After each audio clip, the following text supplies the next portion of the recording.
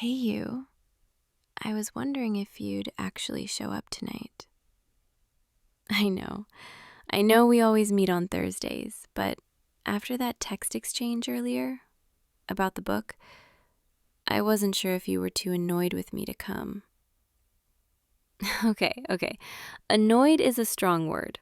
Let's say passionately opposed to my literary opinions. Come on, sit down, right here across from me, like always. The library closed 20 minutes ago, but Mrs. Chen said we could stay as long as we lock up when we leave. It's so quiet in here at night, isn't it? Just us and all these books and this one little desk lamp. I love it like this, when it's just ours. So, did you finish the book? Or did you give up halfway through because you couldn't handle how right I was about the trope? Oh, you finished it, and you still think I'm wrong. Bold. Very bold. Okay. Let's do this properly then. Let's have the great trope debate we've been building up to all week. You've been sending me essays in text form, and I've been drafting counter-arguments in my head during work. So let's settle this once and for all. Enemies to lovers versus friends to lovers. Which one is the superior romance trope? And before you interrupt me, I know what you're going to say. You're going to talk about the tension, the sparks, the verbal sparring. Oh, Lily, the enemies to lovers dynamic is so electric. The banter, the way they challenge each other. Yeah, I know your arguments already, because you've been making them for 3 days straight. But here's the thing. Friends to lovers has something enemies to lovers will never have. Foundation. When two people are friends first, when they actually know each other, when they've seen each other at their worst and still chose to stay, that's real. That's not just sparks and sexual tension. That's depth. Enemies to lovers is fun, sure. It's exciting. It's got that thrill of the chase, the will they or won't they energy. But friends to lovers, that's the slow burn that actually burns. Because when you're friends with someone, truly friends, you see all of them. Not the polished version they show on a first date. Not the carefully curated personality they use to impress someone. You see them tired, stressed, silly, vulnerable, honest. And when you fall for someone after seeing all of that, that's when you know it's real. Oh, you're shaking your head. You don't agree. Okay, make your case then. I'm listening. See, this is what I love about our book club meetings. It's never just about the book. It's about this, the back and forth, the way we can argue about fictional characters for an hour and never get tired of it. All right, you're saying that friends to lovers is too safe, too predictable, that the emotional stakes aren't high enough because there's no real conflict. Interesting point. Wrong, but interesting. I'm kidding, kind of. But here's where I disagree. Friends to lovers has massive emotional stakes, maybe even higher than enemies to lovers. Because when you're enemies, you have nothing to lose. You already don't like each other. So if the romance doesn't work out, you just go back to hating each other. No big deal. But when you're friends, you risk everything. You risk the friendship, the comfort, the safety net of having this person in your life. If you confess your feelings and they don't feel the same way, you can't just go back to normal. The friendship changes forever. That's terrifying. That's real stakes. And that's why when someone finally takes that leap, when they finally admit they've been feeling more than friendship, it means something. It means they were willing to risk losing you entirely, just for the chance to be with you. And don't even get me started on the they were in love the whole time but didn't realize it aspect of friends to lovers.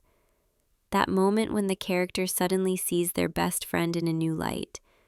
When something shifts and they realize, oh no, I'm in love with them. That's magic. That's the good stuff. I'm getting too worked up about fictional tropes, aren't I? But that's what makes this fun, right? We can sit here in this empty library and debate made-up people falling in love, and somehow it feels important. Okay, your turn. Defend your precious enemies to lovers trope. Tell me why I'm wrong. Okay, so you're saying the banter is better. The chemistry is more intense. The character growth is more dramatic. I'll give you the banter. Enemies to lovers does have great banter, but chemistry? I don't know. I think there's something incredibly intimate about friends who suddenly realize there's been chemistry there all along. Like, imagine being so comfortable with someone that you can sit in silence with them, or finish each other's sentences, or know exactly what they need without them having to say it. And then one day, one random, ordinary day, you look at them and something clicks. And suddenly, all those comfortable moments, all those inside jokes, all those times you chose to spend time with them instead of anyone else, suddenly they all mean something more. That's not boring. That's not safe. That's realizing you've been building towards something without even knowing it. Okay.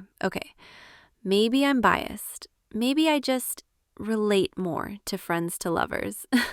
I mean, in theory, as a concept, not in practice, obviously. You know what's funny? We've been doing this book club thing for, 6 months now? Every Thursday night, same library, same table, same arguments about whatever book we picked that week.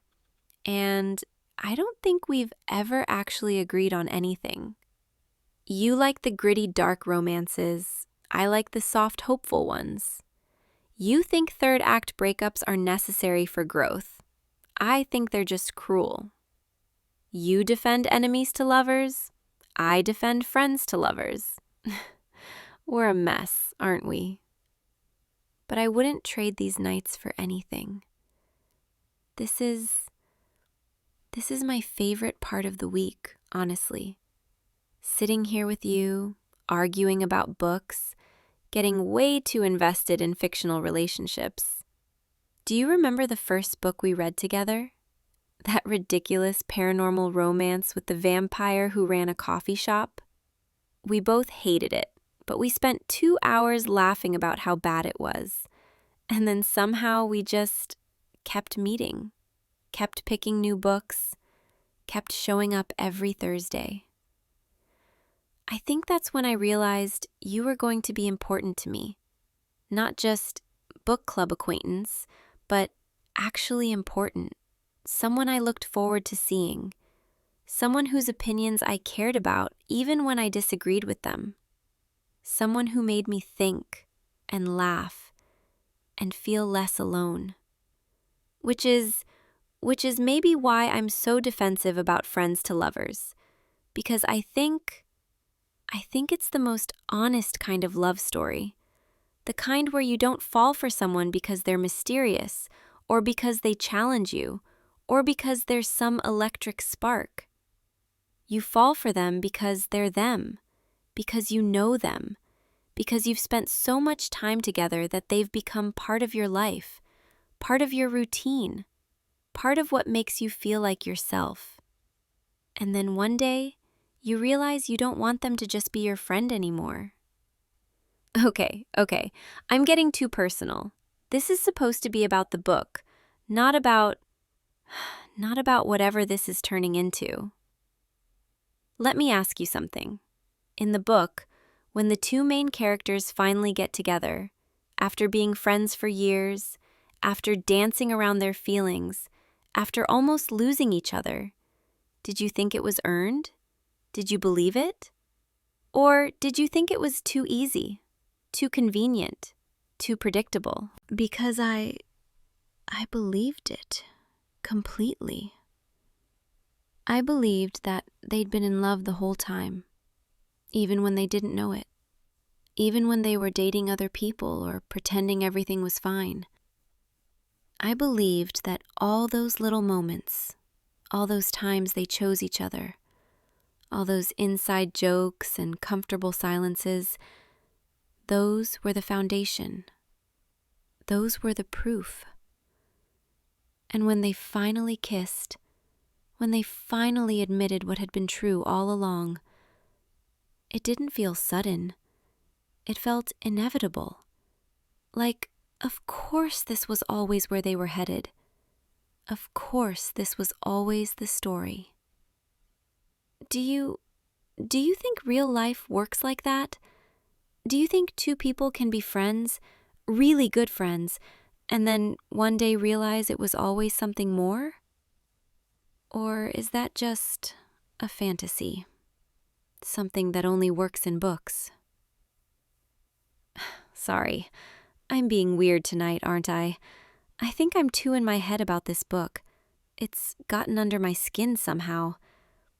Maybe because I see myself in it, more than I want to admit. Okay. Let me try to explain this without sounding completely ridiculous. You know how sometimes you read a book and it feels like the author somehow saw into your life? Like they took your exact situation and wrote it down? That's how I felt reading this one. The main character, the girl who's been friends with this guy for years, who knows him better than anyone, who's watched him date other people and pretended to be fine, who's been slowly, quietly, falling in love with him, but is too scared to say anything because what if she's wrong? What if he doesn't feel the same? What if she ruins everything? What if I ruin everything? Okay, yeah, I'm just going to say it, because apparently I've lost all sense of self-preservation tonight. I think the reason I defend friends to lovers so hard, the reason I believe in it so much, is because I'm living it. And I've been living it for months, maybe since the beginning. And I didn't even realize it until I read this stupid book and saw myself in every page. I'm in love with you. I'm in love with you, and I have been for a while now, and I didn't know how to tell you, or if I should tell you, or if maybe I was imagining the way you look at me sometimes. But tonight, sitting here, arguing about tropes, about whether friends can fall in love, I realized I can't keep pretending this is just about books. I can't keep showing up every Thursday and acting like I'm only here for the literary debate. I'm here for you. I've been here for you this whole time. And maybe you don't feel the same way. Maybe I'm about to make the biggest mistake of my life by telling you this, but I'd rather take the risk. I'd rather know than spend another 6 months sitting across from you and pretending I only think of you as a friend. Because you're not just my friend. You're the person I think about first thing in the morning, the person I save funny stories for, the person whose opinion matters more than anyone else's. You're the person who makes me feel seen and heard and understood, even when we're arguing about something as silly as romance tropes. And I know this changes everything. I know I just made this awkward. I know we can't go back to the way things were. But I couldn't keep it in anymore. I needed you to know. So, yeah, that's my confession. Probably should have planned that better. Maybe workshopped it a little, made it less of a rambling mess. But it's out there now, and I can't take it back. And honestly, I don't want to. So what do you think? Am I completely insane, or have you maybe, possibly, been feeling the same way? Please say something. Okay, the silence is kind of killing me right now. I know I just dropped a lot on you, and I know you probably need time to process. But if you could just give me something, anything, even if it's just to let me down easy. Wait, are you smiling? Why are you smiling? Is this funny? Did I just make a complete fool of myself and now you're trying not to laugh? What do you mean you were waiting for me to say something first? What? What are you saying? You felt the same way this whole time. And you didn't say anything because you thought I only saw you as a friend. Oh my God, we're both idiots, aren't we? We've been doing this dance for months, both of us too scared to say anything. Both of us convinced the other person didn't feel the same. This is exactly like the book, isn't it? Which means I was right. Friends to lovers is the superior trope, because we just lived it. Okay, we can argue about that later. Right now, Can I come sit next to you instead of across from you? This table suddenly feels like it's a mile wide, and I want to be closer. Is that okay? Okay, I'm coming around. Hi. This is better, isn't it? Being on the same side of the table.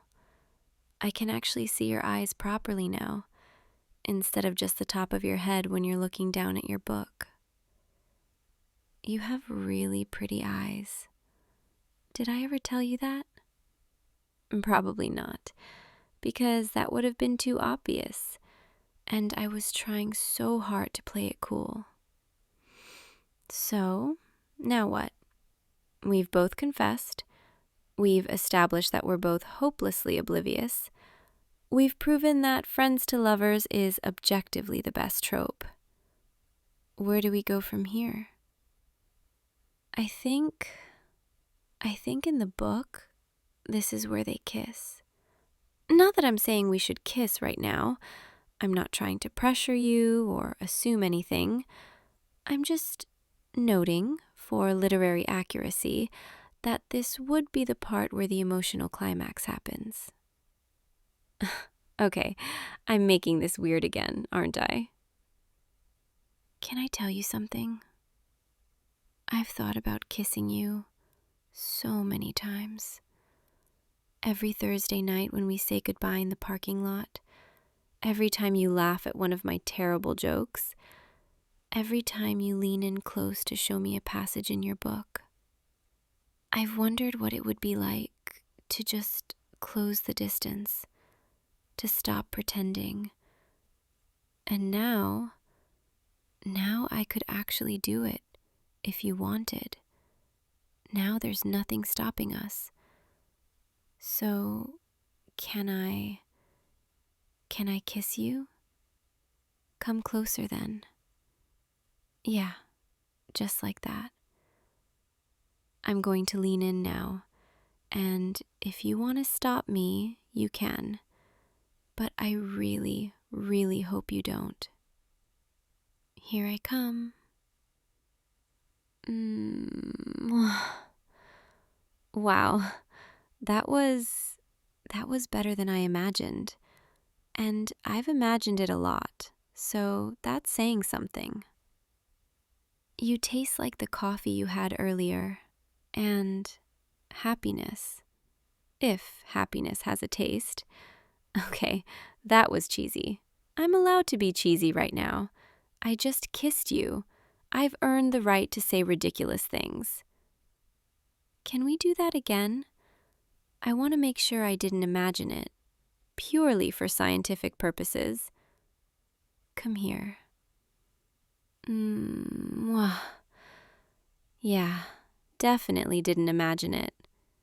You're really good at that, by the way. Just thought you should know. I'm probably going to want to do that all the time now. I hope you're prepared for that. Like, all the time, annoyingly often, you're sick of me. I really like you. I know I already said I'm in love with you, but I also just really like you. I like the way you argue with me about books. I like the way you remember little details from conversations we had weeks ago. I like the way you always let me steal your coffee, even though you pretend to be annoyed about it. I like that you showed up tonight, even though you knew we were going to disagree about the book. I like that you're here, with me, in this quiet library, in this perfect moment. And I like that this isn't the end. This is just the beginning. We have so many more books to read together, so many more debates to have, so many more Thursday nights. Except now I get to hold your hand while we argue, and kiss you when you say something particularly smart, and sit on the same side of the table instead of across from each other. Actually, forget the table. We should get a couch. Do they have a couch section in this library? We could be those people, the couple who shares a blanket in the library, who reads books together with your head on my shoulder. Okay, maybe that's too much. Maybe we should take this one step at a time. But I'm excited about all of it, about getting to be your girlfriend, about getting to stop hiding how I feel, about getting to build something real with you. Is that okay? Is girlfriend okay? Or is that moving too fast? Okay, good, because I really like the sound of that. Your girlfriend. Lily, your girlfriend, who reads romance novels and believes in friends to lovers and is completely head over heels for you. We should probably leave soon, before Mrs. Chen comes back and finds us being disgustingly cute in the corner. Although, part of me wants to stay here all night, in this moment, where everything is new and perfect and nothing's complicated yet. But we have tomorrow, and the day after that, and every Thursday night from now on. And weekends. We should do something this weekend, like an actual date, not just book club. We could get dinner, or see a movie, or just walk around and talk. I don't care what we do, as long as I'm with you. Listen to me. I'm already planning our whole future, and we've been together for like 10 minutes. Sorry, I'll calm down. I'm just happy. Really, really happy. Okay, we should go. We should lock up and walk to the parking lot and say goodnight like we always do. Except this time it'll be different. This time I'll kiss you goodnight. And maybe we'll stand there way too long just talking because neither of us wants to leave. And then tomorrow I'll text you good morning. Not as your friend, but as your girlfriend. And you'll text back something cute, and we'll both be gross and sappy, and I can't wait. Come on, let's go. Give me your hand. Yeah, just like that. I'm never letting go. You know that, right? You're stuck with me now. No takebacks. We'll turn off the lights, lock the door, walk out into the parking lot, and everything will be different, but also the same. We'll still argue about books. We'll still meet every Thursday. We'll still be us. Just more. So much more. Are you ready? Me too, I think. Actually, I'm terrified, in the best way possible. But I'm ready. I'm so ready. Let's start our story, the right way this time. Together. Okay. Lights off. And we're walking. The parking lot is so quiet tonight.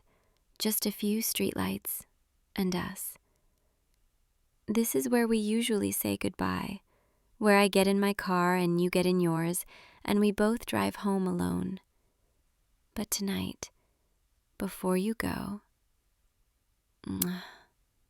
Good night. I'll text you when I get home. And then again when I wake up. And probably several times in between because I'm going to miss you the second you leave. You've created a monster. I hope you're happy. Drive safe, okay? And think about what you want to do this weekend. I'm flexible. I just want to spend time with you. Thank you, by the way, for tonight. For being brave enough to smile when I confessed. For kissing me back. For making me the happiest person in this parking lot. Which I know is a low bar because we're the only people in this parking lot, but still, I'm really glad it's you. Okay, I'm going now, before I talk myself into staying here all night. I'll see you tomorrow, right? Good. I'm holding you to that. Good night, my boyfriend. Yeah, I'm definitely going to say that every chance I get. You should prepare yourself. Okay. I'm leaving, for real this time. Sweet dreams. And if you dream about me, I wouldn't complain. I'll see you tomorrow, and we can start our next chapter. Because this story, our story, it's just beginning. And I think it's going to be my favorite one yet. Good night. Sleep well. And hey, if you're listening to this in bed right now, about to fall asleep, just know that somewhere out there, Lily is thinking about you too. About your smile, your laugh, the way you make her feel seen. And she can't wait to see you again. So close your eyes, let yourself drift, and dream of libraries and books and Thursday nights that change everything. Sweet dreams. I'll see you tomorrow. Hey, you. There you are. I was starting to think you weren't going to show up. I'm kidding. I know you wouldn't bail on something like this. You're too good for that. Come on, let's get you checked in. Grab one of those volunteer shirts, and I'll meet you over by the supply table, okay? Oh, and fair warning, the shirts are all this really bright, almost neon blue color. Yeah, we're going to match and look absolutely ridiculous together. But hey, at least we'll be easy to spot if one of us gets lost, right? Okay, got your shirt? Good. Here, let me grab us some gloves, trash bags, one of those grabber stick things. What, you wanted 2 grabber sticks? Greedy much? I'm messing with you. Here, you can have the good one. Mine's a little bent anyway. All right, so the organizer said we should start at the north end of the beach and work our way down. Apparently that's where most of the trash accumulates because of the current or something. Honestly, I wasn't really paying attention during the briefing. I was too busy making sure I got paired with you. What? I'm just being honest. I figured if I'm going to spend my Saturday picking up other people's garbage, I might as well do it with someone I actually like talking to. Look at this place, though. Even with all the trash scattered around, it's still so beautiful. The way the morning light hits the water, the sound of the waves, and that salt air smell, I love that. It's going to feel really good knowing we helped make this place even better, don't you think? Okay, enough standing around being sentimental. Let's get to work. You take that side, I'll take this side, and we'll meet in the middle? Perfect. Let's do this. Oh my God, what even is this? Is that part of a flip-flop? Just 1/2 of a flip-flop? Who loses half a flip-flop and just leaves it on the beach? Like, where's the other half? Did it float away? Did a seagull steal it? Maybe it's a mystery we'll never solve. the case of the missing flip-flop half. You're laughing. Good. I was worried this was going to be all serious and depressing. But honestly, finding weird trash is kind of entertaining in a bizarre way. Oh, here's a plastic bottle, another plastic bottle, a crushed soda can. It's kind of sad how much of this stuff there is. Like, people just don't think about where their trash ends up. Or maybe they do think about it and just don't care. But we care. That's why we're here. And every piece we pick up, that's one less thing hurting the ocean, the fish, the birds. It matters, even if it doesn't feel like it sometimes, you know? Oh, wait, come look at this. It's a whole intact beach ball, just buried in the sand. How does someone lose an entire beach ball? Should we keep it, adopt it, give it a good home? I'm kidding. We should probably just throw it in the recycling bag. But it's tempting, right? You're working really hard over there. I can see you from here. You've already filled like half your bag. Meanwhile, I'm over here getting distracted by every weird piece of trash I find. Okay, I'll focus. I promise. No more stops to investigate the origin story of random garbage. Well, maybe just a few more. Ugh, cigarette butts. So many cigarette butts. These are the worst. They're so small and they get everywhere. People really need to stop throwing these in the sand. Do they not realize these things take years to break down? And they're full of toxins? Sorry, I'm getting ranty. I hate seeing stuff like this. But we're fixing it. One tiny cigarette butt at a time. Hey, you doing okay? Need a break yet? Yeah, me too, actually. My back is starting to hurt from all this bending over. Let's go sit in the shade for a few minutes. Grab some water. Come on, there's a spot under that tree over there. That's so much better. The shade feels amazing.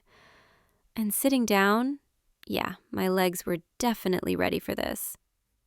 Here, have some water. You've earned it. So, can I ask you something? Why did you decide to volunteer for this? Like, I know the obvious answer is to help the environment, but is there more to it than that? For me, I think I needed to feel like I was doing something that mattered. I've been kind of stuck lately, you know? Like going through the motions, work, home, repeat.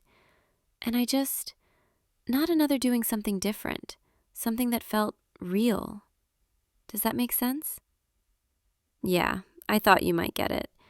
You seem like the type of person who thinks about things, who cares about more than just themselves. That's one of the things I like about you. You're genuine. A lot of people aren't, but you are. And it's really nice being around someone like that. Okay, I'm getting too deep. Sorry. Blame it on the sun. It's making me philosophical. Or maybe it's dehydration. Maybe I just need more water. But seriously, thank you for being here today. I probably wouldn't have signed up if I didn't know you were coming too. So, yeah, thanks. All right, break's over. We should probably get back to it before I get too comfortable sitting here. Come on, let's go make this beach sparkle. Or, at least make it less trashy. Wow, we've made such a dent already.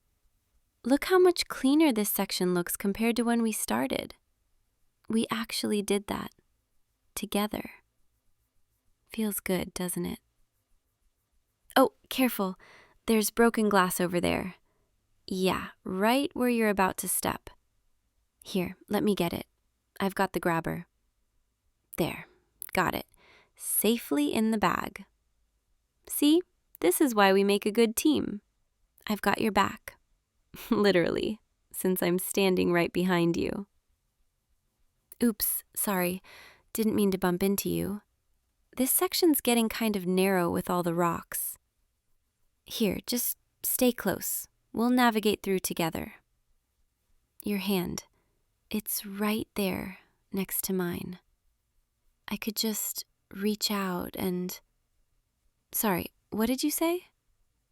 Oh, right, yeah. Let's keep moving. You know what's funny? I keep catching myself watching you. Like when you're focused on picking something up, or when you're carefully stepping over those tide pools. I don't know why, you're nice to watch, I guess. That sounds weird, sorry. I just mean, you're very present in what you're doing. Not just going through the motions, but actually caring. It's really attractive, honestly. Wait, did I just say that out loud? Oh God, I did. Let's just pretend I didn't, okay? Or, file that away for later. Whatever you want. Oh, look, the sun's starting to get lower. It's already late afternoon. Where did the time go? Feels like we just got here, but we've been working for hours. I guess time flies when you're having fun picking up trash with someone you like. Wow, that sounded way less romantic in my head. Hey, I think we're almost done with our section. Just a little bit more and we can call it. And then maybe we can just sit for a while? Watch the sunset? I mean, if you want to, no pressure. But I'm not really ready for today to be over yet. Are you? Okay, last bag, tied up, done. We did it. Look at this beach. It's so much better. We did this, you and me. I know it's just one beach, one day, but it feels like more than that, doesn't it? Like we actually made a difference. Come on, let's go sit over there, on that driftwood log. Perfect view of the sunset. Oh, this is beautiful. The sky's turning all pink and orange, and the way it reflects on the water, like the whole ocean is glowing. This is my favorite time of day, when everything slows down, gets softer, quieter, kind of like right now, just you and me and this view. Can I tell you something? I almost didn't come today. I woke up this morning and I thought about texting you, making up some excuse, because I was nervous about spending the whole day with you, about whether we'd run out of things to talk about or whether it would be awkward. But then I thought, if I don't go, I'll regret it, because any chance to spend time with you, even if it's picking up trash on a beach, that's a chance I don't want to miss. And I'm really glad I came. Today it was really special. Not just because we did something good, but because I got to do it with you. And somewhere between finding that half flip-flop and now, I realized something. I don't want today to end. I don't want to say goodbye and go back to just seeing you occasionally, in passing. I want more of this. More time with you. More conversations, more moments where I catch myself staring at you and have to look away before you notice. Except, I think you have noticed.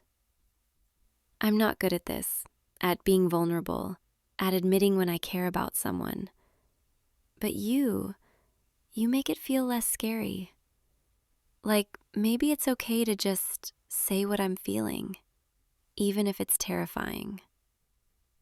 So here it is. I like you.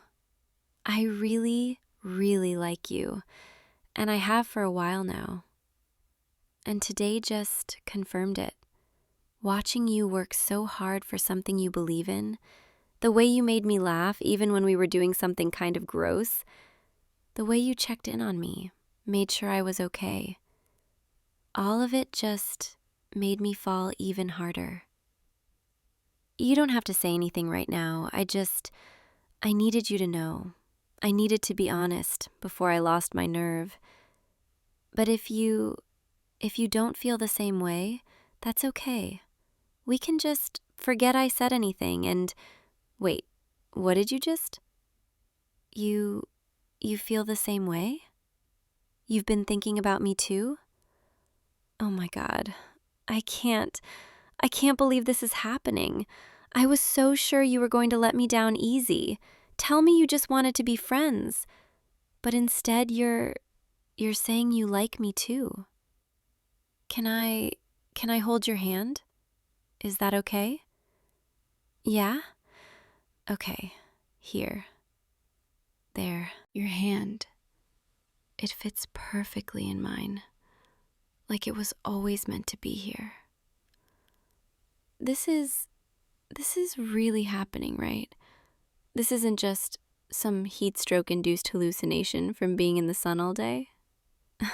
Okay, good. Because that would be really embarrassing. So, what happens now? Do we try this? Like, officially? See where it goes? Because I want to. I really want to. You do too? Okay. Okay, good. So, does this mean you're my boyfriend now? That feels so weird to say out loud, but also really nice. My boyfriend. Yeah, I could get used to that.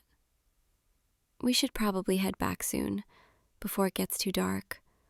But can we just sit here a little longer? Just a few more minutes?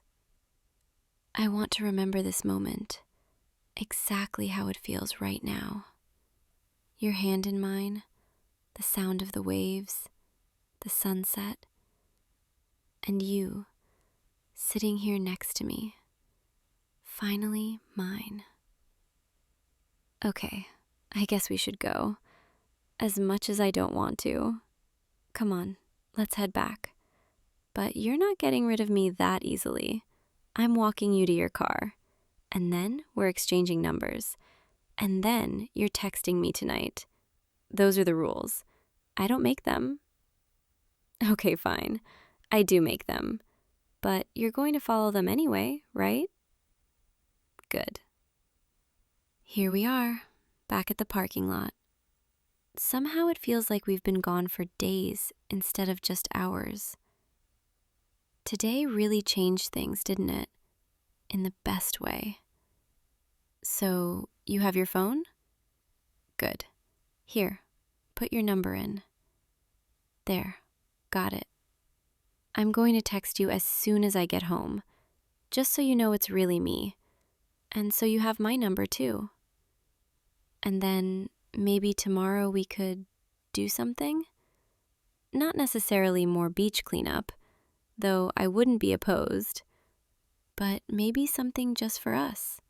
Coffee, a walk, literally anything. I want to see you again, as soon as possible. You want that too? Okay, good. Tomorrow then. I should let you go. It's getting late. But before you leave, can I just thank you for today, for being honest with me, for holding my hand, for making this one of the best days I've had in a really long time. You're really special. You know that? Okay, I'm going to stop being sappy now and actually let you leave. Drive safe, okay? Text me when you get home.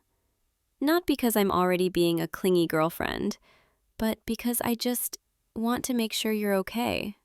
Okay, maybe a little clingy, but you signed up for this. Good night. See you tomorrow. And hey, I meant what I said earlier. I really like you. so much. Sweet dreams tonight. Think of me, okay? Because I'll definitely be thinking of you. Okay, go, before I find an excuse to keep you here longer. Good night, boyfriend. Yeah, I really like the sound of that. See you tomorrow, loser. I'm so glad I didn't bail on today. Best decision I ever made. Now go. I'll see you soon. And thank you for everything. For being you. That's all I ever needed. Good night. Hey, you. So, I'm actually here. I'm actually doing this. I can't believe you finally convinced me to be on your podcast. After how many months of you asking? 6? 7? I lost count, honestly. But here I am, sitting way too close to this microphone, wearing these headphones that are probably messing up my hair, and trying really hard not to sound like a complete idiot. No pressure or anything, right? I'm kidding. Kind of. I'm definitely nervous, though. Is it always this weird, talking into a mic like this? Knowing people are going to listen later? Oh, God, I don't know how you do this every week. I'd be overthinking every single word. Actually, I probably am overthinking every single word right now. Great start. Don't look at me like that. I can see you smiling. You think this is funny, don't you? You think it's adorable that I'm all flustered and nervous? Well, maybe it is, but you're not allowed to tease me about it. Not yet, anyway. At least let me get through the intro before you start making fun of me. Okay, let me just adjust this mic a little. Is this good? Am I too close? Too far? You're nodding, so I guess that means it's fine. I really shouldn't be this nervous. It's just you.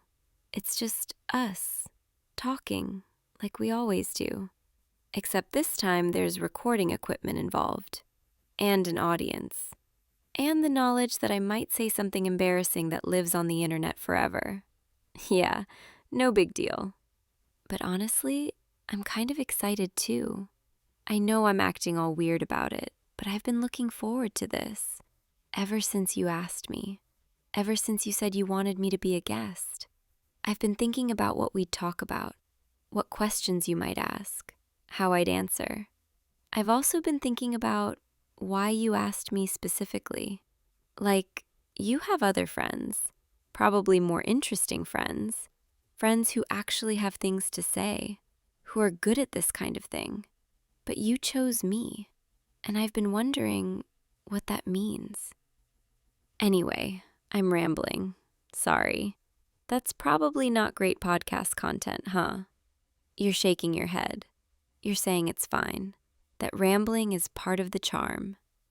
Oh, so now I'm charming?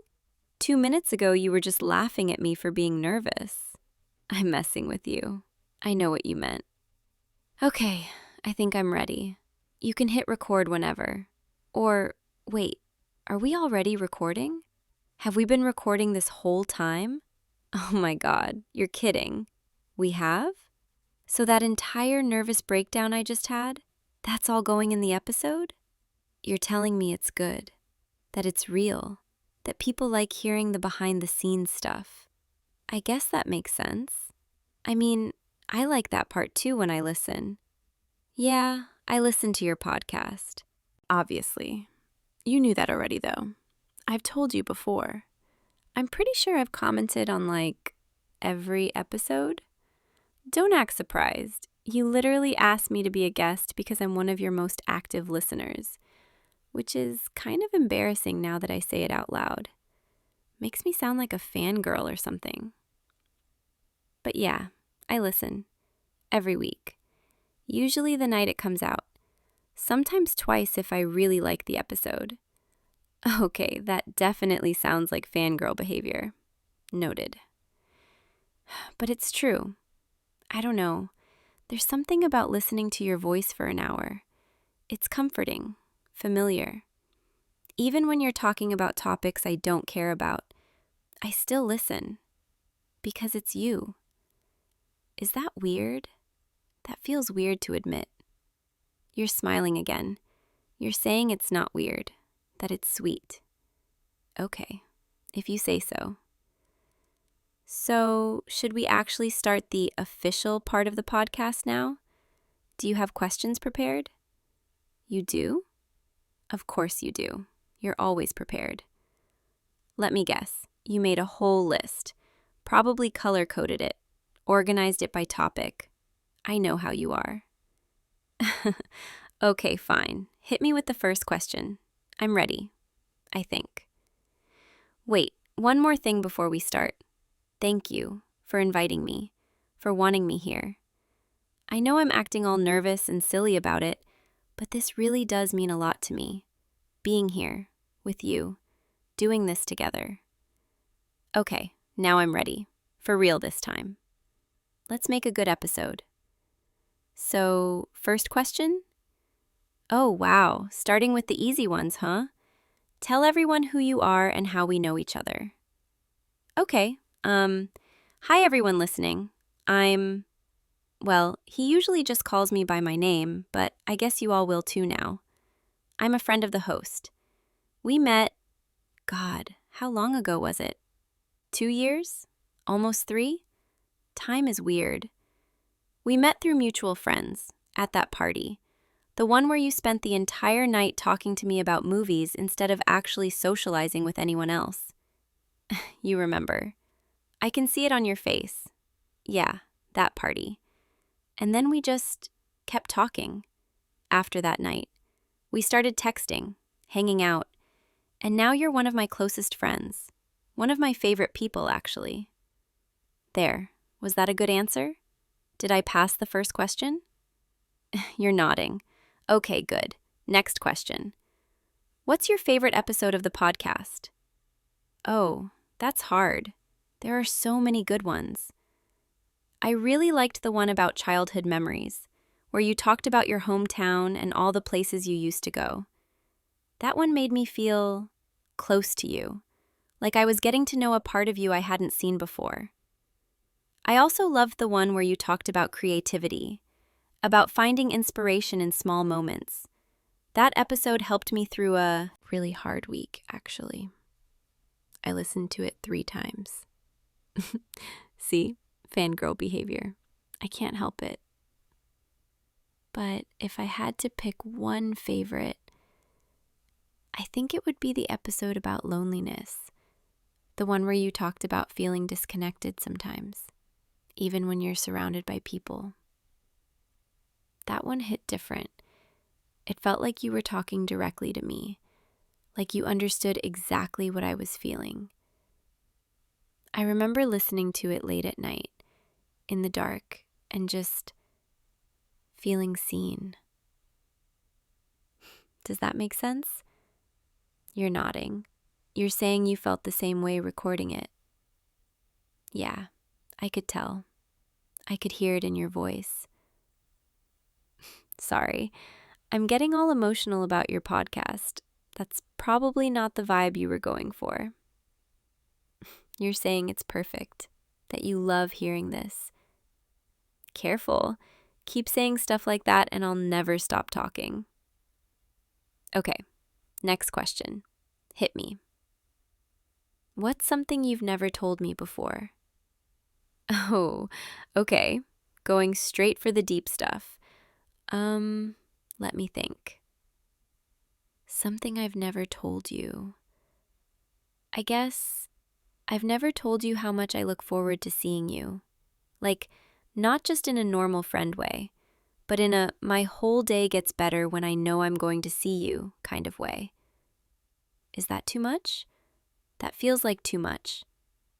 You're shaking your head. You're saying it's not too much. Okay, good. Because it's true. Even on my worst days, if I know I'm going to see you later, it makes everything more bearable. You have this way of making me feel lighter, Like whatever I'm stressed about doesn't matter as much when I'm around you. I've never told you that because I didn't want to make it weird. But since we're doing this whole podcast confession thing, I figured now's as good a time as any. Your turn. Give me something you've never told me. You're hesitating. You're thinking about it. Come on, I just spilled my guts. It's only fair. You're saying, you've never told me how much you appreciate that I listen, that it means more than I probably realize, that knowing I'm out there, listening every week, it makes you feel less alone. Oh, yeah, I wasn't expecting that. But I'm glad you told me. We should probably move on to the next question before I start crying or something. I'm kidding, mostly. Okay, what's next? What's your biggest fear? Wow, we're really going deep today, huh? My biggest fear, I think it's losing people I care about. Not just in a physical way, but growing apart, drifting away, realizing one day that someone who used to matter doesn't anymore. That terrifies me, especially with you. Sorry, that got heavy fast. But it's true. The idea of losing you, of us not being close anymore, that keeps me up at night sometimes.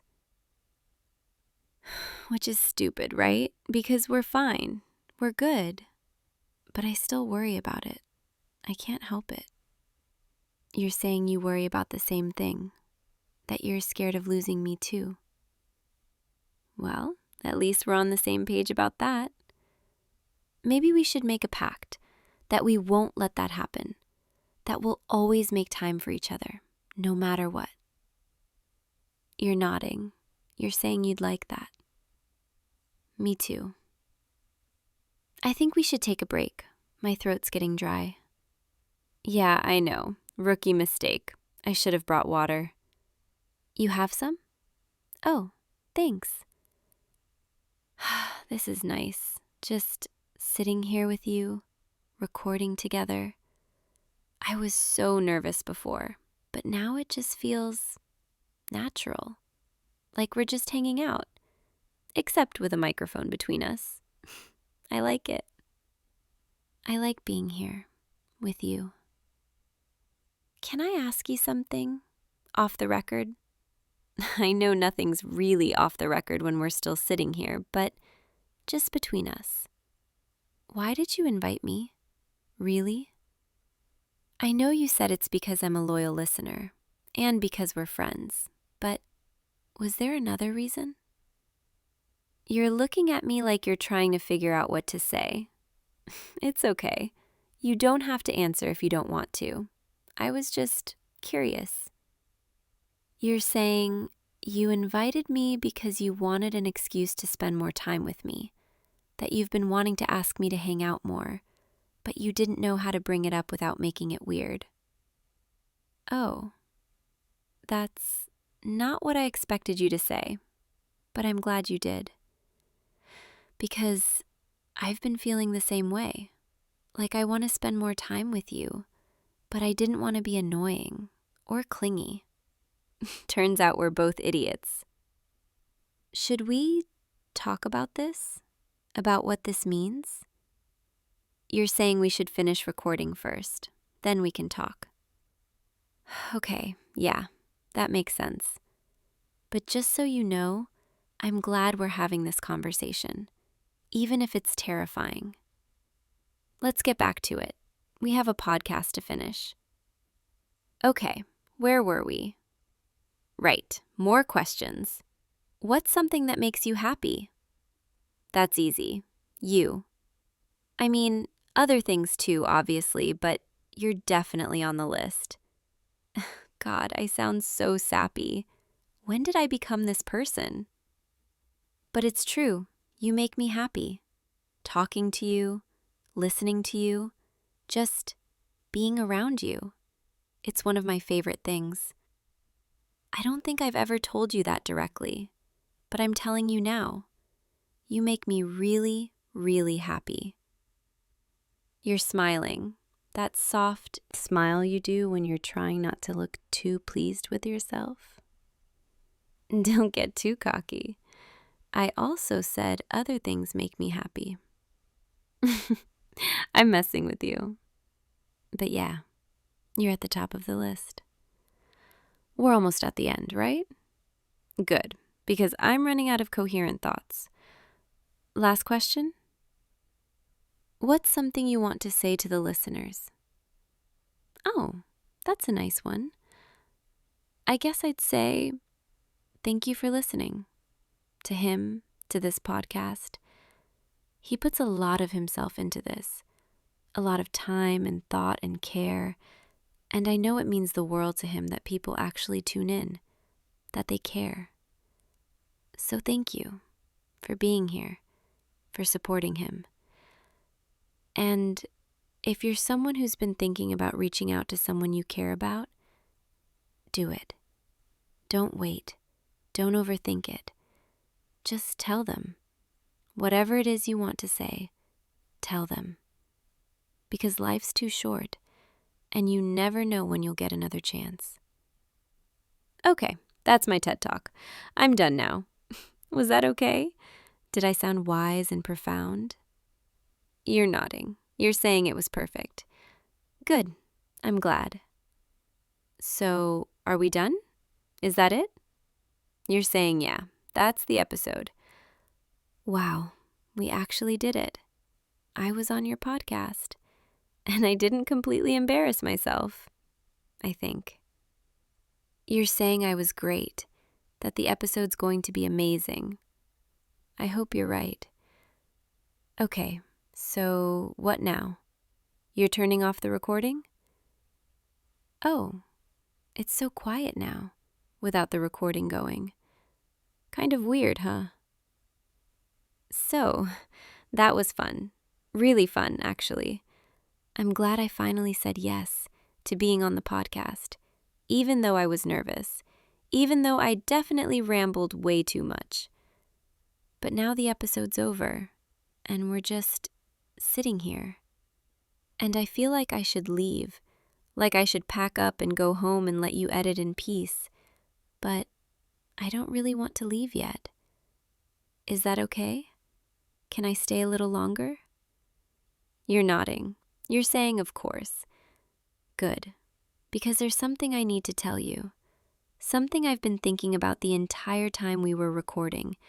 And I couldn't say it on the podcast because it felt too personal, too real. But now that it's just us, I think I need to say it. God, why is this so hard? I literally just spent an hour talking into a microphone. You'd think I'd be good at words by now. But this is different, because this matters. Okay, I'm just going to say it. The reason I listen to your podcast every week, it's not just because I think it's good. I mean, it is good, obviously, but that's not why I listen. I listen because I miss you.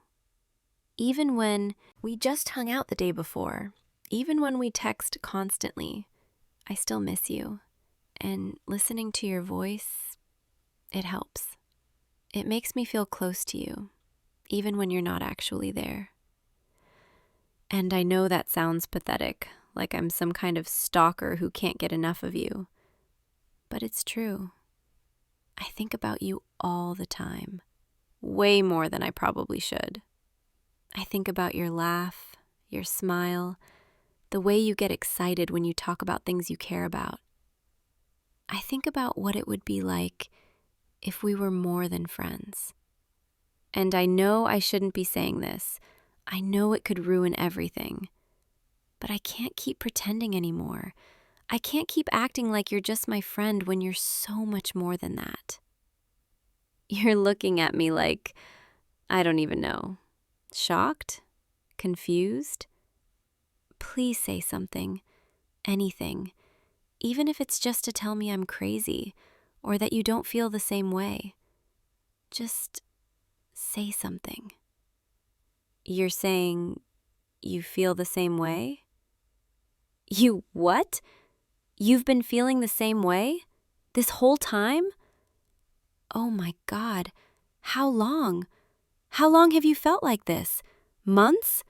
You felt like this for months and didn't say anything? We really are both idiots. So, what do we do now? You're saying we figure it out, together, that we don't have to have all the answers right now. We just have to be honest with each other. I can do that. I want to do that. I want to try this with you, whatever this is. Can I move a little closer? Yeah, like this. Hi. This is weird, right? Being this close, knowing how we both feel now, but it's a good weird. I can't believe this is actually happening, that we're actually doing this. Are you scared? You're saying a little, but in a good way. Yeah, me too. Can I hold your hand? There, that's nice. Your hand's warm. Sorry, that's a weird thing to say, but it's true, and I like it. I feel like I should say something profound, something meaningful, but all I can think is, I'm really happy right now, sitting here with you, holding your hand, knowing you feel the same way. This is all I've wanted for so long. Thank you for being honest, for telling me how you feel, for giving us a chance. I promise I won't let you down. We're going to figure this out, together. What time is it? That late already? Wow. Time flies when you're having an existential conversation about feelings. I should probably go. Let you get some rest. You're saying I don't have to, that I can stay as long as I want. Tempting. Very tempting. But I think we both need some time to process all this. Besides, if I stay much longer, I'm going to fall asleep right here. And that might be moving a little too fast. I'm kidding. Kind of. But seriously, I should go, even though I don't want to. Walk me to the door? Thank you. So, I'll see you tomorrow? You're nodding. You're saying definitely. Good, because now that we've done this, admitted all this, I don't think I can go more than a day without seeing you. Is that too clingy? Am I already being too much? You're laughing. You're saying it's perfect. Okay, good. I'm really glad we did this. The podcast, the confession, all of it. It feels like everything's finally right. Like we've been building to this moment for a long time, and now we're finally here. Can I hug you before I go? Come here. Yeah, this is nice. You smell good, by the way. I've always thought that, but I've never told you. There, now you know. I really don't want to let go, but I will, because I'm trying to be responsible and not completely smother you on day one of whatever this is. Okay, I'm letting go now. There, see? I can be reasonable. Text me when you're done editing. I want to know how the episode turns out. You're saying you will. And text me tomorrow morning too, when you wake up. I want to talk to you as much as possible. You're nodding. You're saying you want that too. Okay, good. I'm going now, for real this time. Good night. Sweet dreams. Dream about me, okay? I'll be dreaming about you. I'll see you tomorrow, and the day after that, and every day after that, if you'll have me. You're saying always. Always. I like the sound of that. Okay, I'm really leaving now. I'm really happy, just so you know. Happier than I've been in a long time. Because of you. Good night, loser. Yeah, you're my loser now. Get used to it. I'll talk to you tomorrow. Sleep well. Hey, you. We made it. Oh my God, we actually made it. Look at this view. Just look at it. I can't believe we're actually standing here right now, at the summit, after all those hours of climbing. My legs are shaking, and I don't think it's just from the hike. Come here. Stand next to me. Closer. Yeah, just like that. Look out there. Can you see how far we came? That's the trailhead, way down there, where we started before sunrise. It feels like a different world up here, doesn't it? Everything's so quiet, except for the wind and the sound of our breathing. And your heartbeat. I can almost hear it. Or maybe that's just mine. I don't know anymore. Here, let me help you with your pack. You must be exhausted. There we go. Just set it down right here on this rock. Yeah, I know. My legs feel like jelly too. But we did it. We actually climbed the hardest trail in the whole park, together.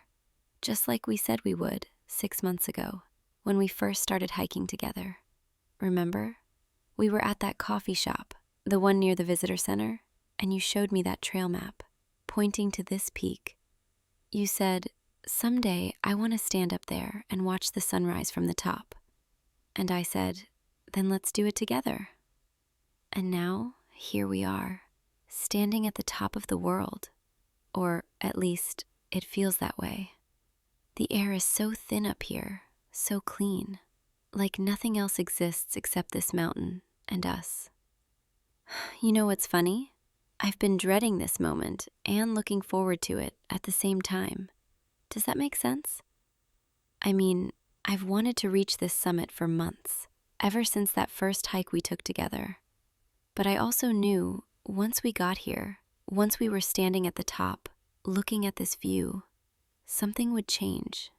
Or maybe I would finally have to say something that I've been holding back for way too long.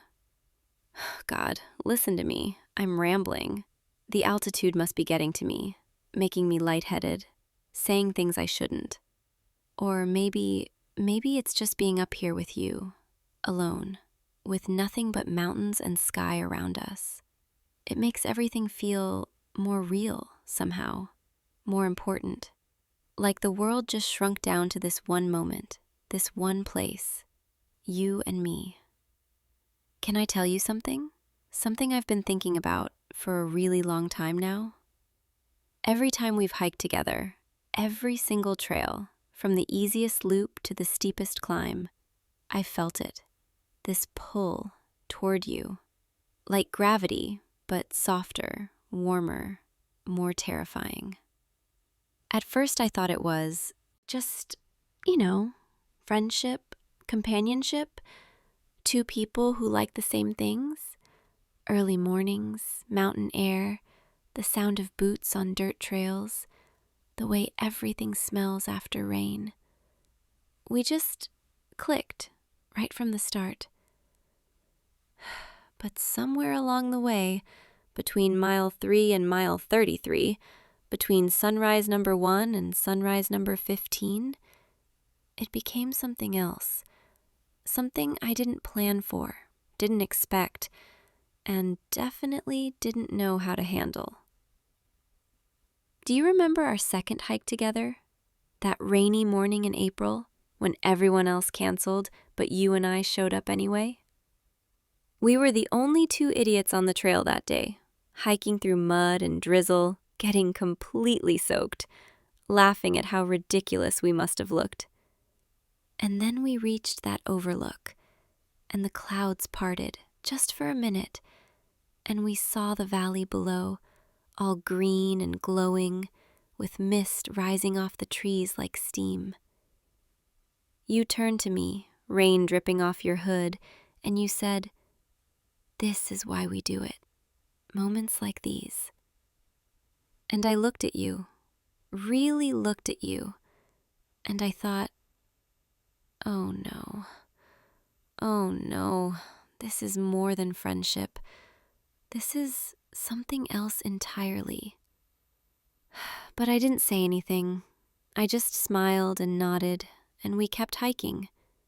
And I told myself it was just the endorphins, the adrenaline, the rush of being outdoors, that it would pass, that I could keep it buried, keep it quiet, and we could just stay friends, best friends, hiking partners, nothing more. And then there was the hike in June, the wildflower trail, remember? You picked one, a bright yellow flower, and you tucked it behind my ear. You said I looked like a mountain nymph or something ridiculous like that, and my heart just stopped. I felt my face turn red, and I tried to laugh it off, but inside I was screaming, because I wanted you to keep looking at me like that, with that soft smile, those warm eyes. I wanted you to lean in, to close the distance, to kiss me right there in the middle of the wildflower meadow. But you didn't, and I didn't say anything. I just kept walking, kept pretending, kept telling myself it wasn't the right time, that I'd ruin everything if I said something, that I'd lose you, lose this, these hikes, these mornings, these conversations. They've become the best part of my life. Every week, waking up before dawn, meeting you at the trailhead, watching the sunrise paint the sky while we climb, sharing trail mix, complaining about blisters, making terrible jokes that only we think are funny. It's become my favorite ritual, my safe place, my happy place. And I was terrified, absolutely terrified, that if I told you how I really felt, you'd pull away, or worse, you'd feel obligated to say something kind but distant. And everything we've built together, all these months of friendship, would just crumble. So I stayed quiet, kept my feelings tucked away, locked down, hidden. Told myself it was enough, just being near you, just having this. But the truth is, it's been eating me alive. Every time you smile at me, every time you offer me your hand on a steep section, every time you check in to make sure I'm okay, it makes me fall deeper and deeper and deeper, until I'm in so far, I can't even see the surface anymore. And now, standing here at the summit, after the hardest climb we've ever done together, I can't keep pretending anymore. I can't keep acting like my heart doesn't race every time I see you, like I don't spend half the week counting down the days until our next hike, like I don't lie awake at night, replaying every conversation, every laugh, every moment we've shared. I'm in love with you. There, I said it. I'm in love with you, and I have been for months now. Maybe since that rainy hike in April, maybe even before that, I don't know. All I know is I can't keep it inside anymore. Not up here, not with this view, not with you standing so close to me. I'm sorry if this is too much, if this ruins everything. I know we're supposed to be just friends, just hiking buddies, nothing complicated. But I need you to know that every trail we've walked together, I've been walking it with my heart on my sleeve. Every sunrise we've watched, I've been wishing I could reach over and hold your hand. Every time we've said goodbye at the parking lot, I've wanted to ask you to stay, to come home with me, to not let the day end. And today, right now, standing at the top of this mountain, I couldn't hold it back anymore. You don't have to say anything right now. I know this is sudden. I know I'm probably freaking you out. Your face is frozen, and I can't tell if you're shocked or terrified or maybe, just maybe, feeling something too. I've imagined this moment so many times, how I'd tell you, what I'd say, how you'd react. But now that I'm actually doing it, now that the words are out there, floating between us like mountain mist, I feel lighter somehow.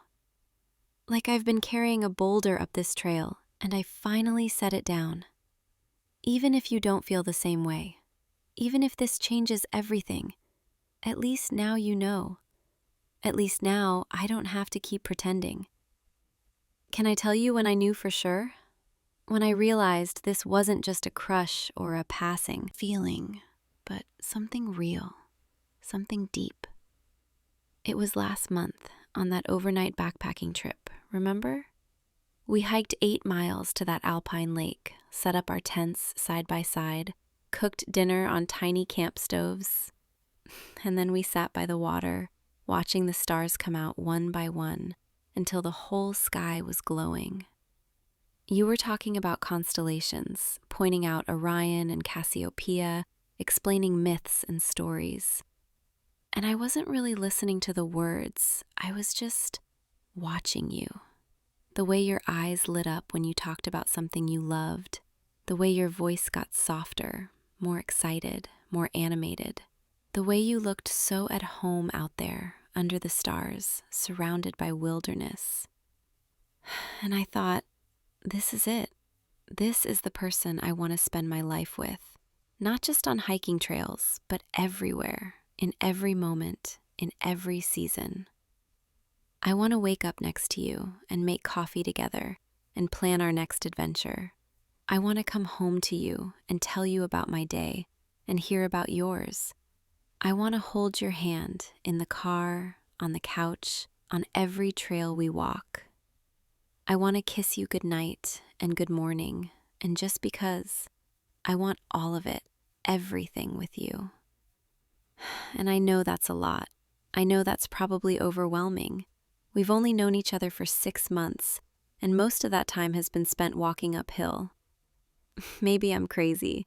Maybe the altitude really is getting to me. But I don't think so. I think this is just what it feels like when you meet someone who fits. Someone who gets up at 5 in the morning without complaining. Someone who doesn't mind when you walk too slow or too fast. Someone who shares their last energy bar even when they're exhausted. Someone who makes you laugh, even when your muscles are screaming and you can barely breathe. Someone who makes everything, even the hard parts, feel worth it. That's you.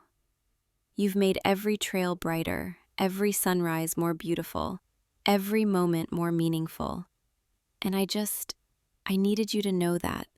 Even if it scares you, even if it changes things, even if you need time to think about it, I needed to say it out loud, at least once. So yeah, that's what I've been carrying around for the last few months. And now it's yours, to do with whatever you want. You can tell me you don't feel the same way, and I'll understand. I'll respect that. We can figure out how to keep hiking together, or not, whatever feels right. Or you can tell me you need time to process this, to figure out how you feel. And I'll wait. I'll give you all the space you need. Or maybe you've been feeling something too? Maybe I'm not the only one who's been lying awake at night, replaying our conversations. Maybe you've also been wanting to reach out, to hold my hand, to close the distance. Am I reading this right? The way you're looking at me right now, with your mouth slightly open and your eyes so wide, is that shock or is that hope? You're not saying anything, and that's okay. I know this is a lot. I just dropped a confession on you at the top of a mountain after hours of climbing when we're both exhausted and probably dehydrated. Not exactly the most romantic timing. But I guess that's kind of us, isn't it? We've never done anything the traditional way. Our first hike together was in a thunderstorm. Our third hike ended with us getting completely lost and having to backtrack 3 miles. And now, our biggest hike yet ends with me confessing my love at the summit, while we're both covered in sweat and dirt, wearing hiking boots and base layers, with windburned faces and tangled hair. But somehow, it feels right. It feels like us. You're still quiet, and I'm starting to get really nervous now. Did I completely misread everything? Have I been projecting my feelings onto every little interaction? That time you insisted on giving me your jacket when I got cold? Was that just being a good friend? That time you waited for me at the top of every switchback, making sure I was okay? Was that just common courtesy? All those inside jokes, all those shared smiles, all those moments when our shoulders brushed on a narrow trail. Was it all just friendship? Or was there something more? Something neither of us knew how to name? Please say something. Anything. Even if it's just to tell me I'm an idiot, that I've ruined everything, that you never saw me that way. At least then I'd know. At least then I could start figuring out how to move forward. Because this silence, this waiting, it's harder than any climb we've ever done.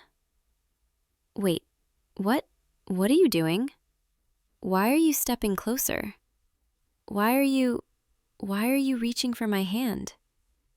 Your hand is shaking, just like mine. Are you saying you feel it too? You felt it too, this whole time?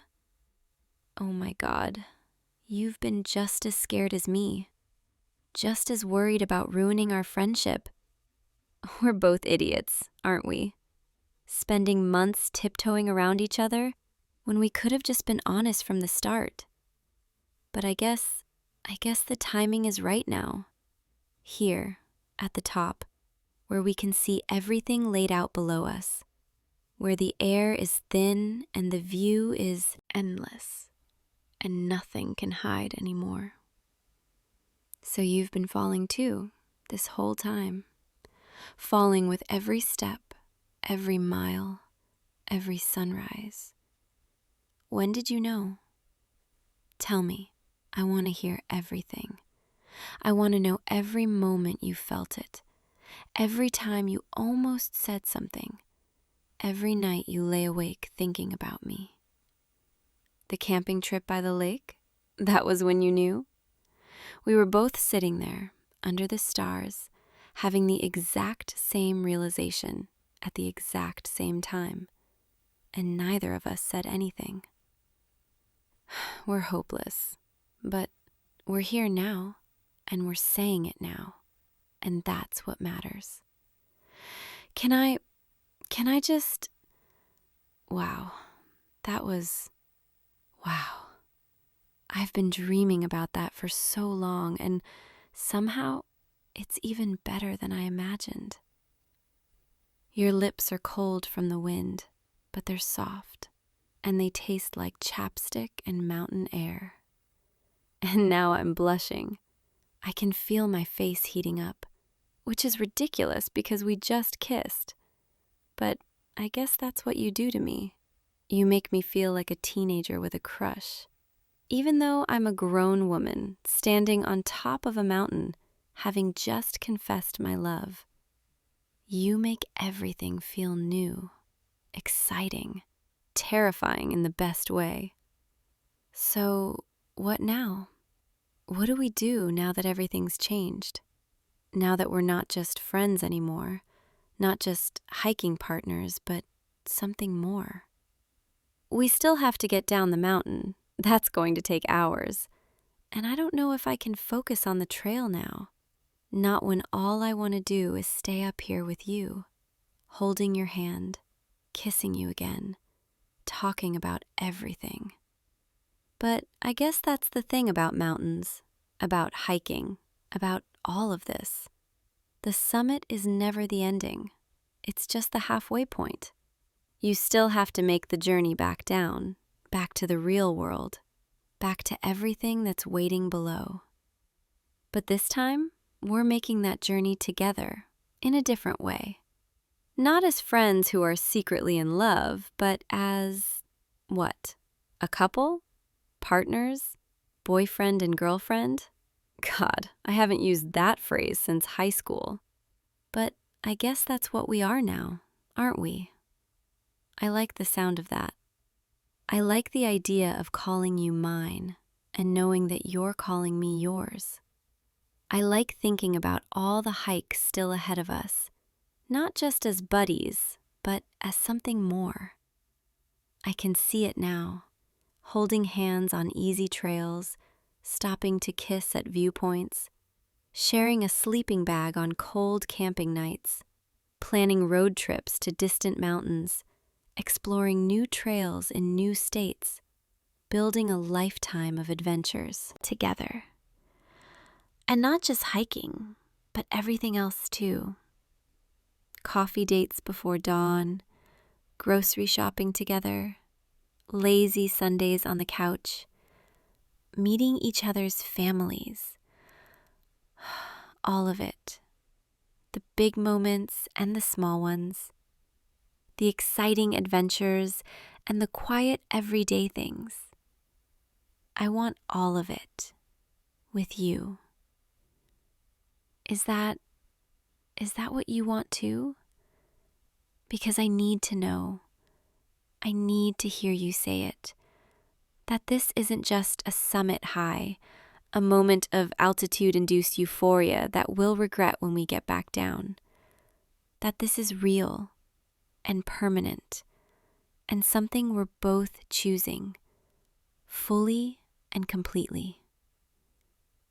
You're nodding. You're saying yes. You want all of it too. You've been wanting it for just as long as I have. We really are the same kind of ridiculous.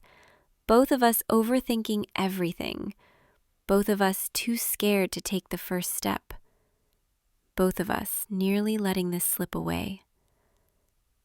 But we didn't. We caught it. Right here at the summit, where everything is clear and bright and impossible to ignore. And now we get to start the next part of the journey. Together. Come here. Sit down with me. Right here on this rock. Let's just be here for a minute before we start the descent. Look at that view. It's starting to change. The sun is shifting. The shadows are getting longer. By the time we get back to the trailhead, it'll be sunset. Golden light through the trees, long shadows on the path. But we'll have each other the whole way down. Not just hands to hold on steep sections, but hands to hold just because. Not just someone to share the trail with, but someone to share everything with. You know what I'm most excited about? Not the big things, not the dramatic moments or the grand adventures, but the small things. Like texting you goodnight, not as a friend, but as someone who misses you the moment we part. Like making plans for next weekend and knowing it's a date, not just a hike. Like hearing your voice first thing in the morning and last thing at night. Like building routines together, inside jokes, shared memories, a whole life.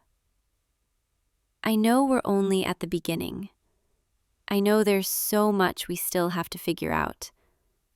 But right now, sitting here with you, with your hand in mine, and the world spread out below us, it all feels possible. It all feels right. We should probably start heading down soon. The sun's getting lower, and we don't want to be on the trail after dark. Even though part of me wants to stay up here forever, in this bubble where nothing exists except us and this moment. But we can't.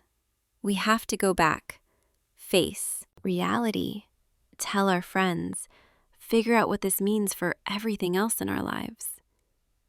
But that's okay, because we'll be doing it together. And somehow, that makes everything less scary. Can I tell you something else? Something I've been too nervous to admit, even to myself? I think I've been waiting my whole life for this. Not just for you specifically, but for this feeling, this certainty, this rightness, this sense of coming home. I've dated before, had relationships, thought I was in love, but it never felt like this. Never felt like standing on solid ground, even when I'm on top of a mountain with nothing but air below me. Never felt like safety and adventure at the same time. With you, I feel both. I feel grounded, but also like I could fly. I feel safe, but also like I'm taking the biggest risk of my life. And I think that's what real love feels like. Not just comfort and not just excitement, but both together, all at once. You're looking at me like you understand, like you feel it too. Good, because I'd be terrified if I was the only one feeling this intensity, this certainty, this overwhelming sense of rightness. But we're in this together now, so even the scary parts feel manageable. All right, we really should start heading down. But before we do, can I just one more time? Yeah, definitely better the second time. I'm going to get used to that, aren't I? Kissing you, holding you, being close to you. It's going to become my new normal, my new favorite thing. Okay, let's pack up. Let's start the descent. But slowly, no rush. We have all the time in the world now. Here, let me help you with your pack. There we go, all set. Now take my hand and let's head down together. One step at a time, just like we climbed up. Except now, everything's different. Now we're not just hiking partners, we're us. And I really, really like the sound of that. Come on, let's go. But remember, slow and steady, no rush. I want to savor every moment of this, of us, of this new beginning. The trail ahead is long, but we have each other. And somehow, that makes every step feel easier. Let's go, together. You know, this is going to sound cheesy, but I don't care. I think I've been climbing toward you this whole time. Every trail, every summit, every sunrise, I've been climbing toward this moment, toward you, toward us. And now that we're here, now that we've reached the peak, the rest of the journey, the descent, the trails ahead, all of it, it's going to be so much sweeter because I get to walk it with you, not as friends, but as something so much more. Thank you for being brave enough to say yes, for feeling what I felt, for wanting what I wanted, for taking this leap with me. I promise I'll make it worth it, every single day. I'll try to be the person you deserve, the partner you need, the love you've been waiting for. And I know you'll do the same for me, because that's who you are. That's what you've always been. Someone who shows up, who stays, who makes everything better just by being there. So let's keep going. Let's keep climbing, together. Not just mountains, but everything life throws at us. Hand in hand, step by step, sunrise by sunrise. I'm ready. Are you? Yeah, me too. Let's go. And hey, you know what? Same time next week? Another trail? Another adventure? Except this time, it'll be our first official hike as a couple. I can't wait. I'll see you at the trailhead, bright and early, just like always. Except now, when we meet, I'll get to kiss you good morning. And that's going to make every early wake-up call so worth it. All right, let's get down this mountain. We have a whole future waiting for us at the bottom. And I can't wait to start living it. With you. Together. Always together. Come on, let's go home. I'll see you tomorrow, okay? Sweet dreams tonight. And dream of me. I know I'll be dreaming of you. Good night, my love. Hey, you. Come in. Come in. I'm so glad you made it. Sorry if the place is a little messy. I've been prepping all afternoon. Yeah, I know I said this was just a casual recipe swap thing, but I might have gone a little overboard. Don't look at me like that. I wanted tonight to be nice, you know? Here, let me take your jacket. There we go. So, welcome to my kitchen. / the place where I'm about to attempt to not burn dinner in front of you. No pressure or anything. Come over here. I have everything set up. See? I printed out the recipe you sent me, and I grabbed all the ingredients this morning. Well, most of them. I might have forgotten the fresh basil, but I have dried basil, so that counts, right? Okay, you're right. Fresh is better. Noted for next time. Next time. Yeah, I like the sound of that.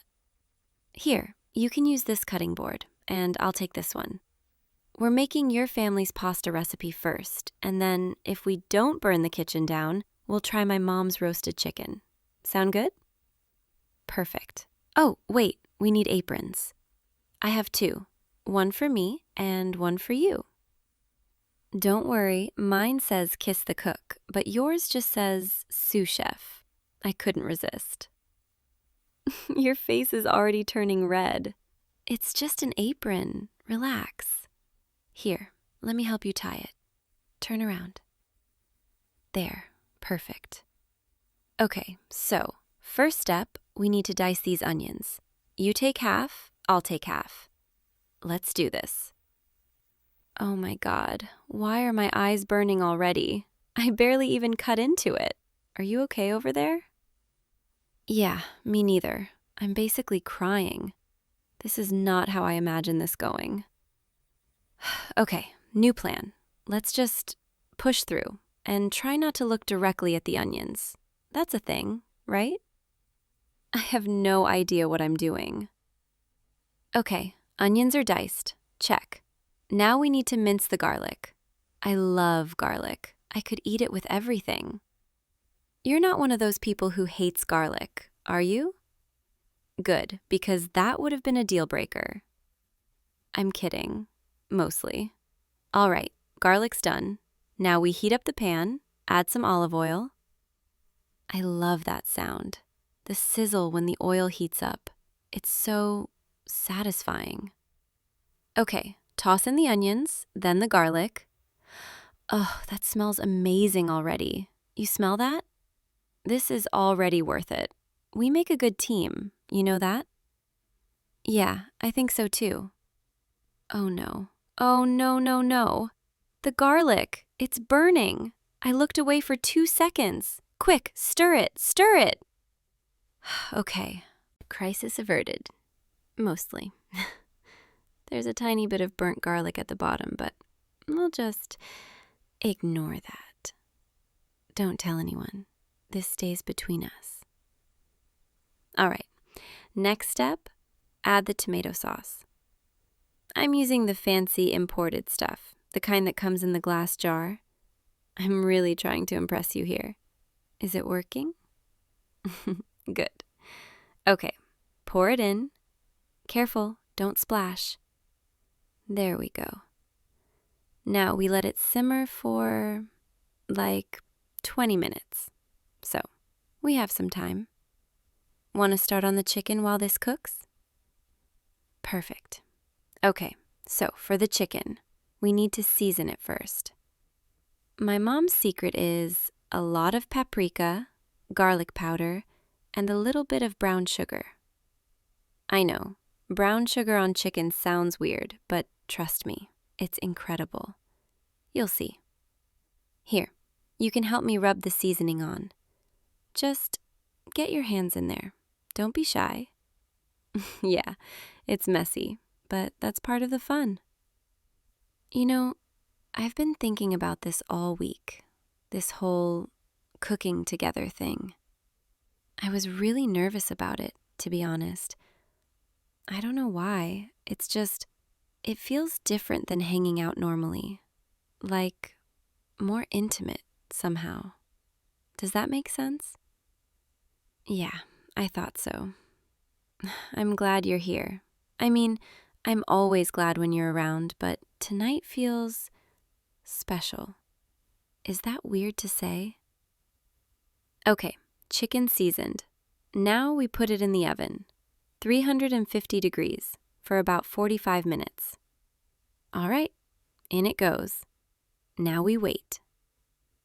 So, while everything's cooking, do you want to sit down? Have some water or wine or... Wine it is. I have a bottle of red I've been saving. Nothing fancy, but it's supposed to be good. Here, I'll pour. Careful, it's kind of full. There. Cheers to not burning the kitchen down. Yet. This is nice. Just sitting here with you while dinner cooks. I could get used to this. Yeah, me too. You know, I was thinking earlier about the first time we met. Do you remember? It was at that terrible campus mixer, freshman year. You were standing in the corner, looking like you wanted to disappear. And I don't even know why I went over to talk to you. I think I said something dumb like, "This party sucks. Want to leave and get pizza?" And you just looked at me and said yes. And we've been friends ever since. 4 years. That's a long time.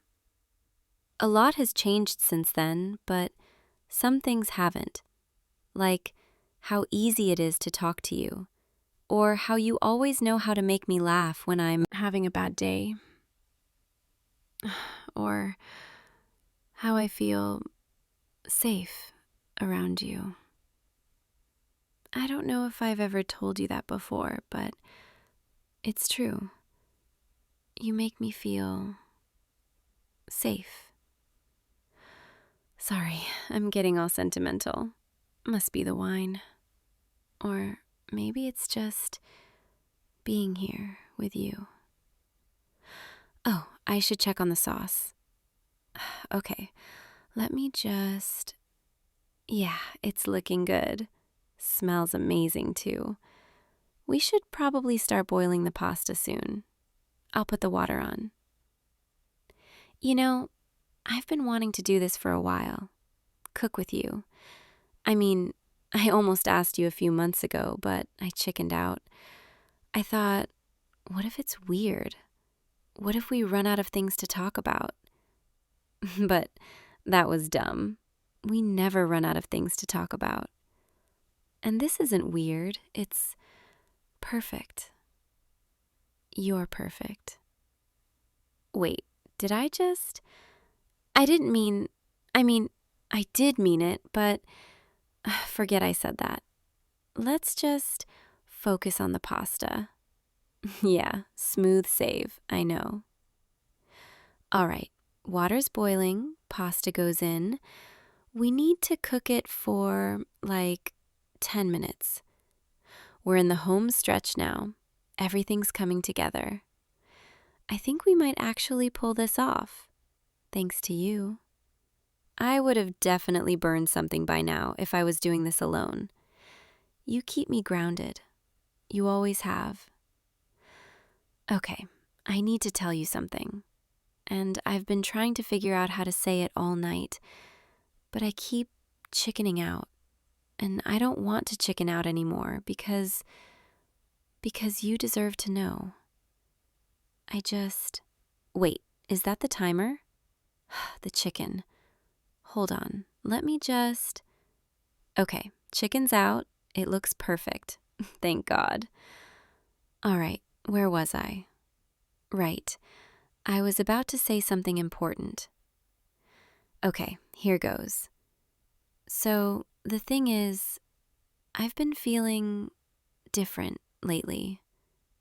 About you, about us. And I don't know when it started, exactly. Maybe it was a few months ago. Or maybe it's been building for longer than that, but I can't ignore it anymore. Every time I see you, my heart does this stupid, fluttery thing. And when you smile at me, I feel like I could just... And tonight, cooking with you, being this close to you, it's made me realize something. I don't just want to be your friend anymore. I want more. I want to hold your hand and kiss you and fall asleep next to you. I want to cook dinners like this every week and wake up to you making terrible coffee in the morning. I want everything. And I know this might change things between us, and I'm terrified that you don't feel the same way.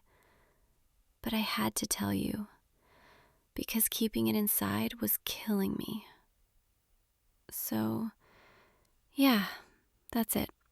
That's what I've been trying to say all night. I like you more than a friend. And if you don't feel the same way, that's okay. We can just pretend I never said anything. But if you do, please tell me. Wait, really? You feel the same way? Oh my God. I thought I was going to pass out for a second.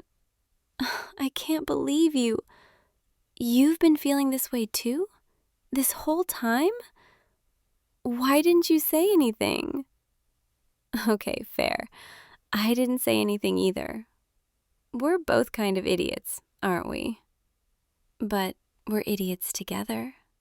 And I think that's pretty perfect. Come here, closer. I want to. Can I? Yeah? Okay. Wow. That was... I've been wanting to do that for so long. And it was even better than I imagined. Your face is so red right now. Mine probably is too. So, what happens now? I mean, we just confessed our feelings in the middle of my kitchen while pasta's cooling on the stove. This is kind of the best night ever. I don't want it to end. Do you? Good, because I was thinking maybe we could eat dinner together. And then, if you want, you could stay a little longer. We don't have to do anything. I want to be near you. Yeah? Perfect. All right, let's plate this food before it gets cold. I can't believe we actually made a full meal. And it looks pretty good. I'm honestly shocked. Here, you take this plate. I'll take this one. Let's sit at the table. I even lit a candle earlier because I'm fancy like that. Okay, moment of truth. Let's try the pasta first. Oh wow. This is actually really good. Your family's recipe is amazing. You'll have to teach me how to make the sauce from scratch sometime. Yeah, I'd love that. Now try the chicken. I'm really hoping I didn't mess it up. Okay, here goes. Oh, thank God. It's good. I was so worried. You like it? Really? That makes me so happy. You know, this whole night has been incredible. I know I already said that, but I mean it. I feel like everything just clicked into place. Like this is exactly where I'm supposed to be. With you. Does that sound cheesy? Good, because I meant it. So tell me, what do we do now? I mean, we're together now, right? Like, officially? Yeah? Okay, good. Because I really want to call you my boyfriend. I've been thinking about that word all night. Boyfriend. It sounds nice, doesn't it? You're blushing again. I love that about you. I love a lot of things about you. I can't wait to tell you all of them. But we have time, right? All the time in the world. Here, let me clear these plates. You just sit there and relax. You've helped enough tonight. Let me take care of this. No, I insist. You know, I keep replaying tonight in my head, and every time I think about the moment you said you felt the same way, I get this warmth in my chest, like everything finally makes sense. I don't think I've ever been this happy. Okay, dishes are done. Now we can just relax. Do you want to sit on the couch? Maybe watch something? Or we could just talk? I'm good with whatever you want, as long as I'm with you. Come here, sit next to me. Closer. I want to feel you next to me. There, perfect. This is nice, just being close to you like this. I feel so calm, like I could fall asleep right here. But I won't, I promise. I want to stay awake with you for as long as I can. Though I have to admit, I'm getting pretty sleepy. Must be all that cooking, and confessing my feelings, and kissing you. Yeah, that'll do it. You know, you can stay a little longer if you want. I'm not ready to say goodbye yet, but if you need to go, I understand. I want to hold on to this moment for as long as I can. You'll stay? Really? That makes me so happy. Come here, let me just... There. Your hand fits perfectly in mine, like it was always meant to be there. I could hold your hand forever, and I think I want to. Thank you for tonight, for being here, for feeling the same way, for giving me a chance. I promise I'll make you happy every single day. Starting with tomorrow. Maybe we can have breakfast together? I make pretty good pancakes. Okay, decent pancakes. But still, I just want to see you again as soon as possible. I should probably let you go soon, even though I don't want to. But I'll see you tomorrow, right? Good, because I'm already counting down the hours. Okay, come here. One more time. I want to kiss you goodnight. Mwah. Perfect. Okay, I'll walk you to the door. Thank you again for everything. Tonight was everything I hoped it would be, and more. And I can't wait to do it again. Sweet dreams, okay? Think of me. I know I'll be thinking of you. Good night, boyfriend. I'm never going to get tired of saying that. See you tomorrow. I love you. Sleep well. Hey, loser, don't even think about leaving yet. I know the arcade is closed. I know everyone else already left, but you and we need to have a little talk. What's wrong? You look nervous. Planning your escape route already? Good instinct, but it won't work. I'm faster than you, and I know all the exits. Come on, take a step back. That's it. Just a few more. Oops. Looks like you're out of room. Funny how that Ms. Pac-Man machine just appeared right behind you, huh?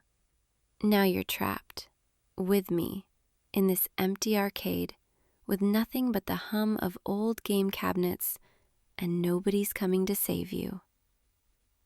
I've been watching you all night, you know. During that racing game marathon, when you beat my personal record on Dance Dance Revolution, even when you were just getting nachos from the snack bar.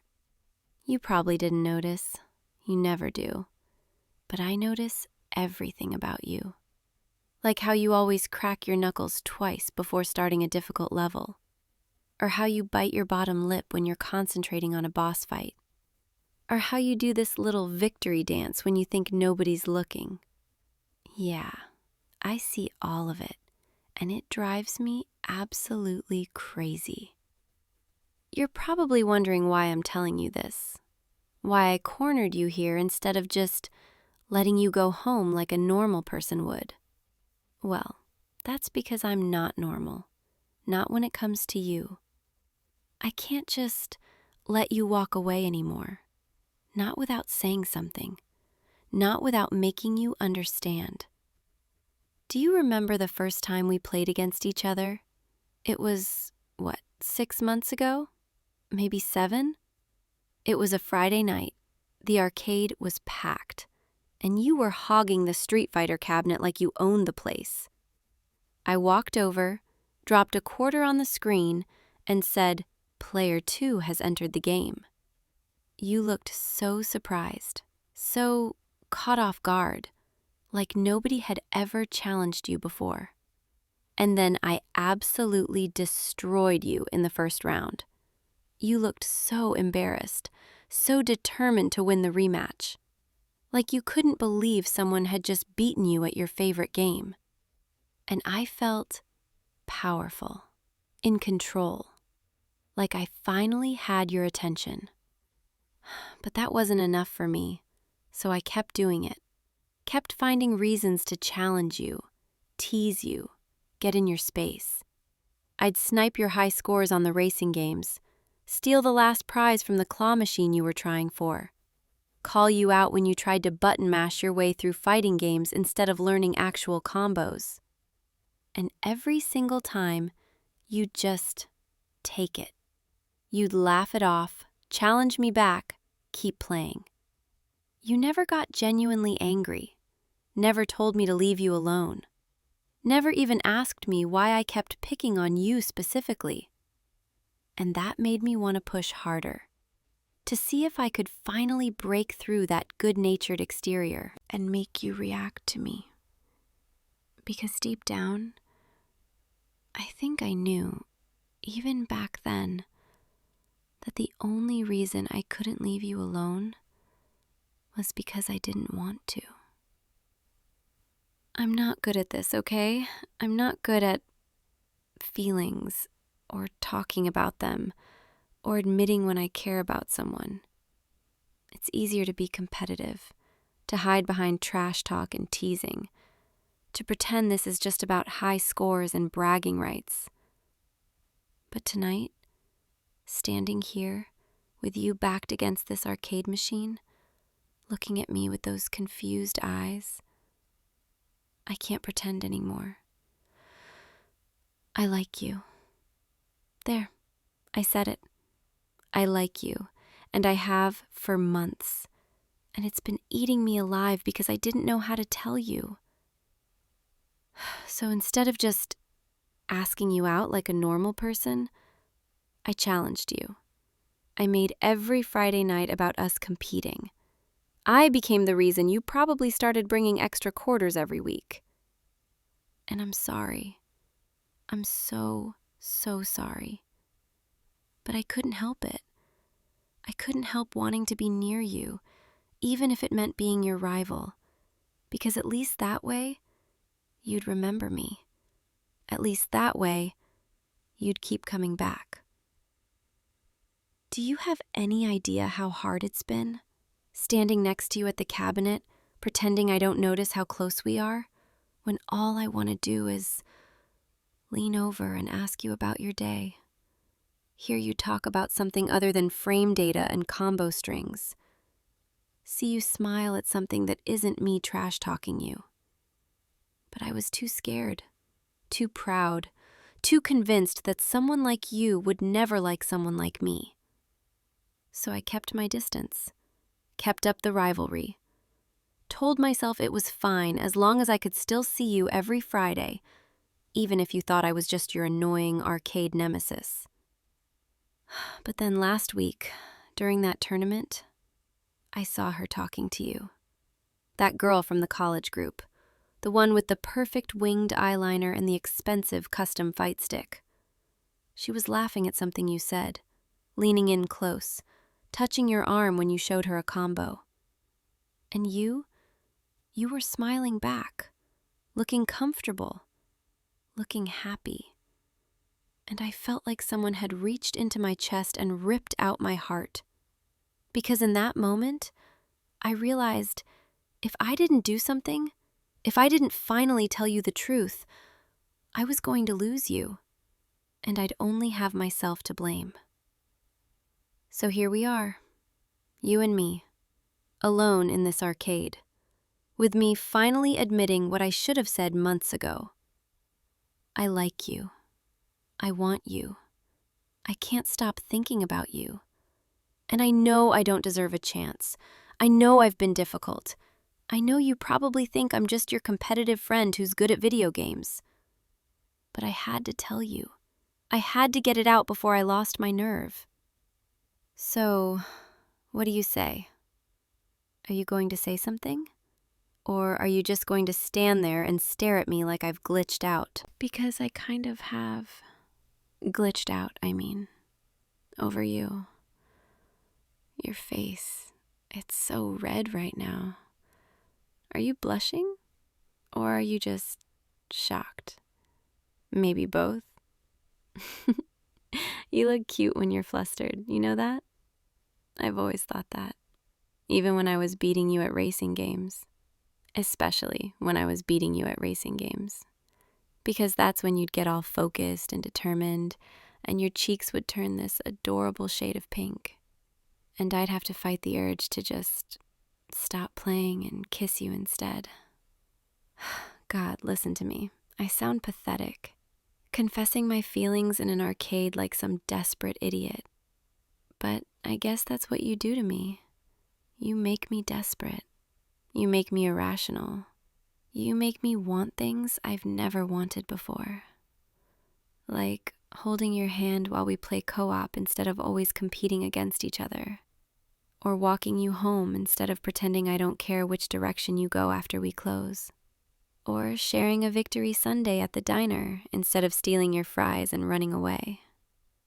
I want to be close to you, not as your rival, but as someone you actually want around. Is that too much to ask? You know what the worst part is?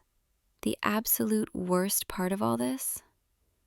It's that I've wasted so much time, so many months, being competitive when I could have been honest, pushing you away when I wanted to pull you closer. Do you know how many times I've laid awake at night, replaying every match we've had, wishing I could go back and do it differently? Like that time I beat you at that shooter game and you were so frustrated you almost left early? Everyone laughed when I did my victory dance. But later that night, I couldn't sleep. I kept seeing the look on your face, the disappointment, the hurt, and I hated myself for it. But I didn't know how to apologize, didn't know how to admit that I'd gone too far. So the next week, I just did it again. Found another game to challenge you at. Because at least if I was being competitive, I didn't have to face how much I actually cared. That's messed up, isn't it? Using rivalry as a shield, hiding behind this gamer girl persona because the alternative, being vulnerable, being honest, that was too scary. But you know what's even scarier? The thought of never telling you, of letting you find someone else to play with, and spending the rest of my life wondering what could have been if I just had the guts to say something. So here I am, finally saying something, finally laying it all out there, and you're still not saying anything.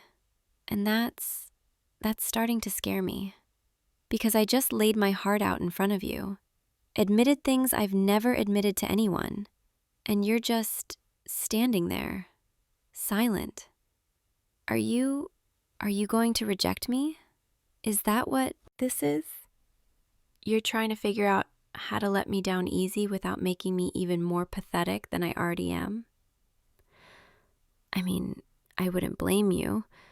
I've been annoying, absolutely relentless. Why would you ever want to be with someone who spent months making Friday nights more stressful than they needed to be? I'm such an idiot. I thought maybe if I told you the truth, you'd understand. You'd see that every challenge was just me wanting your attention. But that doesn't make it okay, does it? It doesn't excuse the way I acted. I remember this one time. It was raining after we left the arcade, and you didn't have an umbrella. You were just standing under the awning, waiting for the rain to stop. And I had an umbrella, a big one, with retro Tetris blocks on it. Plenty of room for 2 people. I walked right past you. Didn't say a word, didn't offer to share, just left you there in the rain. But do you know what I did when I got around the corner, where you couldn't see me? I stopped. I stood there for almost 15 minutes, getting soaked because I'd turned around to watch you from a distance, making sure you were okay, making sure you eventually got to your car safely. I've done that so many times, been difficult to your face, but protective from a distance. Like when that guy from the college group was bothering you about lending him money. You probably didn't notice, but I made sure he backed off. Had a very, let's call it a friendly conversation with him at the prize counter. He never bothered you again, did he? Or when you mentioned you were sick for a few days last month, you probably thought it was a coincidence that someone left a get well card and a pack of those sour gummy worms you like in your usual locker. That was me. I wrote the card myself, made sure you'd have something to smile about. I even tried to disguise my handwriting so you wouldn't recognize it. Though, honestly, my handwriting is pretty terrible anyway with all those years of button mashing, so it probably wasn't hard. The point is, I've been watching out for you this whole time. Even when I was being competitive, I still cared, still wanted you to be okay. And now I'm wondering if that makes it better or worse. Like, does knowing I cared the whole time make the rivalry less annoying? Or does it make it worse because I knew exactly what I was doing and did it anyway? I don't know. I honestly don't know. All I know is that I can't keep doing this. Can't keep pretending I don't have feelings for you when those feelings are basically consuming my entire life at this point. You're all I think about. Morning, noon, night. Every single day.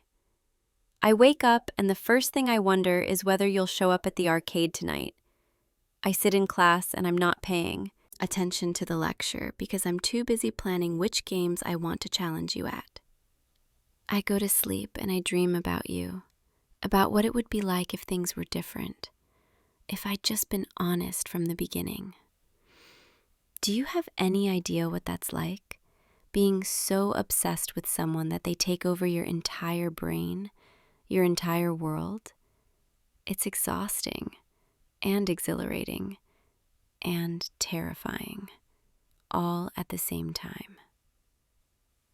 And last week, when I saw you with her, when I saw how easy it was for her to make you smile, I realized I couldn't wait anymore, couldn't keep putting this off, couldn't keep telling myself next week or after the tournament or when the time is right, because there's never going to be a perfect time.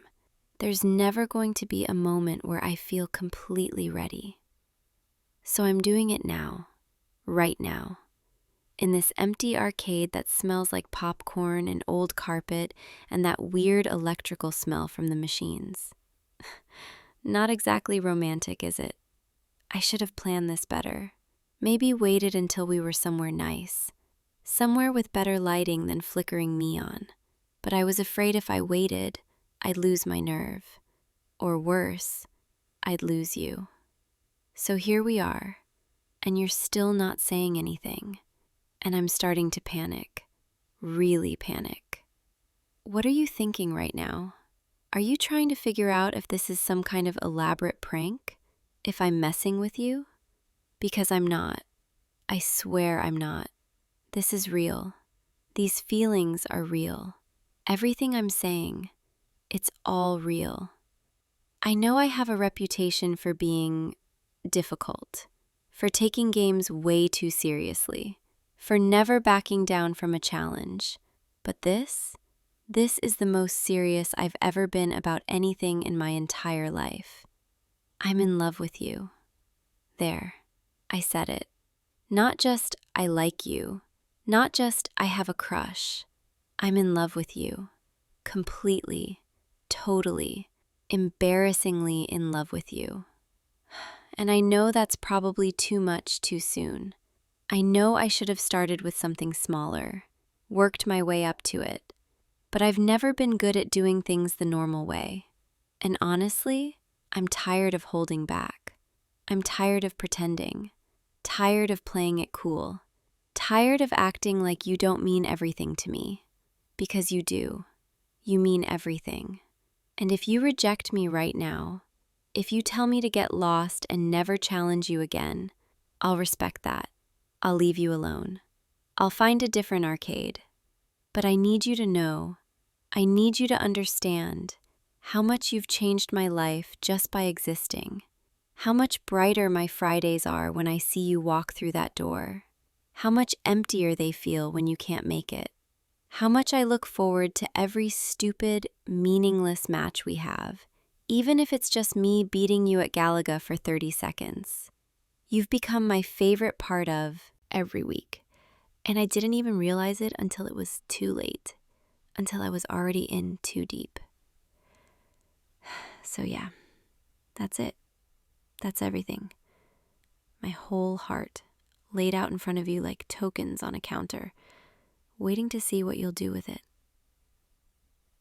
And you're still just staring at me with that look on your face, that mixture of shock and confusion and, is that hope? Am I reading that right? Or am I just seeing what I want to see? Say something, please, anything, even if it's just to tell me I'm crazy, that I've lost my mind, that you want nothing to do with me. At least then I'd know. At least then I could start trying to move on. Though honestly, I don't think I'd ever be able to move on from you. I think you're kind of it for me. The person I'll compare everyone else to for the rest of my life. The one who got away. The what if that haunts me forever. But maybe I'm being dramatic. Maybe I'm making this into something bigger than it needs to be. Maybe you'll say yes, and everything will be fine, and I'll look back on this moment and laugh at how worried I was. Or maybe you'll say no, and I'll have to find a new arcade in a different city, and change my gamer tag and never show my face around here again. Either way, at least I'll know. At least I'll have tried. You know what? Forget it. Forget I said anything. This was a mistake. I should never have cornered you like this. Should never have put you in this position. I'm going to go now.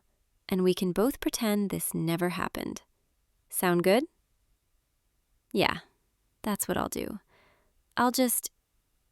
Wait, what? What are you doing? Why are you reaching for my hand? Are you telling me to stay? You don't hate me? You're not mad? But how? How can you not hate me after everything I've done? You're telling me you understood?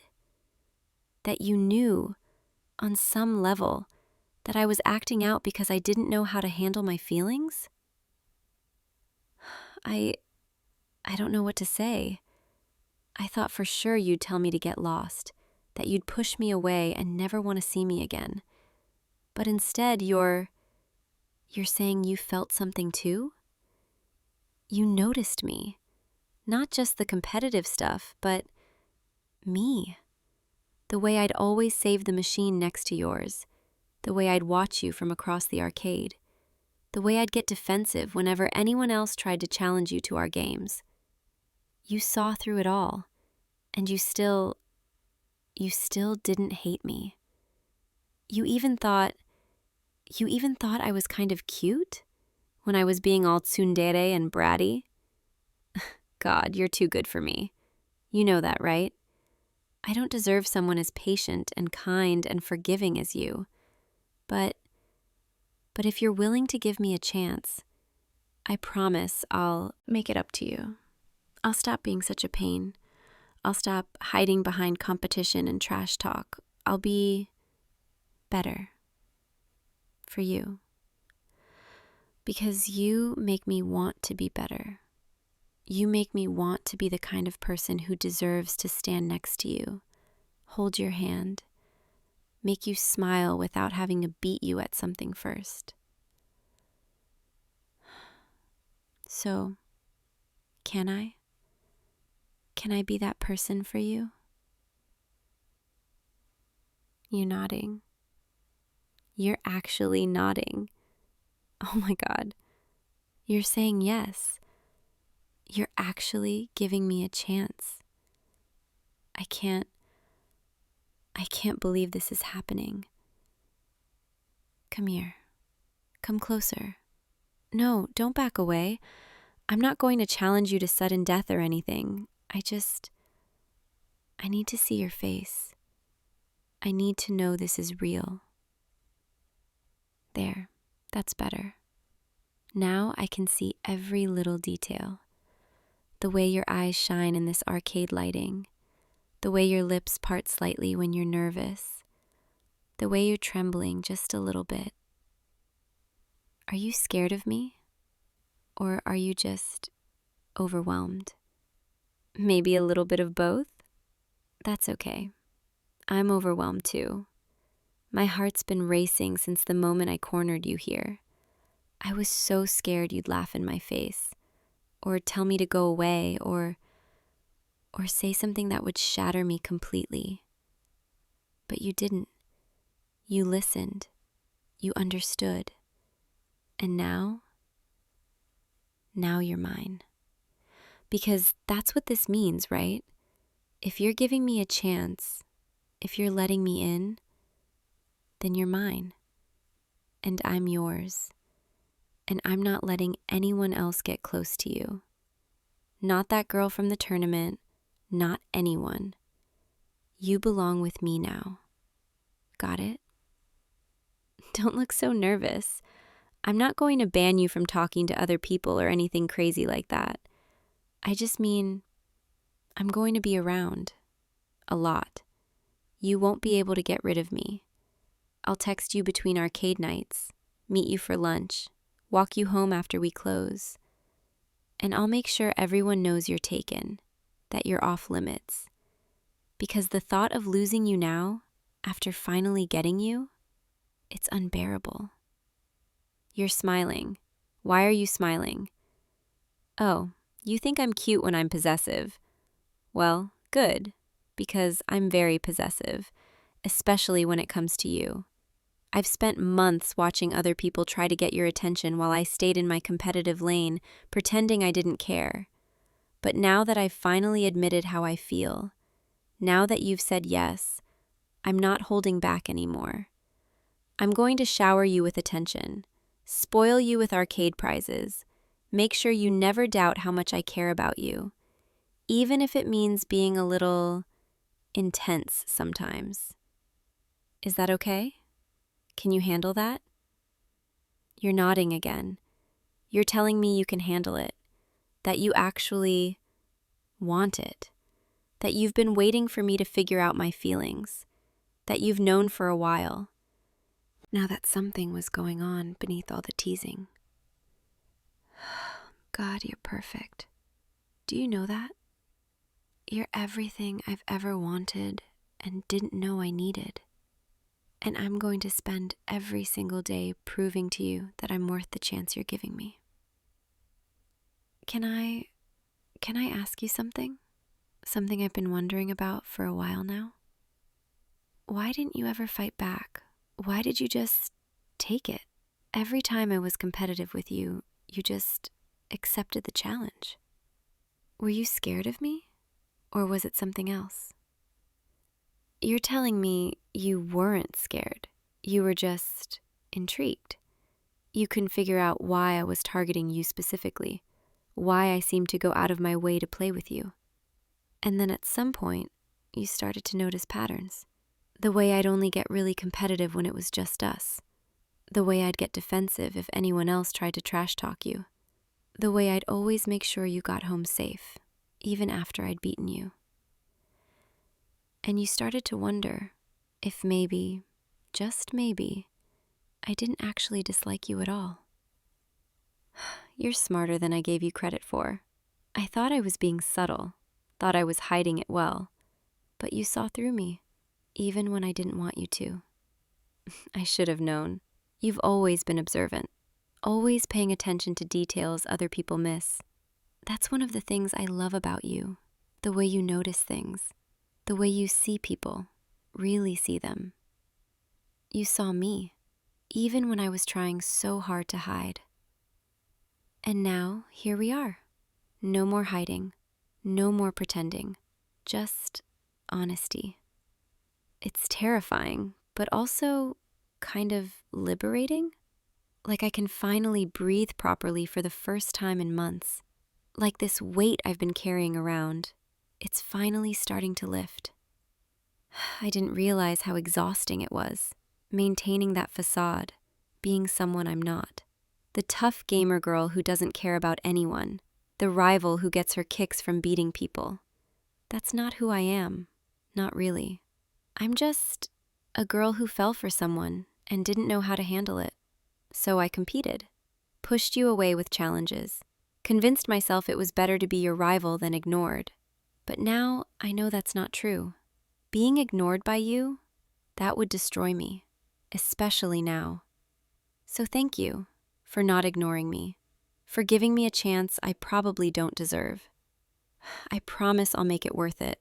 I promise I'll be the girlfriend you deserve, not the rival who made Friday nights complicated. Can I get a little closer? I want to, memorize this moment. The way you look right now, the way you're standing here with me, the way everything finally feels right. Just stay still for a second, okay? You smell like that cologne you always wear mixed with arcade popcorn. It's nice. I've never been this close to you before. Not like this. Not when you're actually letting me be here. Your heartbeat. I can feel it. It's racing just as fast as mine. Does that mean you're nervous or excited? Maybe both. I like this. Being this close to you, feeling your warmth, hearing your breathing, it's calming in a way I didn't expect. Usually I'm so wound up around you, so desperate to get your attention, so frantic. But right now, I just feel peaceful, like everything's finally falling into place. I could stay like this forever, just standing here with you. No more games, no more pretending, just us. But I know we can't stay here forever. Eventually the night janitor's going to come through, or the owner's going to wonder why the lights are still on. And as much as I like the idea of being trapped in here with you, I don't think spending the night in an arcade is very romantic. So, what do you say we get out of here? I can walk you home. We can talk more, figure out what this means, what happens next. I don't want to let you go yet. I'm scared if I do, you'll change your mind. You're telling me you won't, that you meant what you said, that you're not going anywhere, that you've actually had feelings for me too? For how long? 3 months? You've liked me for 3 months and didn't say anything? We're both idiots, aren't we? Just circling around each other, too scared to say anything, wasting all that time. But I guess better late than never, right? Still, 3 whole months. I could have been holding your hand this whole time. Could have been walking you home, buying you those overpriced arcade nachos. Instead, I was stealing your tickets and challenging you to every game in the building. Yeah, I'm definitely the bigger idiot here. But we're here now. That's what matters. We're finally on the same page, finally admitting what we've both been feeling. And from here on out, things are going to be different, better. I'm going to take you on actual dates, not just ambushing you at the arcade every Friday. We'll go see movies, get dinner, do all those normal couple things that normal people do. Though knowing me, I'll probably still challenge you to games. Old habits die hard, But it'll be different. More affectionate, less ruthless. The kind of competition that ends with us sharing a milkshake instead of me gloating over your loss. And hey, maybe sometimes I'll even let you win. Maybe. So, how about this? First official date starts now. You and me, rematch on Street Fighter at my place. Co-op after. No crowd, no scoreboard. Just us. And if you win, you get a kiss. If I win, I still kiss you. Seems fair, right? Come on, loser. Grab your bag. We've wasted enough Fridays pretending. Let's go start our high score run together. Hey, you. So, here are your keys back. Your dog was absolutely perfect, as always. Didn't give me any trouble at all. I took lots of photos this time. If you want to see them.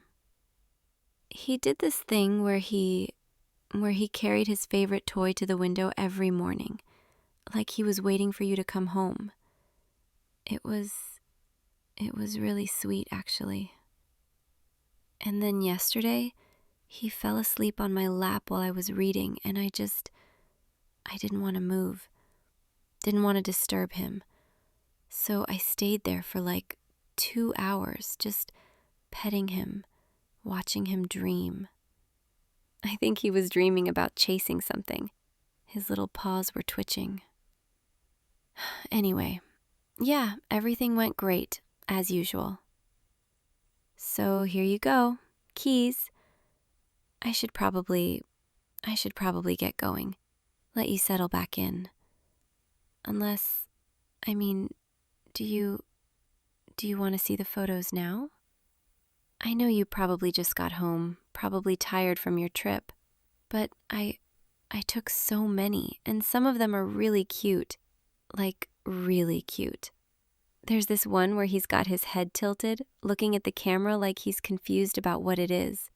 And another one where he stole my sock, and he's just sitting there, looking so proud of himself. I'm rambling, aren't I? I do that sometimes. especially when I'm nervous. Not that I'm nervous. I mean, why would I be nervous? It's just you. We've known each other for, what, almost a year now? Ever since you first asked me to watch him.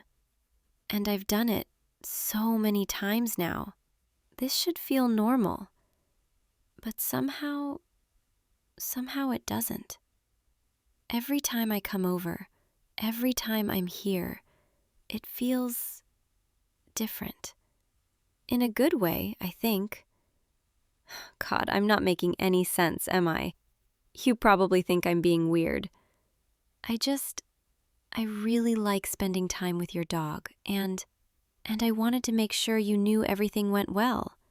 He ate all his meals, went on all his walks, got plenty of playtime. I even brushed him yesterday. His coat is so soft now. You should feel how soft. Not right now. I mean, just eventually. Okay, I'm definitely rambling now. I should go. I should really go. But, if you ever need me to watch him again, I'm always available. Like, always. I don't mind at all, really. In fact, I kind of look forward to it. Is that weird? That I look forward to pet sitting? Most people probably see it as a chore, but I don't. No, I really like it. I like being here, in your space, taking care of something that's important to you. And your dog he's such a sweetheart. He's got your energy, you know? That same calm, gentle presence. Sorry, that probably sounds strange. I just mean, he's easy to be around, like you. Anyway, I really should probably head out now. You must be tired, and I've been talking your ear off. So, yeah, keys. And if you need anything, just let me know. I'm just a text away, or a call, or whatever. Okay, I'm going now. Really, I'm going. Unless you want me to stay. I mean, not stay. Just for a little while. Maybe we could look at those photos together? Or I could tell you more about the week?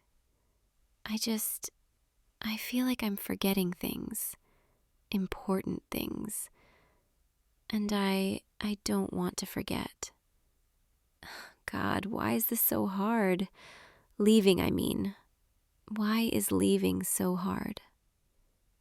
Every time I have to give these keys back, every time I have to say goodbye to him and to your place, it feels like I'm leaving something behind, something I don't want to leave. Do you ever feel like that?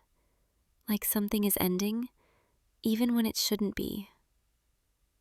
Sorry, that's probably too deep for a pet sitting return. I should really stop talking and just go. But if you're not too tired, and if you want company, I could stay for a bit, just to show you the photos, tell you the stories, make sure you know everything, every detail. Or maybe I just don't want to leave yet. Is that okay? Can I stay? Just for a little while? Please? Thank you for inviting me in. I know you just got home, and you probably want to relax, but I'm really glad you said yes. Here, I'll sit right here on the couch. Oh, your dog is so excited to see you. Look at him. He's wagging his tail so hard. I thought he might take off like a helicopter. He really missed you, you know. Every morning, he'd go to the door and just sit there, waiting. It was kind of heartbreaking, in a sweet way. But I made sure he knew he wasn't alone. I kept him company, talked to him, played with him. I even read to him a couple of times. I hope that's okay. I brought a book with me one day, and he just curled up next to me and fell asleep while I was reading out loud. I don't think he cared what the book was about. He just liked the sound of my voice. Kind of like how I like the sound of yours. I mean, when you talk, it's nice to listen to. Anyway, let me show you these photos. Okay, so this first one, this is from Monday morning. See how he's got his paw on the window? He was watching the birds outside. I think he wanted to chase them, but he's too sweet to actually catch anything. And this one, this is from Tuesday, when he stole my sandwich. I turned around for 2 seconds and half of it was gone. I couldn't even be mad. He looked so pleased with himself. Oh, and this one's my favorite. This is from Wednesday night. We were on the couch watching a movie. Well, I was watching a movie. He was just lying there with his head on my lap. Look at his face. He looks so peaceful. I took this one because I wanted to remember that moment. It felt really special. Like everything was exactly where it was supposed to be. Does that make sense? I don't know why, but that night, sitting there with him, in your apartment, in your space, it felt like home. Not my home. I mean, I know it's your place, but it felt comfortable, safe, warm, like I belonged there. And I didn't want the night to end. I stayed up way later than I should have, just sitting there, petting him, thinking about a lot of things. About how much I've come to love these visits. About how I started looking forward to them, counting down the days. About how it's not just about your dog anymore. It's about being here, being close to your life. God, I sound so pathetic, don't I? I promise I'm not some weird person who gets obsessed with pet sitting. It's different with you, with him, with this place. Everything about it feels right. And I've been trying to figure out why I feel this way. Why I get so nervous every time I see you. Why I take so many photos. Why I don't want to leave. And I think I finally know. But I'm scared to say it. Scared that if I say it out loud, everything will change. And maybe change is good. Or maybe it'll ruin everything. I don't know. I don't know. Can I ask you something? Do you ever think about me when I'm not here? Like when you're away and I'm watching him, do you wonder what I'm doing? If I'm okay? If I'm thinking about you? Because I think about you a lot. More than I probably should for someone who's just a pet sitter. I think about what you're doing, if you're having a good time, if you're safe. I think about what it would be like if this was different. If I wasn't just the person who watches your dog. If I was something more. Someone you wanted around. not just when you needed a favor, but all the time. I'm sorry, I'm probably making you uncomfortable. This was supposed to be a simple key return, and I'm turning it into something I don't even know how to name. But I can't keep pretending. I can't keep showing up here, spending time in your space, taking care of something you love, and then just walking away like it doesn't mean anything. Because it does mean something to me. It means everything. And I know that's a lot to put on you. I know you probably just see me as a friend, someone reliable, someone who helps out. And that's okay. That's fine. But I needed you to know. I needed to tell you that these visits, they've changed me. You've changed me. And I don't want to keep pretending that I'm just here for your dog. Because the truth is, I'm here for you too.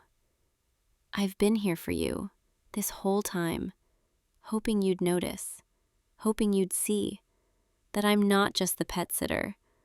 I'm the girl who's been falling for you, slowly, quietly, with every visit, every smile, every time you trust me with something important to you. And I don't know what you're going to say. I don't know if this changes things or ruins things or if maybe, just maybe, you've been feeling it too. This something that's been building between us. Have you felt it, even a little? Or am I completely alone in this? Because if I'm the only one, I'll understand.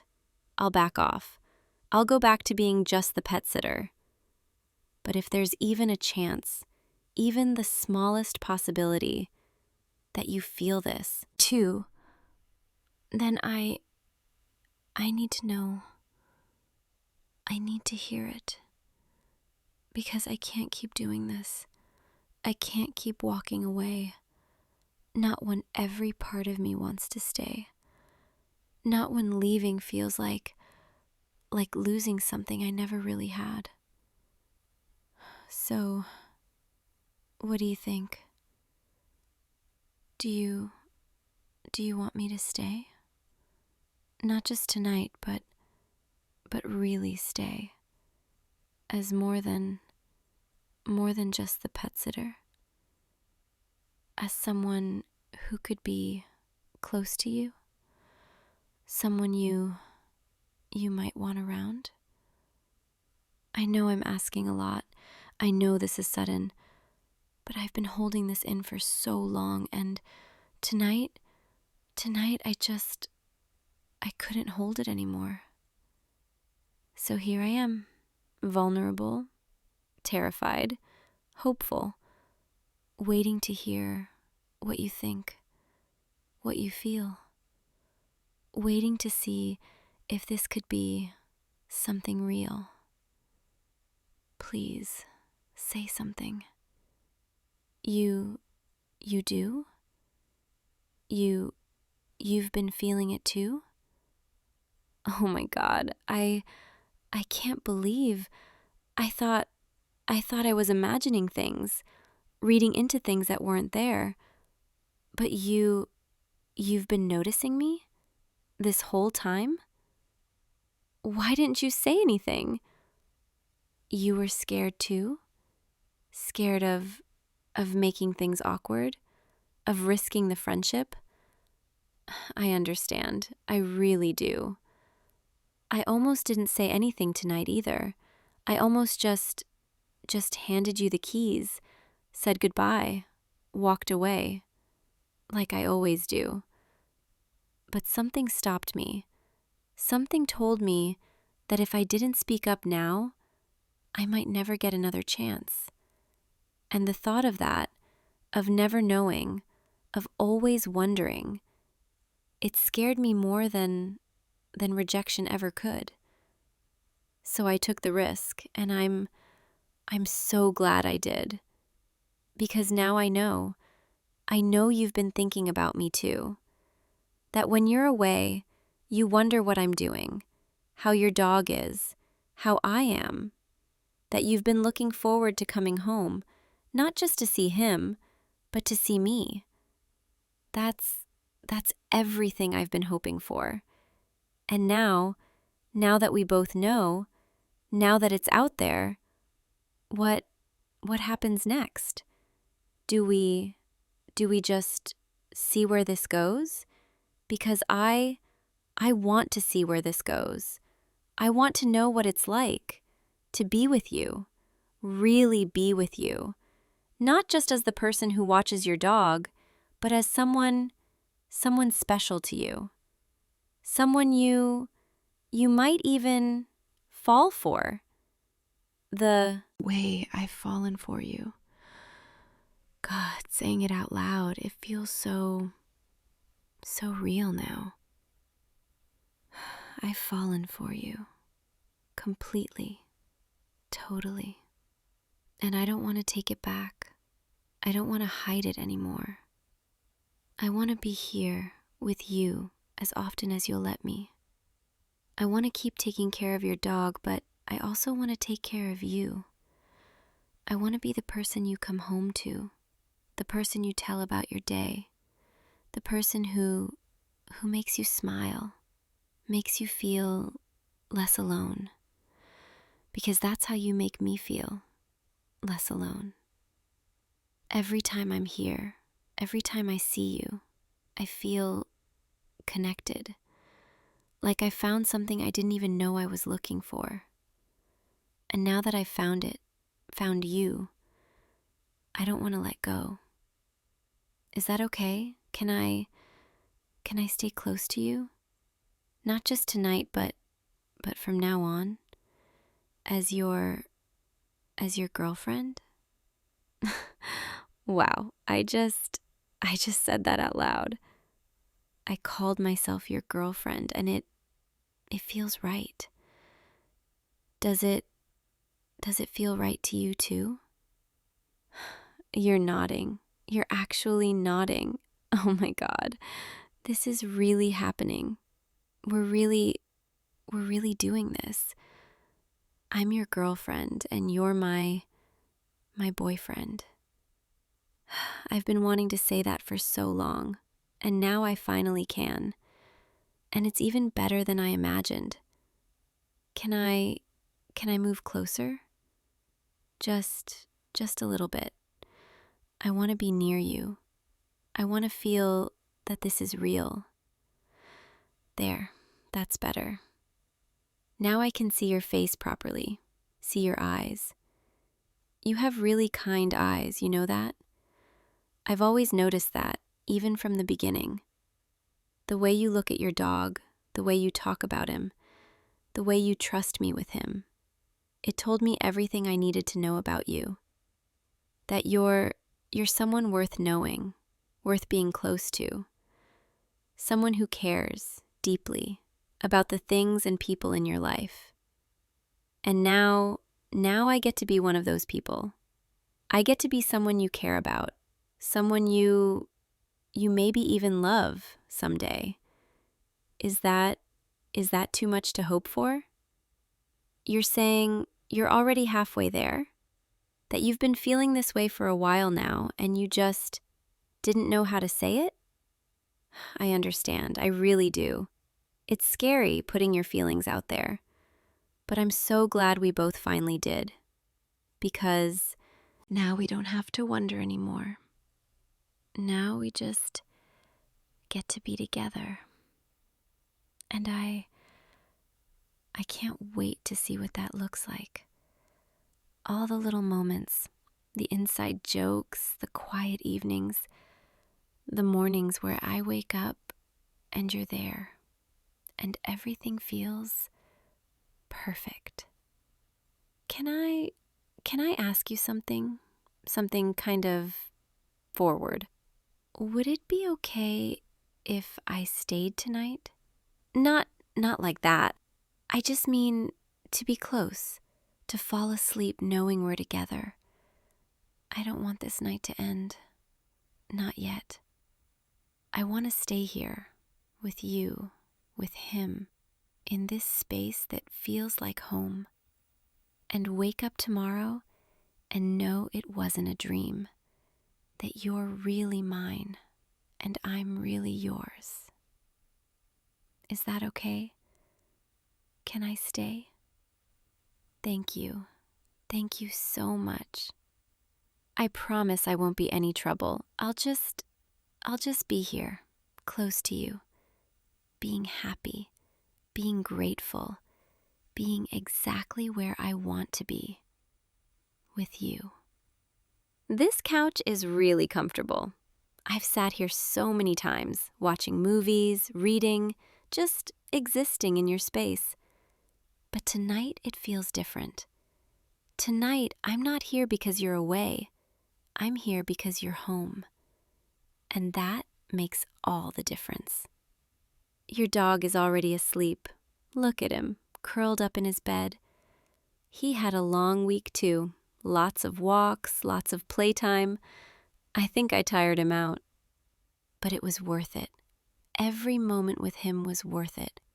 Because it meant I got to be close to you, even when you weren't here. I got to take care of something you love, and that felt special. Like I was taking care of a part of you. And now I get to take care of all of you. Not in a weird way, just in the way people take care of each other when they're together. Checking in, asking how your day was, making sure you're okay. Being there when you need someone.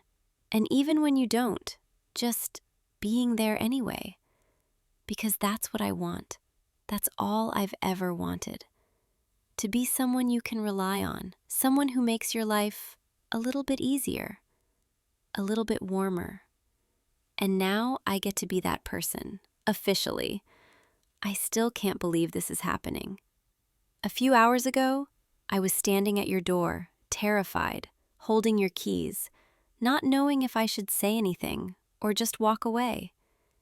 And now I'm here, on your couch, as your girlfriend. Life is so strange sometimes, in the best possible way.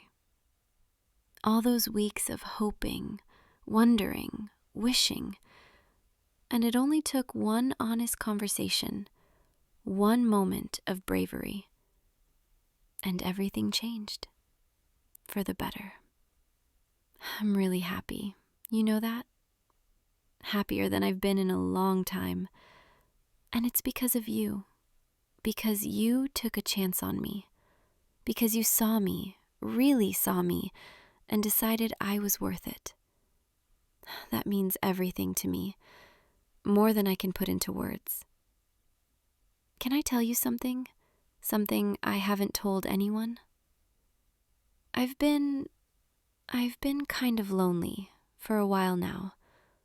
Not in a sad way, just in a quiet way. Going through life, doing my thing, but always feeling like something was missing. Like there was this space in my life waiting to be filled, and I didn't know what would fill it or who. But then I met you, and I started spending time here, and slowly that space started to feel less empty. Every visit, every conversation, every smile you gave me, it filled a little bit more, until one day I realized the space wasn't empty anymore. It was full of you. And that's when I knew I was in trouble, because I couldn't imagine going back to how things were before. I couldn't imagine a life where you weren't in it. And that scared me, because I didn't know if you felt the same. But now I do, and I'm not scared anymore. I'm just grateful. Grateful that you let me in, that you feel the same way, that we get to do this together. Whatever this becomes, I think it's going to be good. really good. I think we're going to be good together. We already are, in a way. We've been building this for months now, without even realizing it. All those little interactions, those small moments, they added up. And now here we are, at the beginning of something real, something that feels right. I'm excited to see where this goes, to learn more about you, to let you learn more about me, to build a life together, one day at a time, starting with tonight, and tomorrow, and the day after that, and every day we get. I know it sounds cheesy, but I mean it. I want to be with you for as long as you'll have me, and I promise I'll take care of you the way I took care of him. With patience, with kindness, with love, because that's what you deserve, and that's what I want to give you. So, thank you. Thank you for tonight, for listening, for feeling the same way. Thank you for giving us a chance. I won't let you down, I promise. Now, should we get some rest? It's been a long day, and an even longer emotional conversation. But the good kind of long, the kind that matters, the kind you remember. Come here, let's just be close for a while. No more talking, just this. Just us, together, finally. This is perfect. You're perfect. And I'm so glad. I'm so glad I didn't walk away tonight. Because if I had, I'd still be out there wondering what your hand would feel like in mine, instead of actually holding it like this. So let's stay right here, with your dog snoring and your heartbeat under my cheek. And tomorrow, we can figure out the details. For now, I just want to fall asleep in this moment, in our home for the night, with you, and know that when I open my eyes, you'll still be here. Hey you, come in, come in.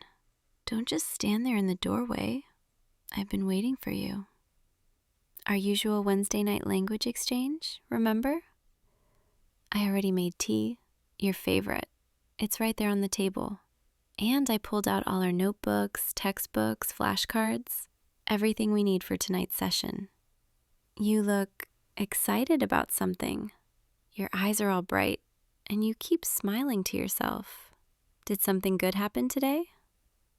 You're being mysterious. That's not like you. Usually you walk in here and immediately start telling me about your day, everything that happened, every little detail. But tonight you're different. Should I be worried? Are you finally going to tell me you found a better language exchange partner?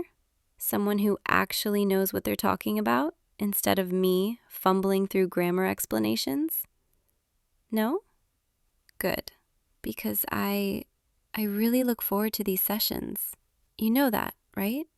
Wednesday nights have become my favorite part of the week. Just you and me, sitting here, stumbling through vocabulary, laughing at my terrible pronunciation. It's comfortable, safe, like we've built this little world together, just the two of us, where it doesn't matter if we make mistakes. So, shall we start? What do you want to work on tonight? Verb conjugations? We never finished that unit from last week. Or maybe conversational phrases? You said you wanted to practice those. Wait, what's that? You brought something? A list? Let me see. Oh, you wrote down phrases you want to learn how to say. That's actually really good preparation. I'm impressed. Usually you just show up and we wing it, but this time you came ready. Let me just read through these. Oh, these are all romantic phrases. You're beautiful. I think about you all the time. I want to be with you. You want to learn how to say these in my language? For someone special? I see. You have a crush on someone and you want to confess to them in a different language because it's romantic or special or yeah, I understand. Of course I'll help you. That's what friends do, right? Help each other, even when it's hard. Okay, let's start with the first one. You're beautiful. In my language, that would be actually, you know what? The literal translation of you're beautiful sounds kind of formal, stiff. If you really want to make an impact, you should say something more poetic, more personal. How about instead of you're beautiful, you say your presence makes the room brighter? It's more meaningful, more specific to them, more likely to stand out. Trust me, I know what sounds good. And that will definitely catch their attention. Write that down, exactly as I say it. I'll spell it out for you. Good, good. You're getting the pronunciation pretty well. Your accent is actually kind of cute. I mean, it's good. You sound natural. Okay, next phrase. I think about you all the time. That one's a little intense, don't you think? Maybe we should soften it a bit. Make it less overwhelming. You don't want to scare them off on the first confession. How about instead, I enjoy spending time with you? It's still sweet, still gets the point across, but it's more casual, friendly, less pressure. Yeah, write that one down. You'll thank me later, trust me. I'm basically saving you from sounding too desperate. Next one. I want to be with you. Oh boy. Okay, that's very direct. Are you sure you want to lead with that? I mean, maybe you should build up to it? Start with something lighter. See how they respond, and then, fine. You want the translation? I'll give you a translation. How about, I think we make a good team. It's technically about being together, just in a more collaborative sense. Come on, it's perfect. It leaves room for interpretation, keeps things open. You're giving me that look, that suspicious look, like you don't quite believe me. What, you don't trust your language partner anymore? After all these months of studying together? I'm hurt, truly. I'm just trying to help you, give you the best possible phrases, the ones that will actually work. Because I know my language, I know the culture, I know what sounds good and what sounds weird. So just trust me, okay? Write down what I'm telling you, practice the pronunciation, and you'll be fine. Next phrase. Can I hold your hand? That's sweet, actually. Very gentle, respectful. They'd probably like that. The translation for that one is, actually, you know what? In my culture, asking to hold someone's hand is a little too forward. It's better to ask if you can walk them home or offer them your jacket. Something that shows care without being so physical right away. So instead of, can I hold your hand? Try, may I walk beside you? It's poetic, it's respectful, and it implies closeness without being too much. Yeah, that's good. Write that down. You're really serious about this person, aren't you? I can tell. By the way you're writing everything down so carefully, the way you keep practicing the pronunciation under your breath. You really want this to go well. They're lucky, whoever they are, to have someone putting in this much effort just to tell them how they feel. Most people would just send a text or say it casually. But you want it to be special, meaningful, memorable. That's really sweet. Okay, next phrase. Let's keep going. Your smile makes my day better. Yeah, that's a good one. Really good. The kind of thing that would make someone feel seen, appreciated. The translation for that is, actually, you know what? Complimenting someone's smile specifically is a little cliche in my language. Everyone says that. If you really want to stand out, you should compliment something more unique, like their laugh, or the way they listen, or how about, I feel at ease when I'm near you. That's deeper, more personal. It's not just about their appearance, it's about how they make you feel. Trust me, that's better. Write it down. There, perfect. You're doing great, really. Your pronunciation is improving, your confidence is building. By the time you actually talk to this person, you'll sound fluent. They won't even know you've only been studying for a few months. So, tell me about them. This person you're planning to confess to, what are they like? Are they kind, funny, smart? Do they know you exist?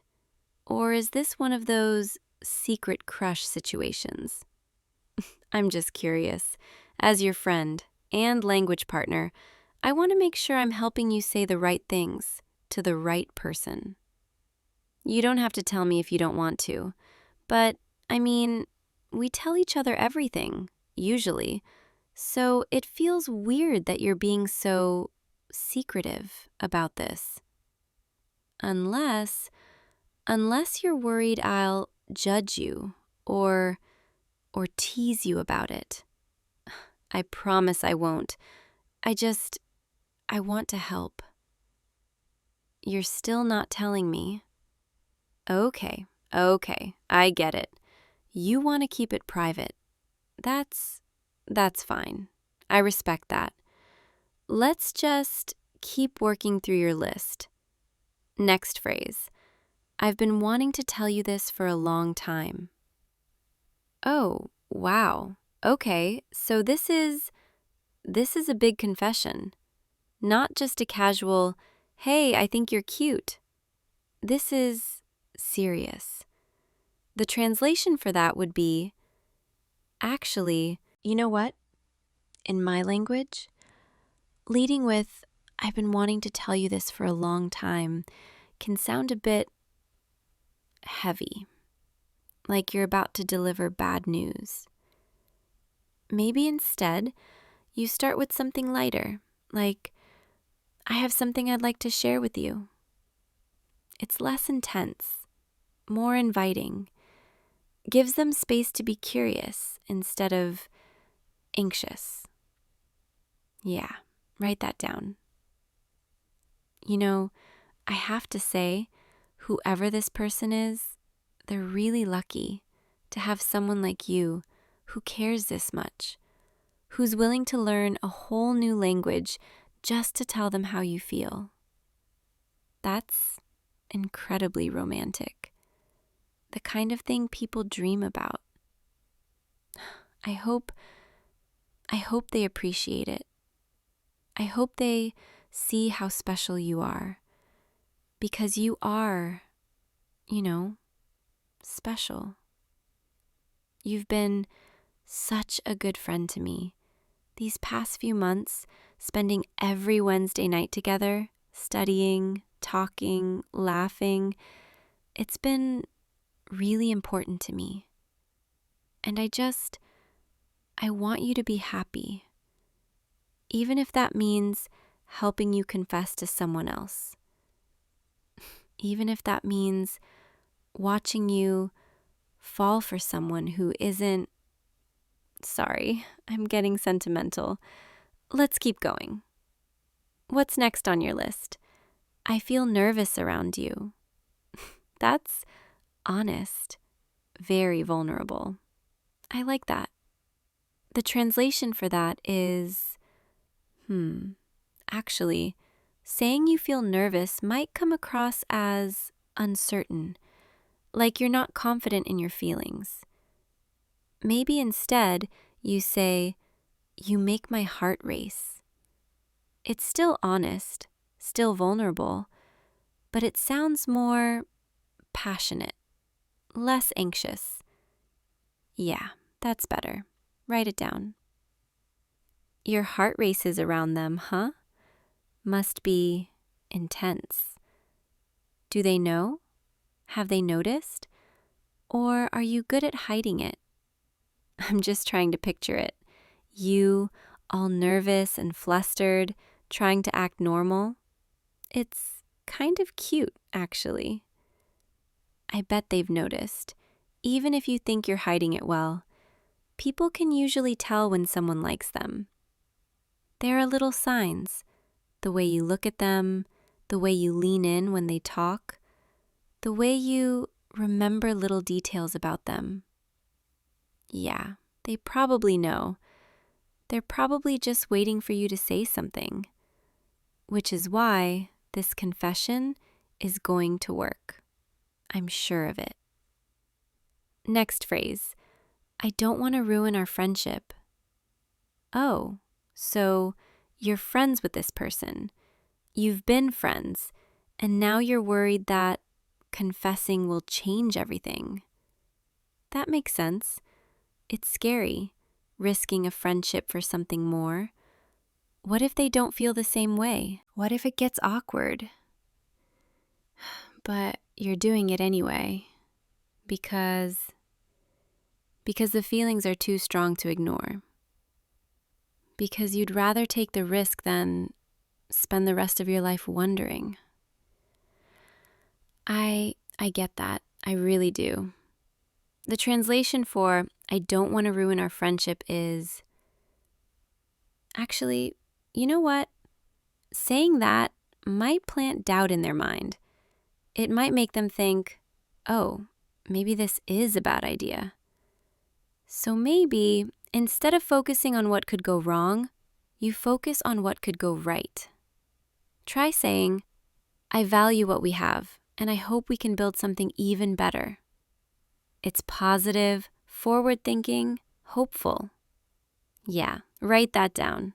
Trust me, it's better. So, this friend of yours, do you see them often? Do you spend a lot of time together? Are you two close? The kind of close where you text every day, share inside jokes, know each other's coffee orders? I'm just curious. Because if you're that close, then confessing makes sense. You already have a foundation, trust, comfort. It's not like you're confessing to a stranger. You're confessing to someone who already knows you, accepts you, cares about you. They'd be crazy not to feel the same way. Okay, what's next? Let's see. Can I take you on a date? Straight to the point. I like it. The translation for that is, actually, in my culture, asking someone on a date specifically can sound too formal, too much pressure. It's better to suggest spending time together, doing something specific. Like, would you like to get coffee with me this weekend? Or, I know a place I think you'd enjoy. Would you come with me? It's more casual, less intimidating, but still clearly romantic. Yeah, write down, would you join me for coffee? That's perfect. They'll say yes, I'm sure of it. You know, I have to admit, I'm a little surprised. I didn't know you had feelings for anyone. You never mentioned it before, not even a hint. And we tell each other everything, remember? At least, I thought we did. But I guess some things are too personal to share, too private, too scary to say out loud. I understand. Really, I do. It's just a little strange, realizing there's this whole part of your life, this whole situation, that I knew nothing about. But that's okay. You're allowed to have secrets. You're allowed to keep things to yourself, even from me. I just hope whoever this person is, they treat you right. They see you for who you are. They make you happy. Because you deserve that. You deserve someone who looks at you the way you look at them. Someone who feels lucky just to be near you. Okay, let's keep going. We're almost through your list. Next phrase. You're the first person I think of in the morning. Wow, that's really sweet. Really intimate. You must really, really like this person. The translation for that is, actually, saying you're the first person I think of in the morning is a little intense. It might scare them, make them feel like you're too invested too soon. How about instead, I find myself thinking of you often. It's still romantic, still honest, but it's less overwhelming. Trust me, I'm helping you here. Write it down. You think of them every morning. That's how that's really nice. For them, they're lucky. Okay, what's the last phrase on your list? Let's see. I can't imagine my life without you. Oh, that's the kind of thing you say to someone you're already with. Someone you've been dating for a while, not someone you're confessing to for the first time. Don't you think? I mean, it's beautiful, it's heartfelt, but it's also really intense, really final. Are you sure you want to say that? Okay, you're sure. The translation for I can't imagine my life without you is, actually, you know what? I think instead of translating that one, I should just ask you something. Who is this person? Really, who are they? Because these phrases, these aren't just, I think you're cute phrases. These are, I'm deeply in love with you phrases. These are, you mean everything to me phrases. So please, just tell me, who is it? Is it someone from your class? Someone from work?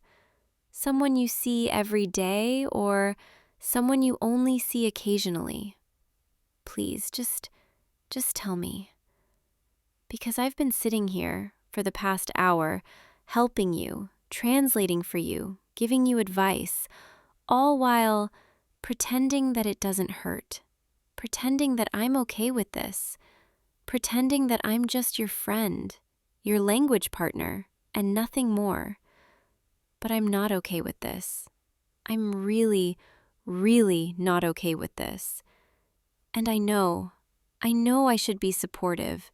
I know I should be happy for you, but I can't. I can't be happy knowing you're going to confess to someone else. Because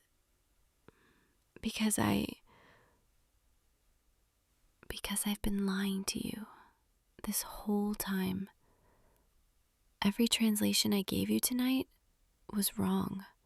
Completely wrong. You're beautiful doesn't translate to your presence makes the room brighter. It translates to exactly what you said. You're beautiful. And I think about you all the time doesn't mean I enjoy spending time with you. It means exactly what you wrote. I think about you all the time. I lied. I changed every single phrase, made them softer, less romantic, less direct, because I couldn't stand the thought of you saying those things to someone else. I couldn't stand the thought of you confessing your feelings, to anyone but me. I'm sorry. I'm so sorry. I shouldn't have done that. I should have just been honest with you from the start.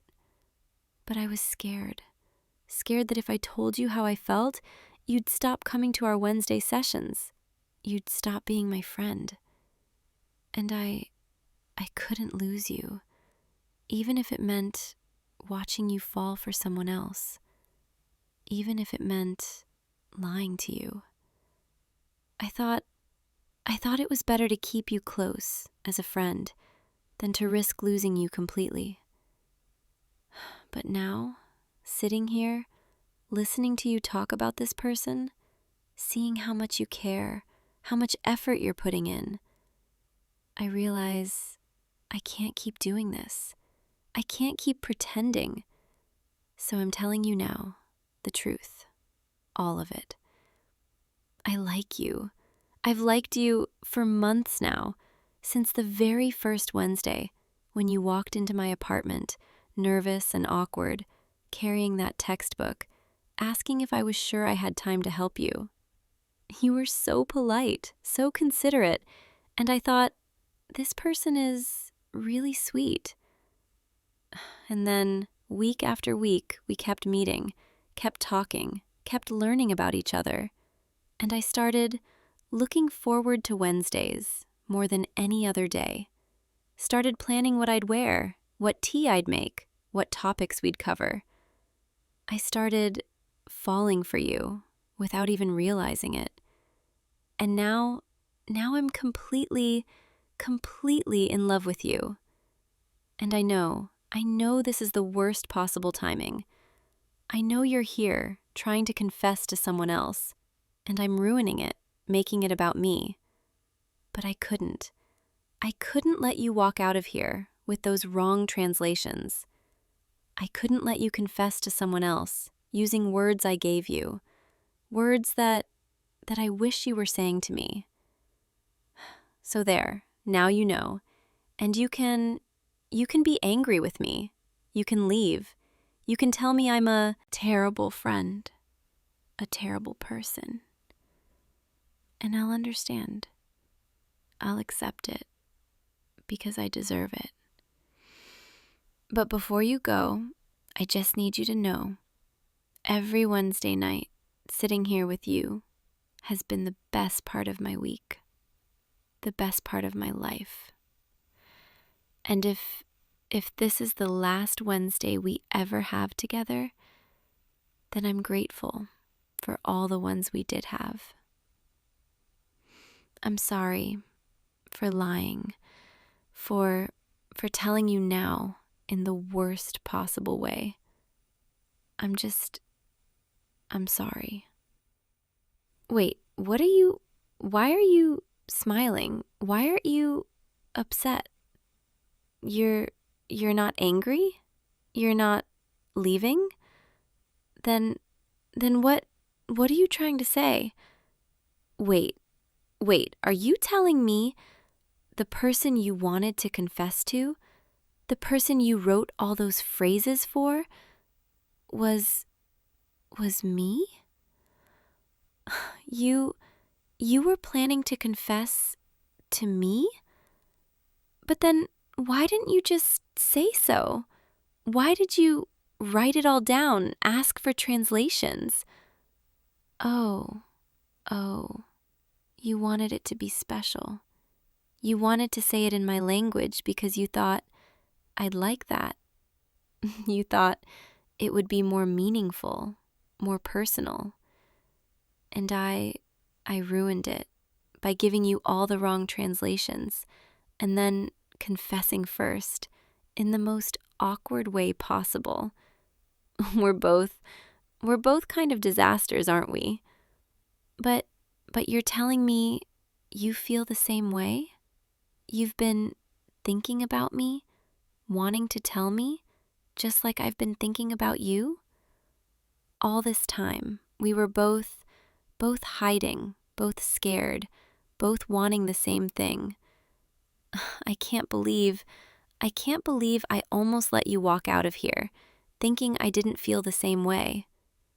Come here. Come closer. There, that's better. Now I can see your face properly. See that you're really here, really saying this. You're really mine? I've wanted to hear you say that for so long. Wanted to be able to reach out, hold your hand, without worrying it was too much. Can I? Can I hold your hand now? Your hand, it's warm, and it fits perfectly in mine, like it was always meant to be there. I'm never letting go. You know that, right? Now that I have you, now that I know you feel the same way, I'm never, ever letting go. Sorry, is that too intense? Too possessive? Well, you did write, "I can't imagine my life without you," on your list. So I think we're both a little intense here. I'm so happy. I don't even have words for it.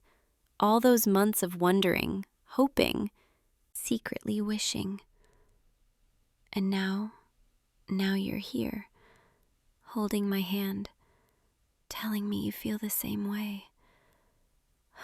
It's like everything finally makes sense.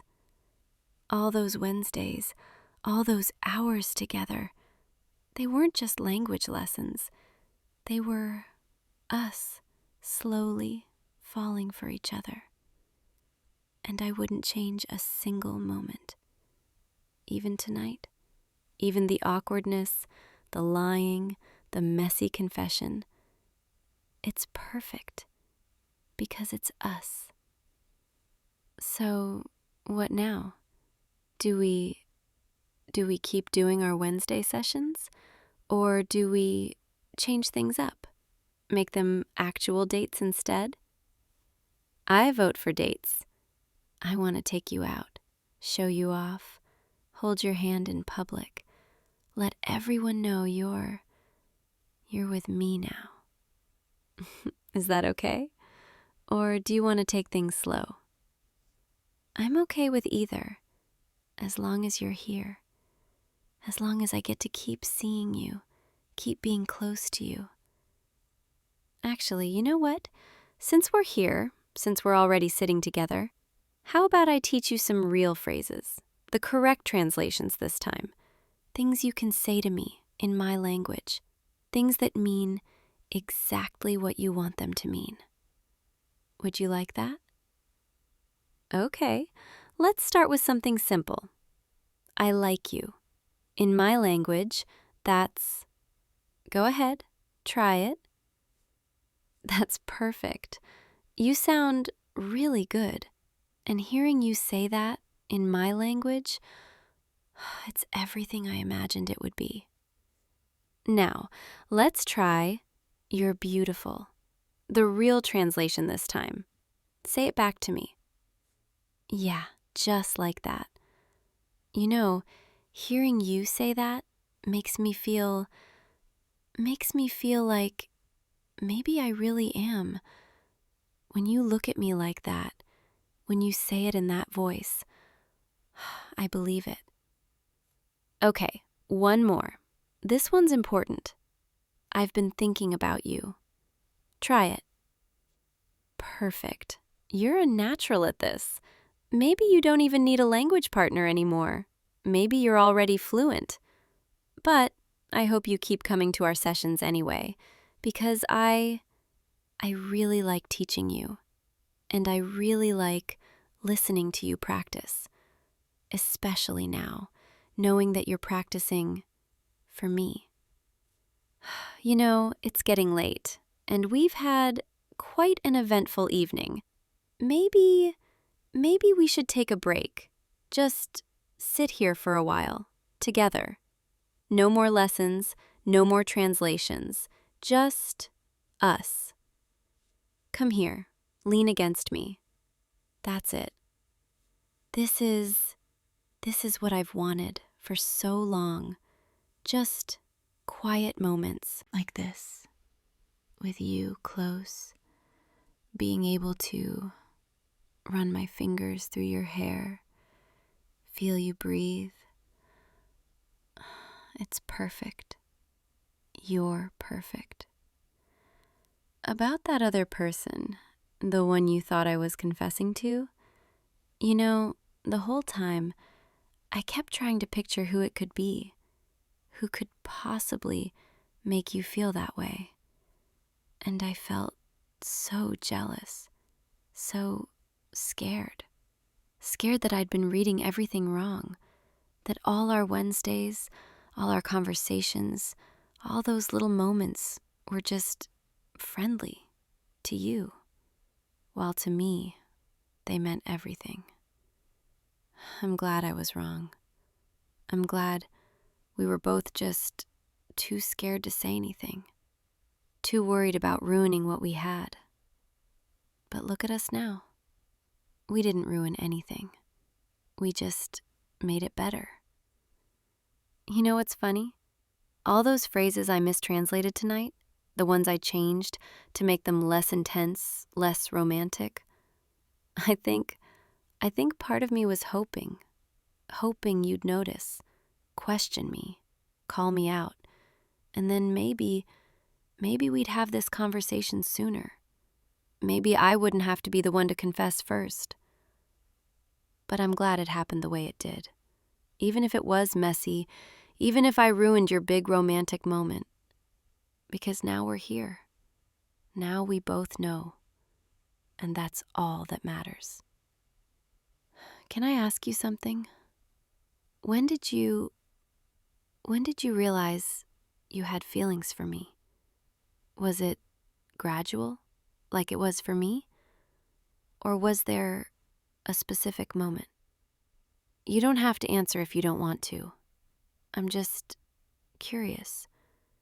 Curious about what you were thinking all those Wednesdays, while I was sitting here trying so hard not to stare at you, trying to focus on grammar when all I wanted to do was, well, what we're doing now.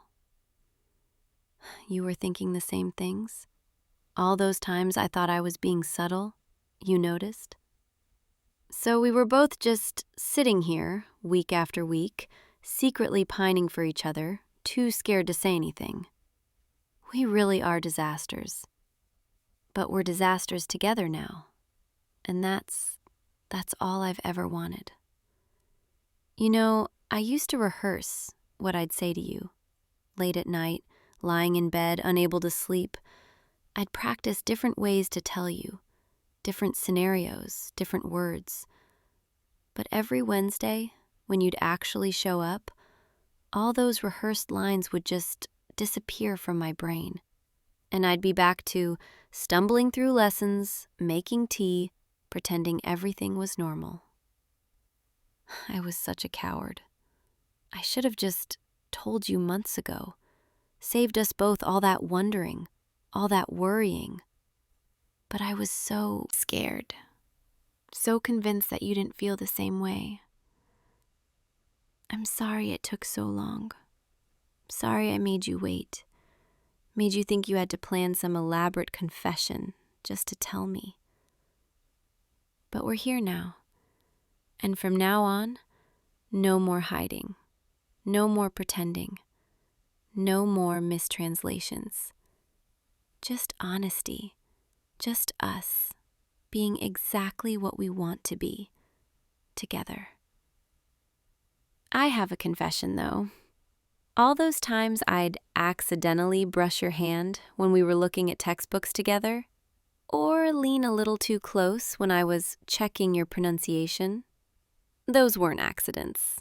I was testing, seeing how you'd react, hoping maybe you'd close the distance, make a move. But you never did. You'd just blush and look away, and I'd spend the rest of the night wondering if I'd made you uncomfortable, or if maybe, just maybe, you felt the same way. Now I know you did. You were just as nervous as I was. You know what I want to do now? I want to teach you all the phrases I wish I'd said to you these past few months. All the things I thought but never said out loud. Like, I count down the days until Wednesday. Or, your smile is the best part of my week. Or, I dream about you more than I should. Would you want to learn those? Learn how to say them back to me? Yeah, I'd like that too. Let's start with, I'm happy when I'm with you. In my language, that's, can you say it? That's perfect. And hearing you say that in my language, to me, it makes it feel real. Like this isn't just a dream I'm going to wake up from. Okay, next one. I feel safe with you. This one's important because it's true. With you, I feel like I can be myself, like I don't have to hide or pretend or be anyone else. You make me feel safe, accepted, understood. And I want you to know you're safe with me too. Try it. Beautiful. You're doing so well. One more, and then we should probably... Sorry, it's been a long night, emotionally. All that panicking and confessing and being honest, it's exhausting. But good exhausting. The last phrase is, I want to be with you. The real translation, not the one I gave you earlier, say it. Yeah, just like that. And I want to be with you too, for as long as you'll have me. Come here, let me hold you for a bit. This is nice. Just being close, not having to hide it anymore. You fit perfectly right here against me, like you were always meant to be here. I could get used to this. Wednesday nights, not as language lessons, but as this, us, together. No pretense, no walls. Would you want that? Would you want to make this official? Be my boyfriend? Yeah? Good. Because I wasn't planning on letting you leave here without an answer. I can be a little possessive when it comes to you. You should probably know that before you agree to this. I don't like sharing, and now that you're mine, officially mine, I'm going to make sure everyone knows it. Is that okay? You actually like that? Good, because I plan on being very obvious about us. Holding your hand, walking you places, texting you constantly. You're stuck with me now. I hope you realize that. But seriously, I promise I'll be good to you. I'll support you, listen to you, be there when you need me. And I'll keep teaching you my language, if you want. Or we can learn something new together. Start fresh. As long as we're together, I don't really care what we do. You're already falling asleep, aren't you? I can feel your breathing slowing down, getting heavier. That's okay. It's late, and today was a lot for both of us. Why don't you just stay here for a bit? Rest. Let yourself relax. I'll be right here the whole time. You're safe. You're wanted. You're exactly where you belong. And tomorrow, when you wake up, this will all still be real. I'll still be here, still yours. Sleep well, my love. I'll see you in the morning, and every morning after that. Good night. I'll be right here, always, right here with you, where I've always wanted to be. Sweet dreams. Oh my God. Is that? Wait, it is you. Hey, you. No way. What are the chances? I can't believe I actually found you in this crowd. Do you have any idea how many people are here right now? Hold on. Don't move. Stay right there. I'm coming to you. Just let me squeeze past these people. Excuse me. Sorry. Coming through. There. Okay. Hi. Hi. God, it's actually you. I thought I was seeing things for a second. I was standing over by the merch tent, and I looked across the crowd, and I saw someone who looked exactly like you, just standing there, all alone, looking kind of lost. And I thought, no way. There's no way that's actually him. But then you turned your head, and I saw your face, and I knew. So I literally dropped everything and started pushing through the crowd to get to you. I probably looked insane, just shoving past people, mumbling, excuse me, like a crazy person. But I had to make sure it was really you. Because, well, what are you even doing here by yourself? I mean, not that there's anything wrong with that. I didn't know you were coming to this festival. Did you come alone? You did, didn't you? Yeah, me too. I know, it's kind of weird, right? Coming to a music festival solo. Everyone else is here with their friends or their significant others, and here we are, two people who apparently had the same idea. But now, I guess we're not alone anymore, because I found you, and I'm not letting you wander around this place by yourself for another second. You're stuck with me now. I hope you know that. I'm officially claiming you as my festival buddy for the rest of the night. No arguments, no escape. You're mine now. Come on, give me your hand. There we go. See, that wasn't so hard. Now, let's get out of this weird standing around area and actually go experience this festival together.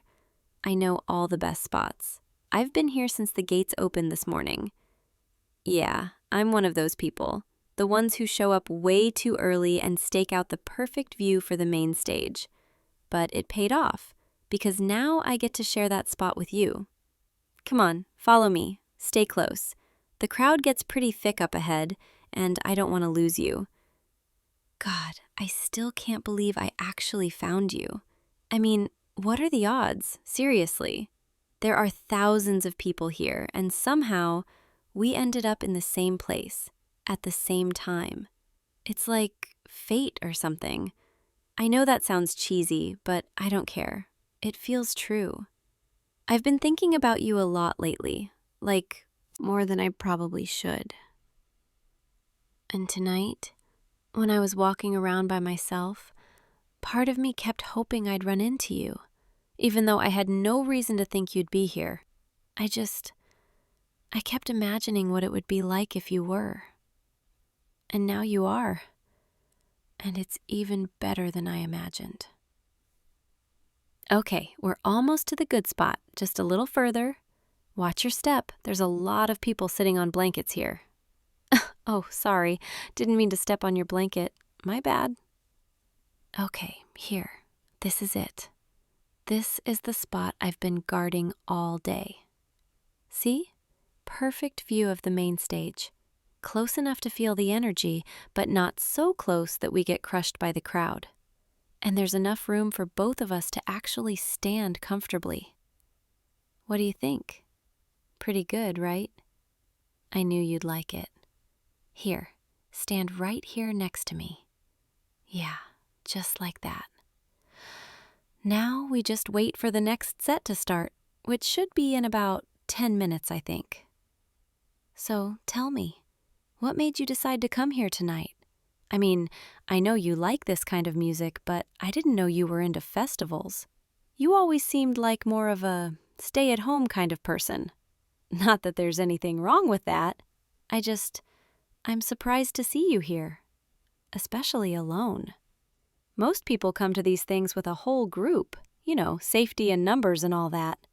But you just showed up solo and decided to brave the crowds on your own. That's kind of brave, actually. I'm impressed. And also, I'm really glad you did, because now I get to spend the rest of the night with you. And honestly, that's the best thing that's happened to me all day. I was having fun before, don't get me wrong. The music's been great, the weather's perfect, the vibes are good, but it was kind of lonely, you know? Like, I kept seeing all these groups of friends laughing together and couples holding hands, and I just felt separate from all of it. Like I was watching everyone else have the time of their lives while I was just there. But now it feels different. Now it feels like I'm actually part of something because you're here with me. Does that make sense? Or am I being too sentimental? You can tell me if I'm being weird. I won't be offended. Well, maybe a little offended, but I'll get over it. Oh, hey, I think the next band is about to start. Yes, okay, this is going to be good. I've been waiting for this set all day. This band is supposed to be incredible live. Here, move a little closer. You'll be able to see better from here. Yeah, just like that. Perfect. Now you've got the best view in the house. Well, the best view aside from me, obviously. I'm kidding. Okay, they're starting. Listen. God, this is beautiful. The way the lights are moving with the music, the way everyone's swaying together. It's like the whole crowd is one living, breathing thing, and we're part of it. You feel it too, don't you? I can see it in your face, the way you're just taking it all in. You look so peaceful right now, so present. I love that about you. The way you can just exist in a moment without needing to do anything else. And I also love the way you're standing so close to me right now. I don't think you even realize it, but your shoulder keeps bumping into mine. Not that I'm complaining. I actually kind of like it. It's comforting. Hey, can I tell you something? I know this might sound random, but I'm really glad you're here. Like, genuinely glad. Not just because I was lonely before, but because, I don't know, it feels right having you here with me. Like this is how tonight was always supposed to go. Does that sound crazy? Maybe it does. But I don't care. I'm happy right now. And I wanted you to know that. Okay, I'll stop being sappy now. Let's just enjoy the music. Oh, wait, this is my favorite song. Yes, they're playing it. Okay, I have to dance. I'm sorry. I can't just stand here. Come on, dance with me. Don't give me that look. I know you know how to move. Just sway a little, side to side. It's not that hard. There you go. See, you're doing great. This is perfect. You and me dancing together under these lights. I'm going to remember this moment forever. Thank you for being here with me.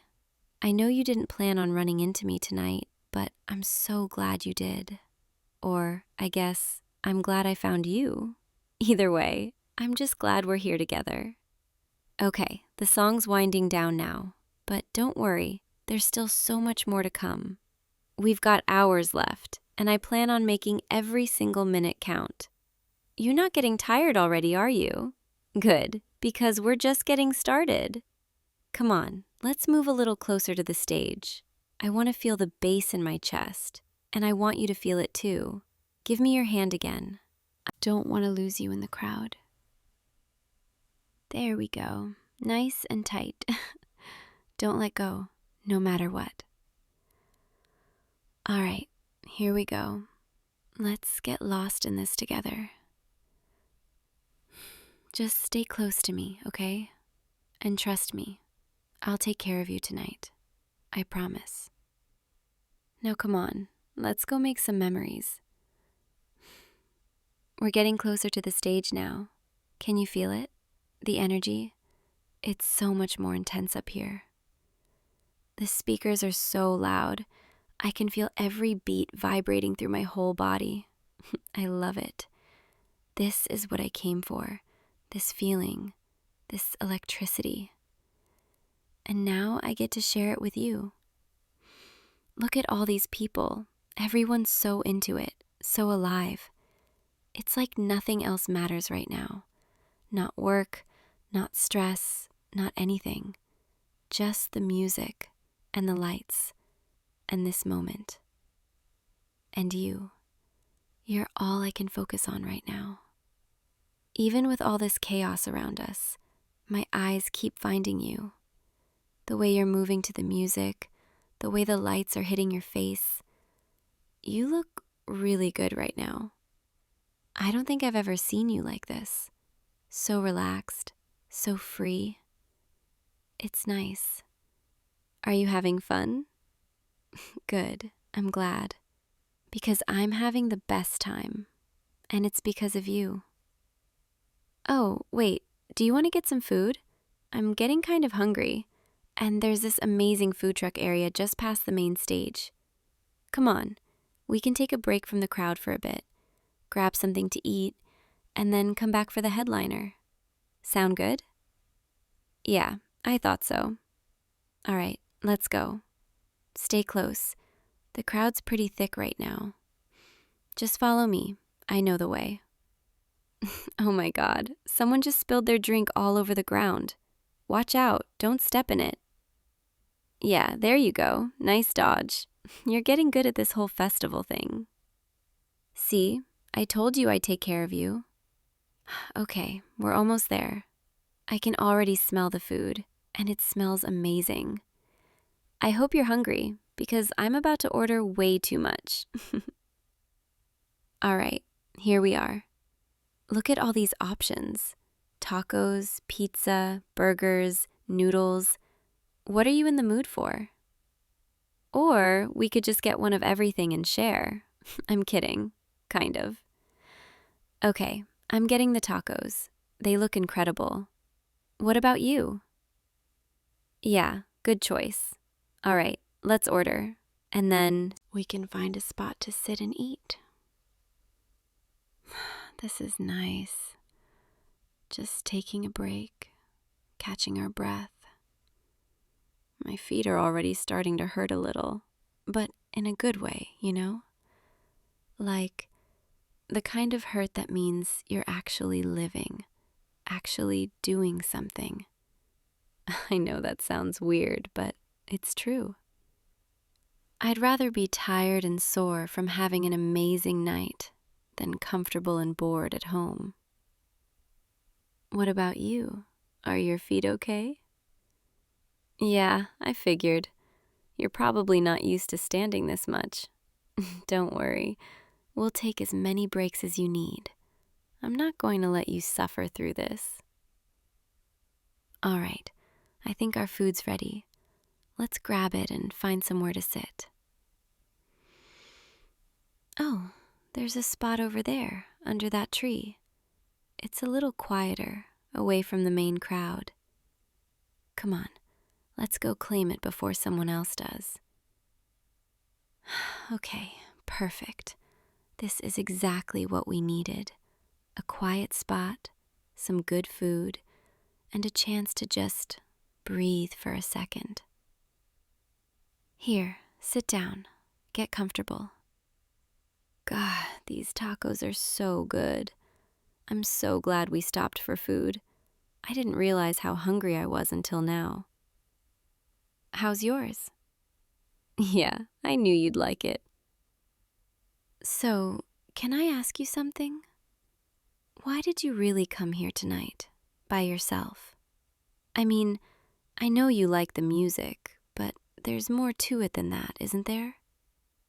You don't have to tell me if you don't want to. I'm just curious. For me, I think I came here because I needed to get out of my own head. I've been feeling kind of stuck lately, like I'm just going through the motions every day. And I thought, maybe if I did something spontaneous, something different, I'd feel more alive again. And it worked, kind of. I mean, the music's been great, and the energy here is incredible. But I still felt kind of separate from it all, until I found you. And now I feel like I'm actually here, actually present. Like I'm not just watching life happen around me, I'm part of it. Does that make sense? Or am I just rambling? Okay, good. I'm glad it makes sense. What about you? What made you decide to come here tonight? Really? Yeah, I get that. Sometimes you just need to do something for yourself, something that makes you feel like you again. I'm glad you did, because, honestly, I don't think tonight would have been nearly as special without you. And I know we just ran into each other by chance, but it doesn't feel like chance, you know? It feels like, I don't know, like we were supposed to find each other tonight. Like the universe knew we both needed this, needed each other. Okay, now I'm definitely being too sentimental. You can tell me to stop anytime. But seriously, I'm really glad you're here. I know I've said that already, but I mean it. Tonight feels different because of you. Better. Okay, we should probably head back soon. The headliner's going to start in a little bit, and I want to make sure we get a good spot. Are you ready to brave the crowd again? All right, let's do this. Here, take my hand again. I don't want to lose you when we get back into the thick of it. There we go. Perfect. All right, let's go. The best part of the night is about to start. And just so you know, I'm not letting go of your hand for the rest of the night, so you better get used to it. Come on, let's go. Okay, we're back in the thick of it now. The crowd's even bigger than before. Everyone's waiting for the headliner to come on. You can feel the anticipation in the air. It's electric. Here, let's squeeze through here. I think I see a good spot up ahead. Excuse me, sorry, just trying to get through. People are so packed in right now, but it's worth it, trust me. Okay, here, this is perfect. We've got a great view, and there's just enough room for us to actually move a little. Now we just wait. Any minute now, the lights are going to go down, and the crowd's going to lose their minds. Are you ready for this? Good, because it's going to be intense. Hey, can I ask you something? Are you glad you came tonight? I mean, before you ran into me, were you having a good time? Yeah, I thought so. But I hope running into me made it even better. Because that's what you did for me. You turned what was a kind of lonely, aimless night into something I'm going to remember forever. I know we don't hang out that much normally, and I don't really know why that is. But tonight feels like the start of something. Like maybe we should have been doing this all along. Spending time together, being close like this. Okay, the lights are dimming. Oh my God, here we go. Listen, the crowd's starting to cheer. This is it. Stay close to me, okay? I've got you. Oh wow. They're starting with this song. I love this song. The lights are incredible. Look at how they're moving with the music. Are you seeing this? It's insane. Come on, let's dance. Don't be shy, just move with me. Yeah, just like that. You're doing great. God, this feels so good. The music, the lights, the energy, you. I don't want this night to end. I want to stay in this moment forever. Hey, can I move a little closer? Yeah, just like this. Is this okay? Good, because I really like being this close to you. You smell nice, by the way. I don't think I mentioned that earlier, but you do. Really nice. The bass is so loud right now. I can feel it in my chest. Can you feel it too? It's like our hearts are beating in sync with the music. I keep catching you looking at me. Don't think I haven't noticed. What are you thinking about? You don't have to tell me if you don't want to. I'm curious. Because I keep looking at you too, and I can't stop thinking about how perfect this feels. Being here with you, dancing like this, so close I can feel your warmth. The song's building now. Can you hear it? It's about to drop, and when it does, everyone's going to go crazy. Are you ready? Here it comes. 3, 2, 1. Yes! Oh my God, yes! This is incredible. You're really getting into it now. I love it. Hey, I need to tell you something. I don't know if this is the right time, or if there even is a right time, but I've been thinking about it all night, and I can't keep it in anymore. I really like you. Like, more than just as a friend. I know that might sound sudden, but it's not. Not really. I've been feeling this way for a while now. I just didn't know how to say it. And tonight, when I saw you standing there in the crowd, all alone, my heart it jumped, because I realized I didn't just want to find you, I needed to find you. I know we don't know each other super well, and maybe this is too much, too fast, but I couldn't let tonight end without telling you how I feel. Because what if I never got another chance? What if this was it, and I let you walk away without knowing? So, yeah, I like you. A lot. And I don't know what you're going to say or how you feel about me, but I had to tell you. Please say something. Anything. Wait, are you smiling? Oh my God, you are. Does that mean, really? You feel the same way? Oh my God, I can't believe this is happening. I was so nervous. I thought you might think I was crazy, but you actually feel the same way. Can I hug you? Yeah, come here. This is perfect. You're perfect. I don't want to let go, but I guess I have to, at least for now. The music's still going, and we still have the rest of the night ahead of us. But now everything feels different. Better. Because now I know you feel the same way I do. And that changes everything. Come on, let's keep dancing. But this time, as more than just friends. Yeah, I like the sound of that. The headliner's playing their most popular song now. Everyone's singing along. Can you hear it? Thousands of voices, all together. It's beautiful. Sing with me. Come on, don't be shy. Yeah, there you go. You have a nice voice. I never knew that. I'm going to remember this moment for the rest of my life.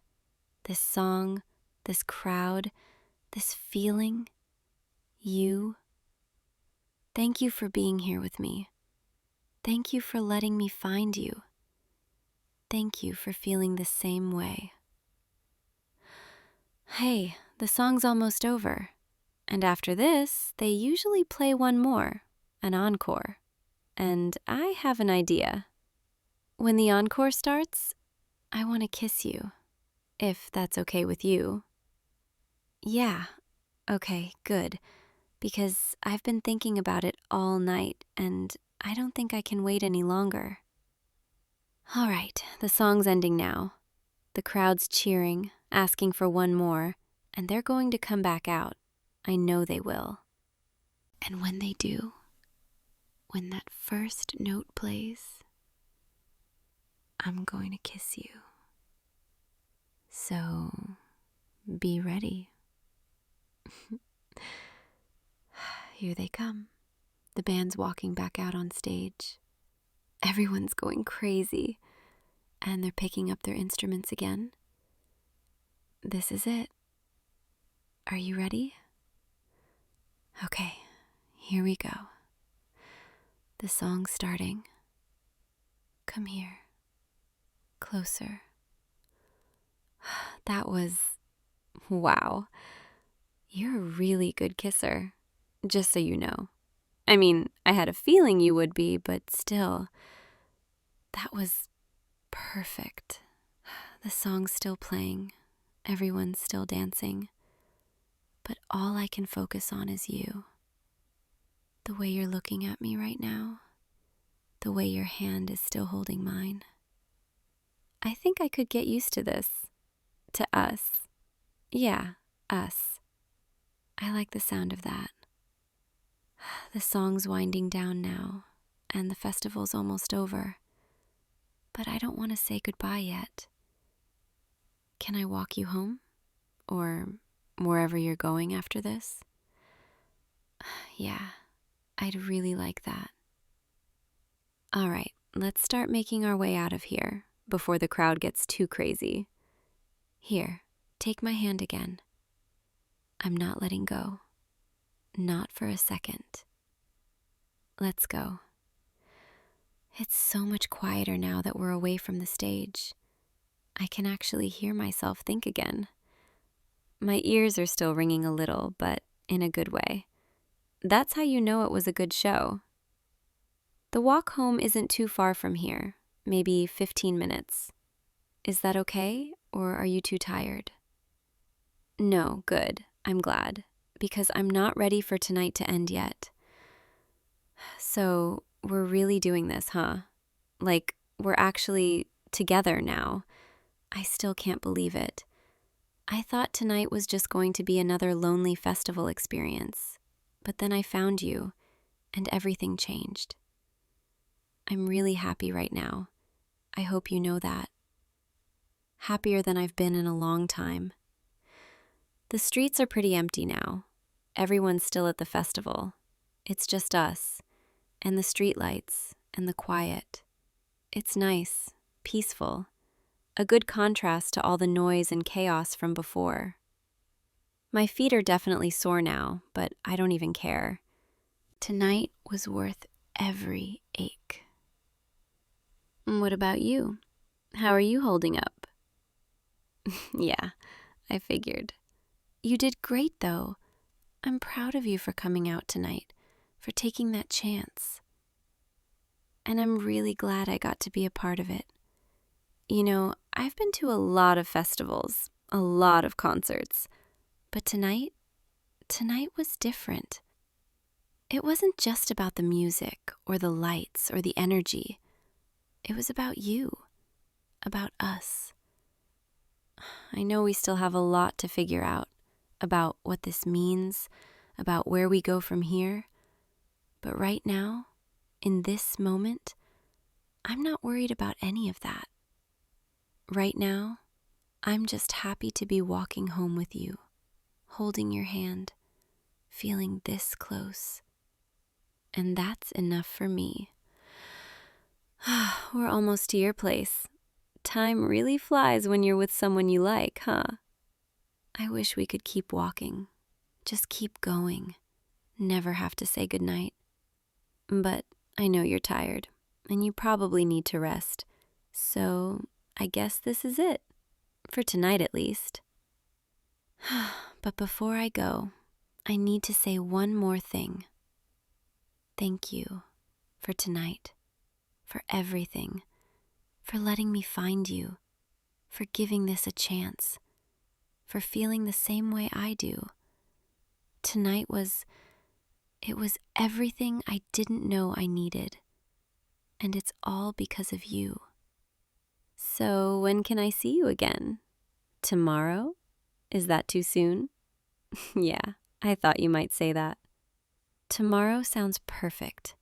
We can do something normal, something that doesn't involve giant crowds and deafening music. Maybe coffee, or a walk in the park, or just hanging out. Whatever you want.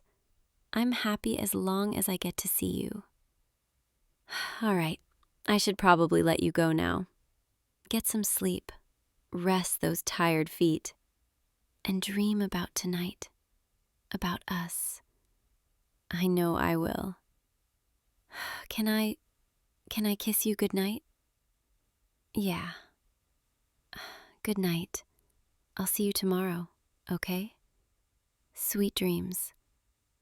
And hey, thanks for coming to the festival tonight. Even if you didn't plan on running into me, I'm really glad you did. Sleep well, loser. I'll be thinking about you. Good night. Hey, you. You getting paint in your hair again? No, don't touch it. You'll just make it worse. Here, let me. There, got it. You know, for someone who's been painting walls for 3 months now, you'd think you'd have figured out how to keep the paint on the wall and not on yourself. But I guess that's part of your charm, isn't it? This adorable chaos you create wherever you go. Look at this room, though. We actually did it.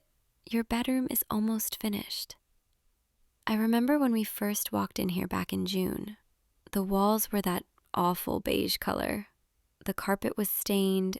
The closet door was literally hanging off its hinges. And you looked at me with those hopeful eyes and said, "Do you think we can fix this?" And I said yes, even though I had no idea what I was getting myself into. 3 months. That's how long we've been doing this. Every weekend, sometimes weeknights too. We've painted every room in this apartment, replaced that nightmare of a kitchen faucet, installed new light fixtures, built furniture that definitely should have come pre-assembled. We've laughed, argued about whether navy blue or charcoal gray was the right choice for the living room, gotten covered in sawdust, ordered way too much pizza, and somehow it never felt like work. Even when we were both exhausted, when my arms were sore from rolling paint for hours, when you nearly put that shelf up backwards and we had to start over, it never felt like work because I was here with you. Can we sit for a minute? I know we should probably finish this last wall, but I just want to sit with you for a bit. Yeah, right here on the drop cloth is fine. I don't care if I get paint on my jeans. They're already a disaster anyway. That's better.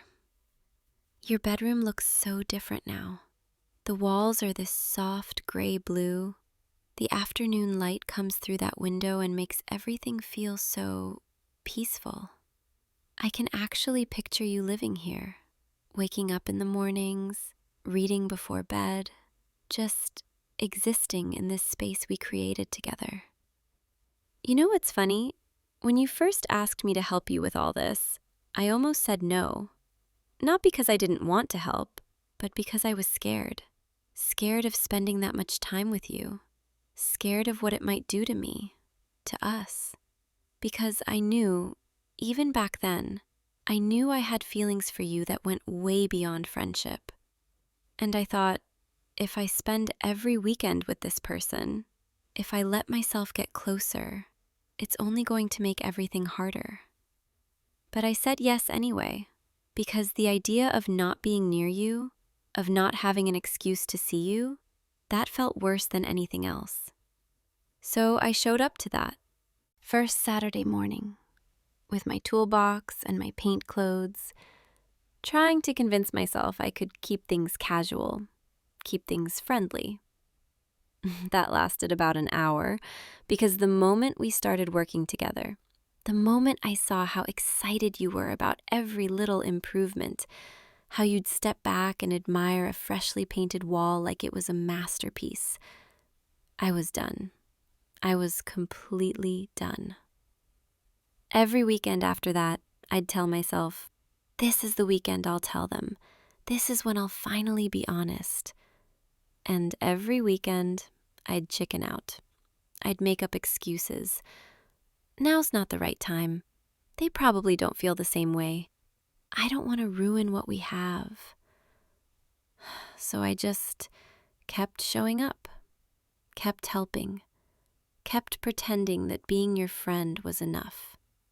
Even though every time you smiled at me, every time you said, "We make a good team," every time our hands accidentally touched while reaching for the same tool, my heart would do this stupid flip, and I'd have to look away so you wouldn't see it written all over my face. Do you remember that day in July when we were building your bookshelf? We'd been at it for hours, following those impossible instructions, and nothing was fitting together right.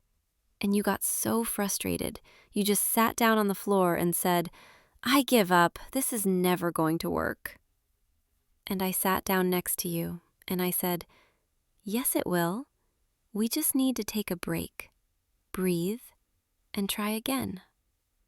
And you looked at me with this expression I couldn't quite read, and for a second, just a second, I thought maybe you felt it too. That pull between us, that something more. But then you laughed and said, "You're right, thanks for keeping me sane." And I smiled, and we went back to building, and I locked that moment away in my heart, another one to add to the collection. I have so many of those moments stored up inside me. Like when we painted the kitchen, and you had music playing, and we were both singing along, dancing with our paintbrushes like we were in some kind of home improvement musical. Or that evening we stayed late to finish the bathroom, and we ordered Thai food, and sat on your couch eating straight from the containers, talking about everything and nothing. Or last week, when we finally hung up all your pictures and artwork, and you stood in the middle of your living room and said, "It finally feels like home." And I wanted to say, "You feel like home to me." But I didn't. I just smiled and said, "I'm glad. Because I'm a coward. Because I'd rather have you as a friend than risk losing you completely." But tonight, sitting here in this bedroom we've spent weeks perfecting, with paint on my hands and exhaustion in my bones, I keep thinking, what if I'm wrong? What if staying silent is the bigger risk? What if I let you slip away because I was too scared to say the words that have been sitting on my tongue for months? I'm not really sure how to say this. I've practiced it in my head 1,000 times, and it never comes out right. But I have to try, because if I don't, if I leave here tonight without telling you, I think I'll regret it for the rest of my life. The thing is, these past 3 months, they've been the best months I've had in, I don't even know how long. Not just because we've been productive or because we've created something beautiful together, but because I got to spend all that time with you. Every Saturday morning when I'd pull up to your apartment, I'd get this excited flutter in my stomach, like I was going on a date instead of a DIY project. And every Sunday evening when we'd finally call it quits for the weekend, when I'd pack up my tools and head home, I'd feel this ache in my chest because I didn't want to leave. I wanted to stay right there with you.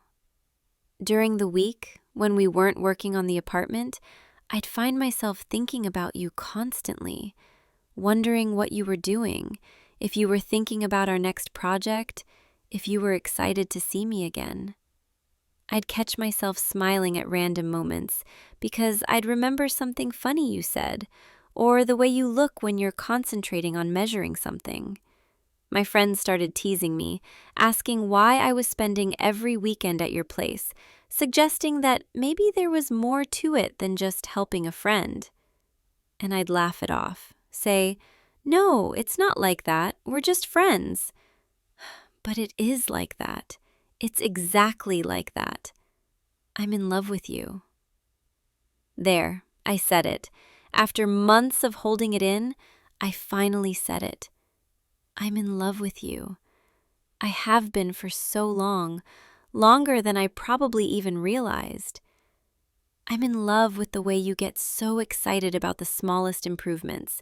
How you'll send me pictures at midnight saying, "Look how good the living room looks with the new lamp." I'm in love with your terrible painting technique, and how you always forget to put the lids back on properly, and how you measure things 3 times and still somehow get it wrong.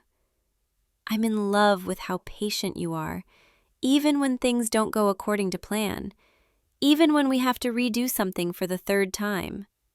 I'm in love with your laugh, the way it fills up whatever room we're in, how it makes me feel like everything is going to be okay. I'm in love with the way you look at me sometimes, when you think I'm not paying attention, with this soft expression that makes my heart stop. I'm in love with how you always make sure I eat, how you order extra food because you know I'll say I'm not hungry but then steal bites from your plate. I'm in love with your hands, the way they look when they're holding a paintbrush or assembling furniture or just gesturing while you talk. I'm in love with the sound of your voice, especially in the evenings when you're tired and it gets all soft and low. I'm in love with this life we've been building. Not just this apartment, but the routine we've created, the inside jokes, the comfortable silences.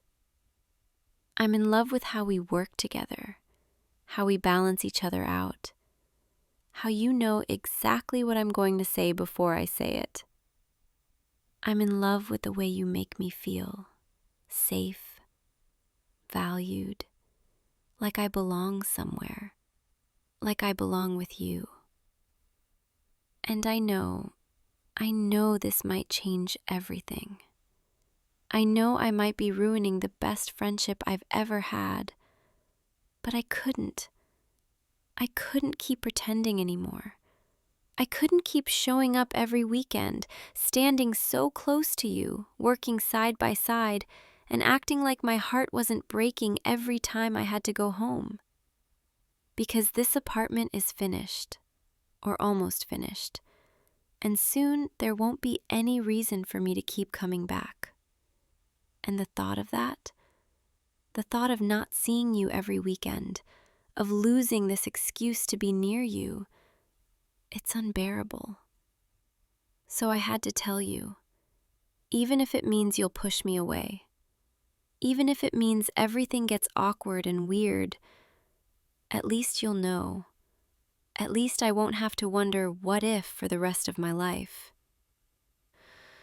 You're not saying anything, and I can't tell if that's good or bad, if you're shocked or upset or your face. It's doing that thing where I can't quite read what you're thinking. Are you okay?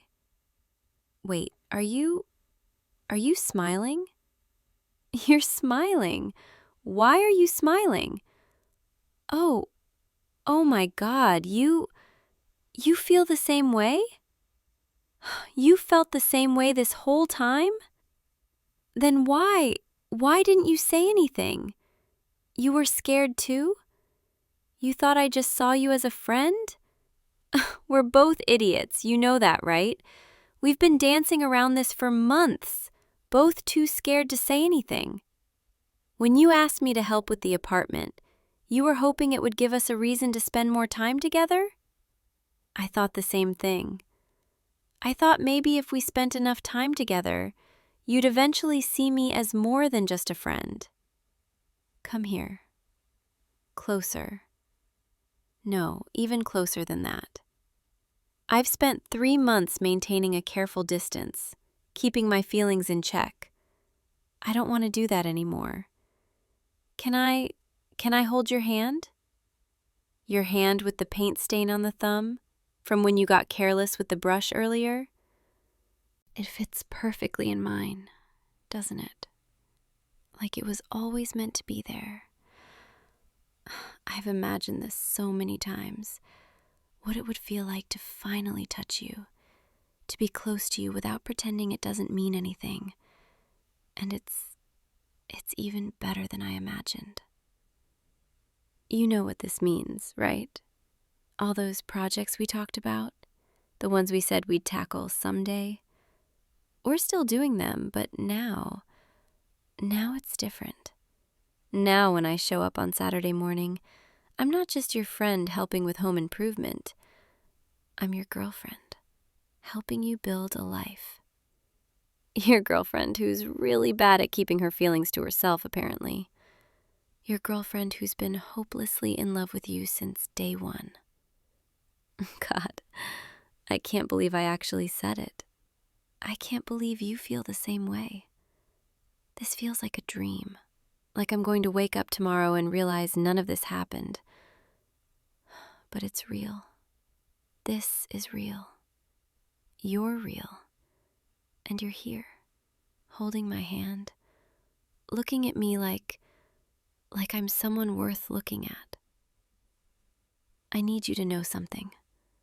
I need you to know that I'm serious about this, about you, about us. This isn't just some fleeting crush or infatuation. I've spent months getting to know you, seeing you at your best and your worst, watching how you handle frustration and exhaustion and setbacks. And I've fallen more in love with you every single day. The way you treat people, the way you care about doing things right, the way you never give up even when things get hard, the way you've made me feel welcome in your space, in your life, even before we were anything more than friends. I've never felt this way about anyone. This certain, this at peace, like everything just makes sense when I'm with you.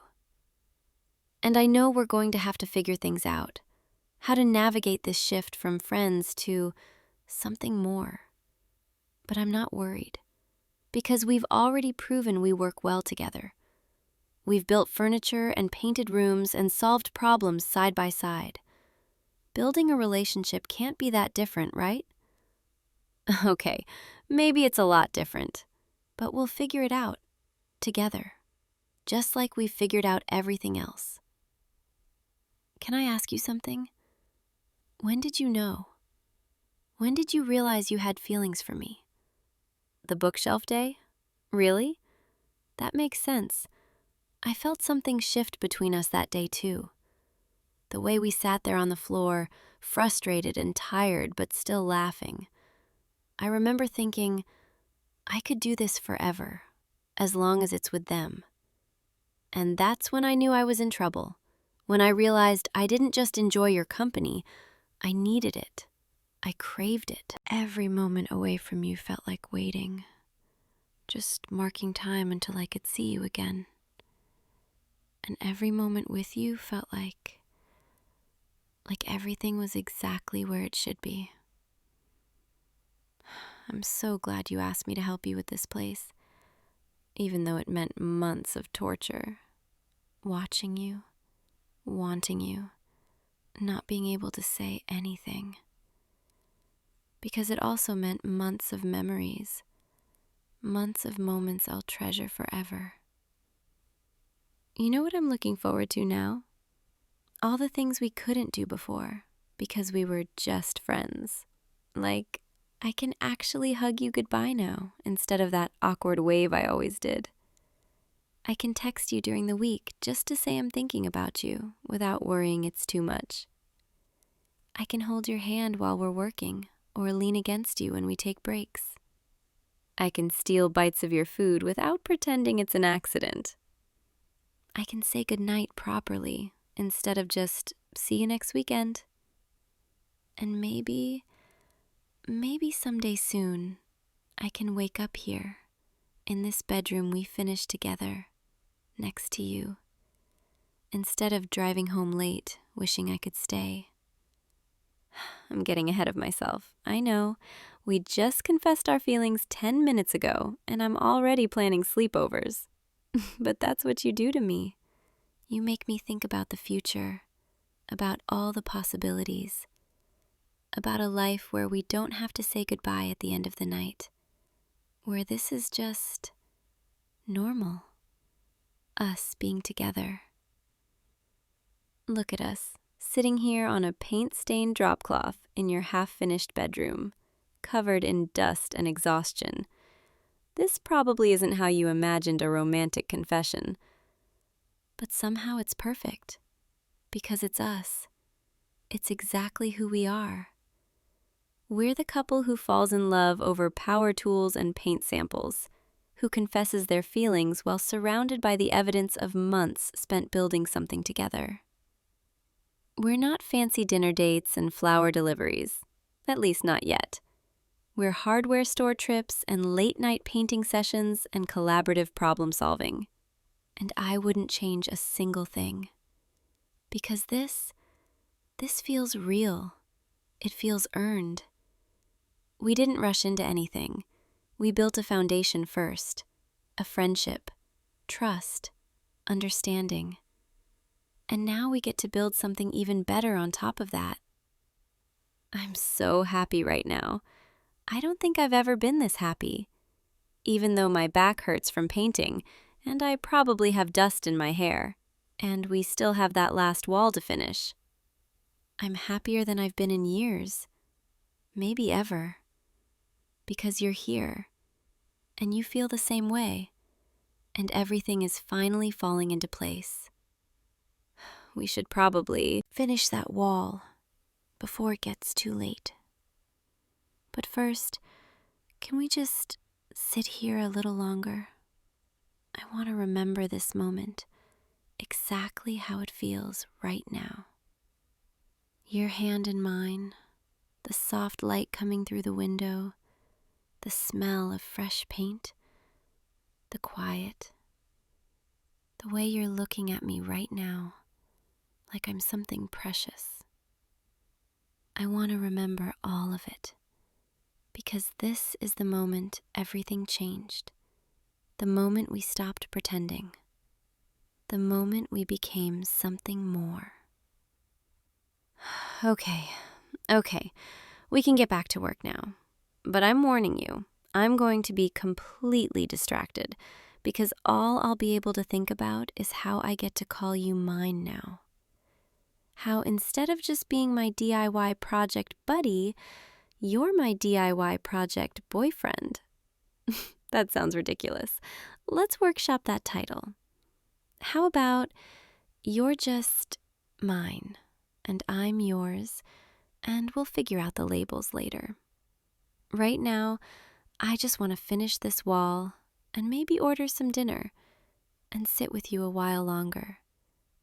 Because I don't want this day to end, even though it has to eventually. Even though I'll have to go home and we'll have to figure out how to exist in the real world now that everything's different. But different good, different perfect. Come on, let's finish what we started, like we always do, together. You know, I just realized we're almost done with the whole apartment, which means, technically, you don't need my help anymore.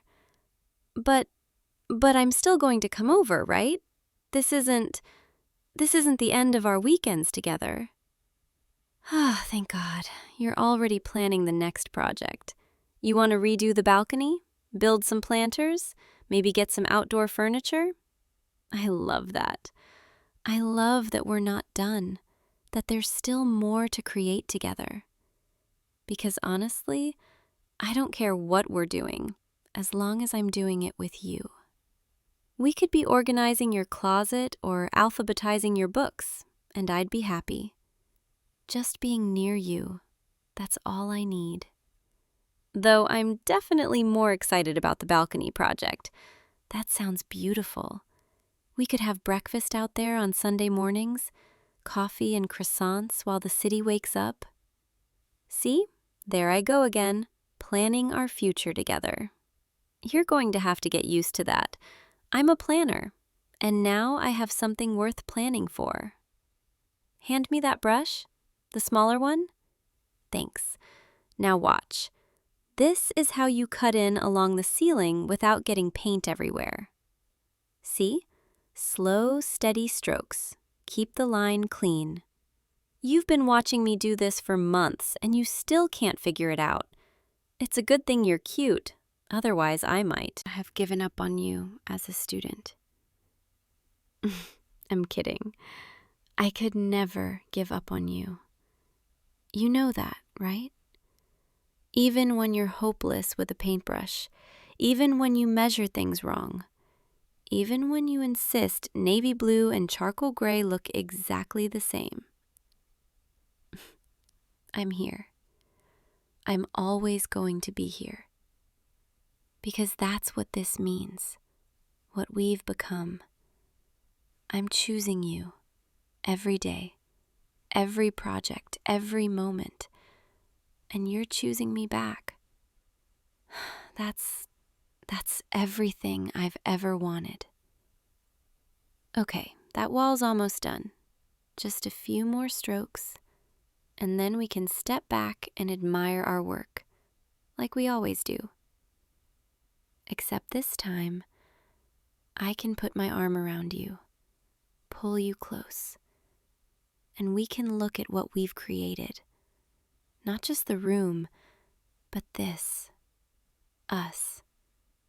3 months of work, 3 months of longing, 3 months of friendship building into something more, all leading to this moment, this perfect, paint-stained moment. There, done. The last wall is finished. Your bedroom is complete. Every corner, every surface, exactly how you wanted it. Well, exactly how we wanted it. Because I definitely influenced some of these decisions. You would have chosen beige if I'd let you. Admit it. But together, we created something better. Something that's uniquely you. Uniquely us. Come here. Let's look at it. The whole room. Stand right here next to me. See? See how the light hits that wall? How the color changes throughout the day? See how everything fits together? The furniture we built, the fixtures we installed, the art we hung. It's beautiful. It's really beautiful. And we did this together. Just like we're going to do everything else together. I'm so proud of what we've accomplished here. Not just the apartment, but us. How we've worked as a team, supported each other, never gave up even when things got frustrating. That's the foundation we're building on. That's what makes me so certain about this, about us. We've already proven we can create something beautiful together. Now we just get to keep doing that.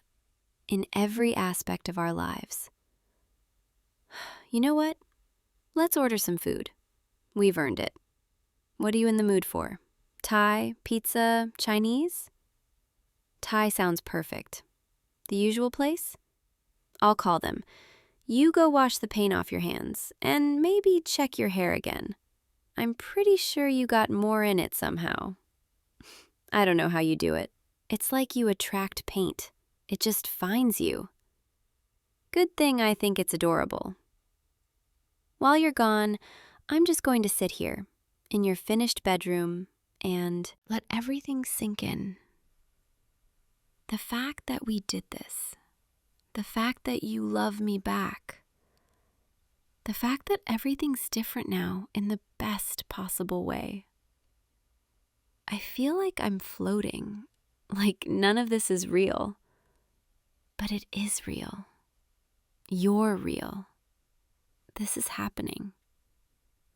And I get to stay a little longer tonight, have dinner with you, talk about what comes next. Maybe even stay a lot longer, if you want me to. I'm getting ahead of myself again, but I can't help it. You make me want to rush toward the future, toward all the moments we're going to share.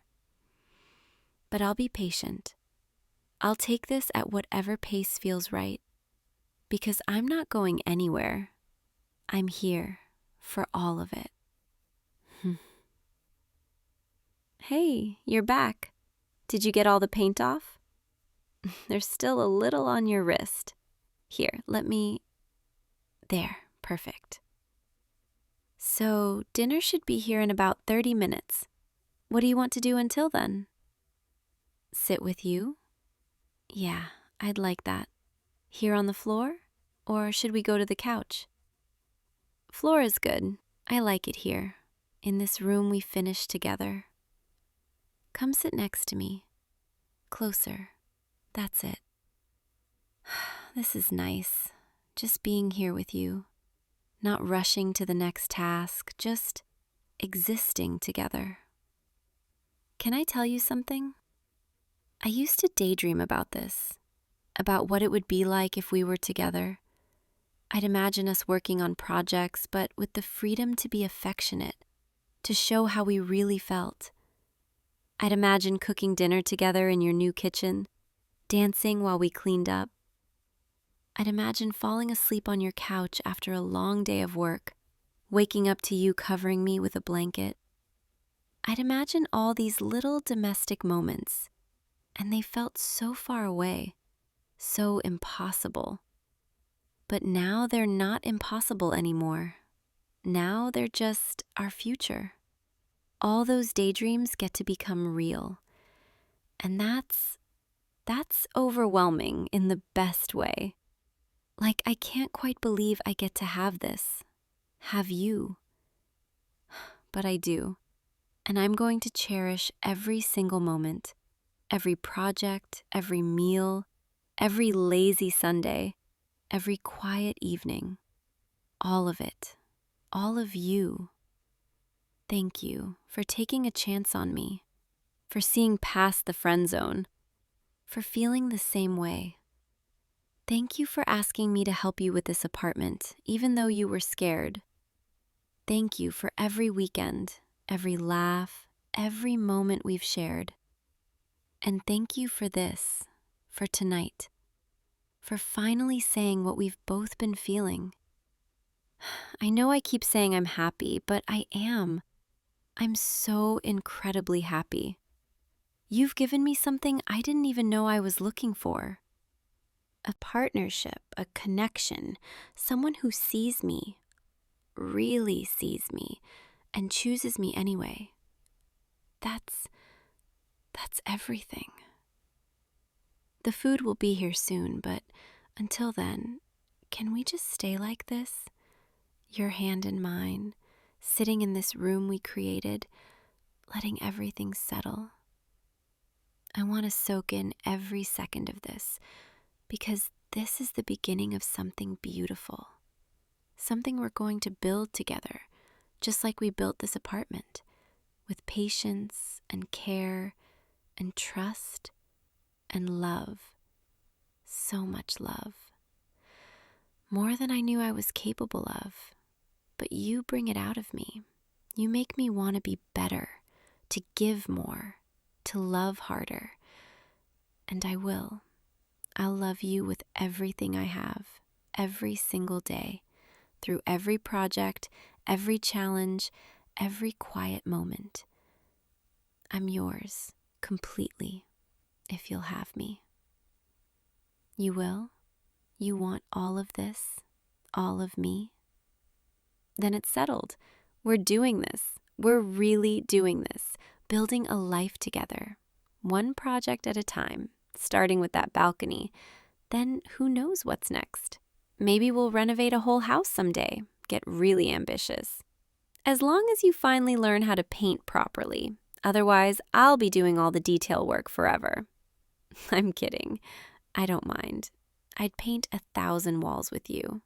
I'd do anything with you, as long as we're together. I hear someone at the door. That must be dinner. I'll get it. You stay there. Rest.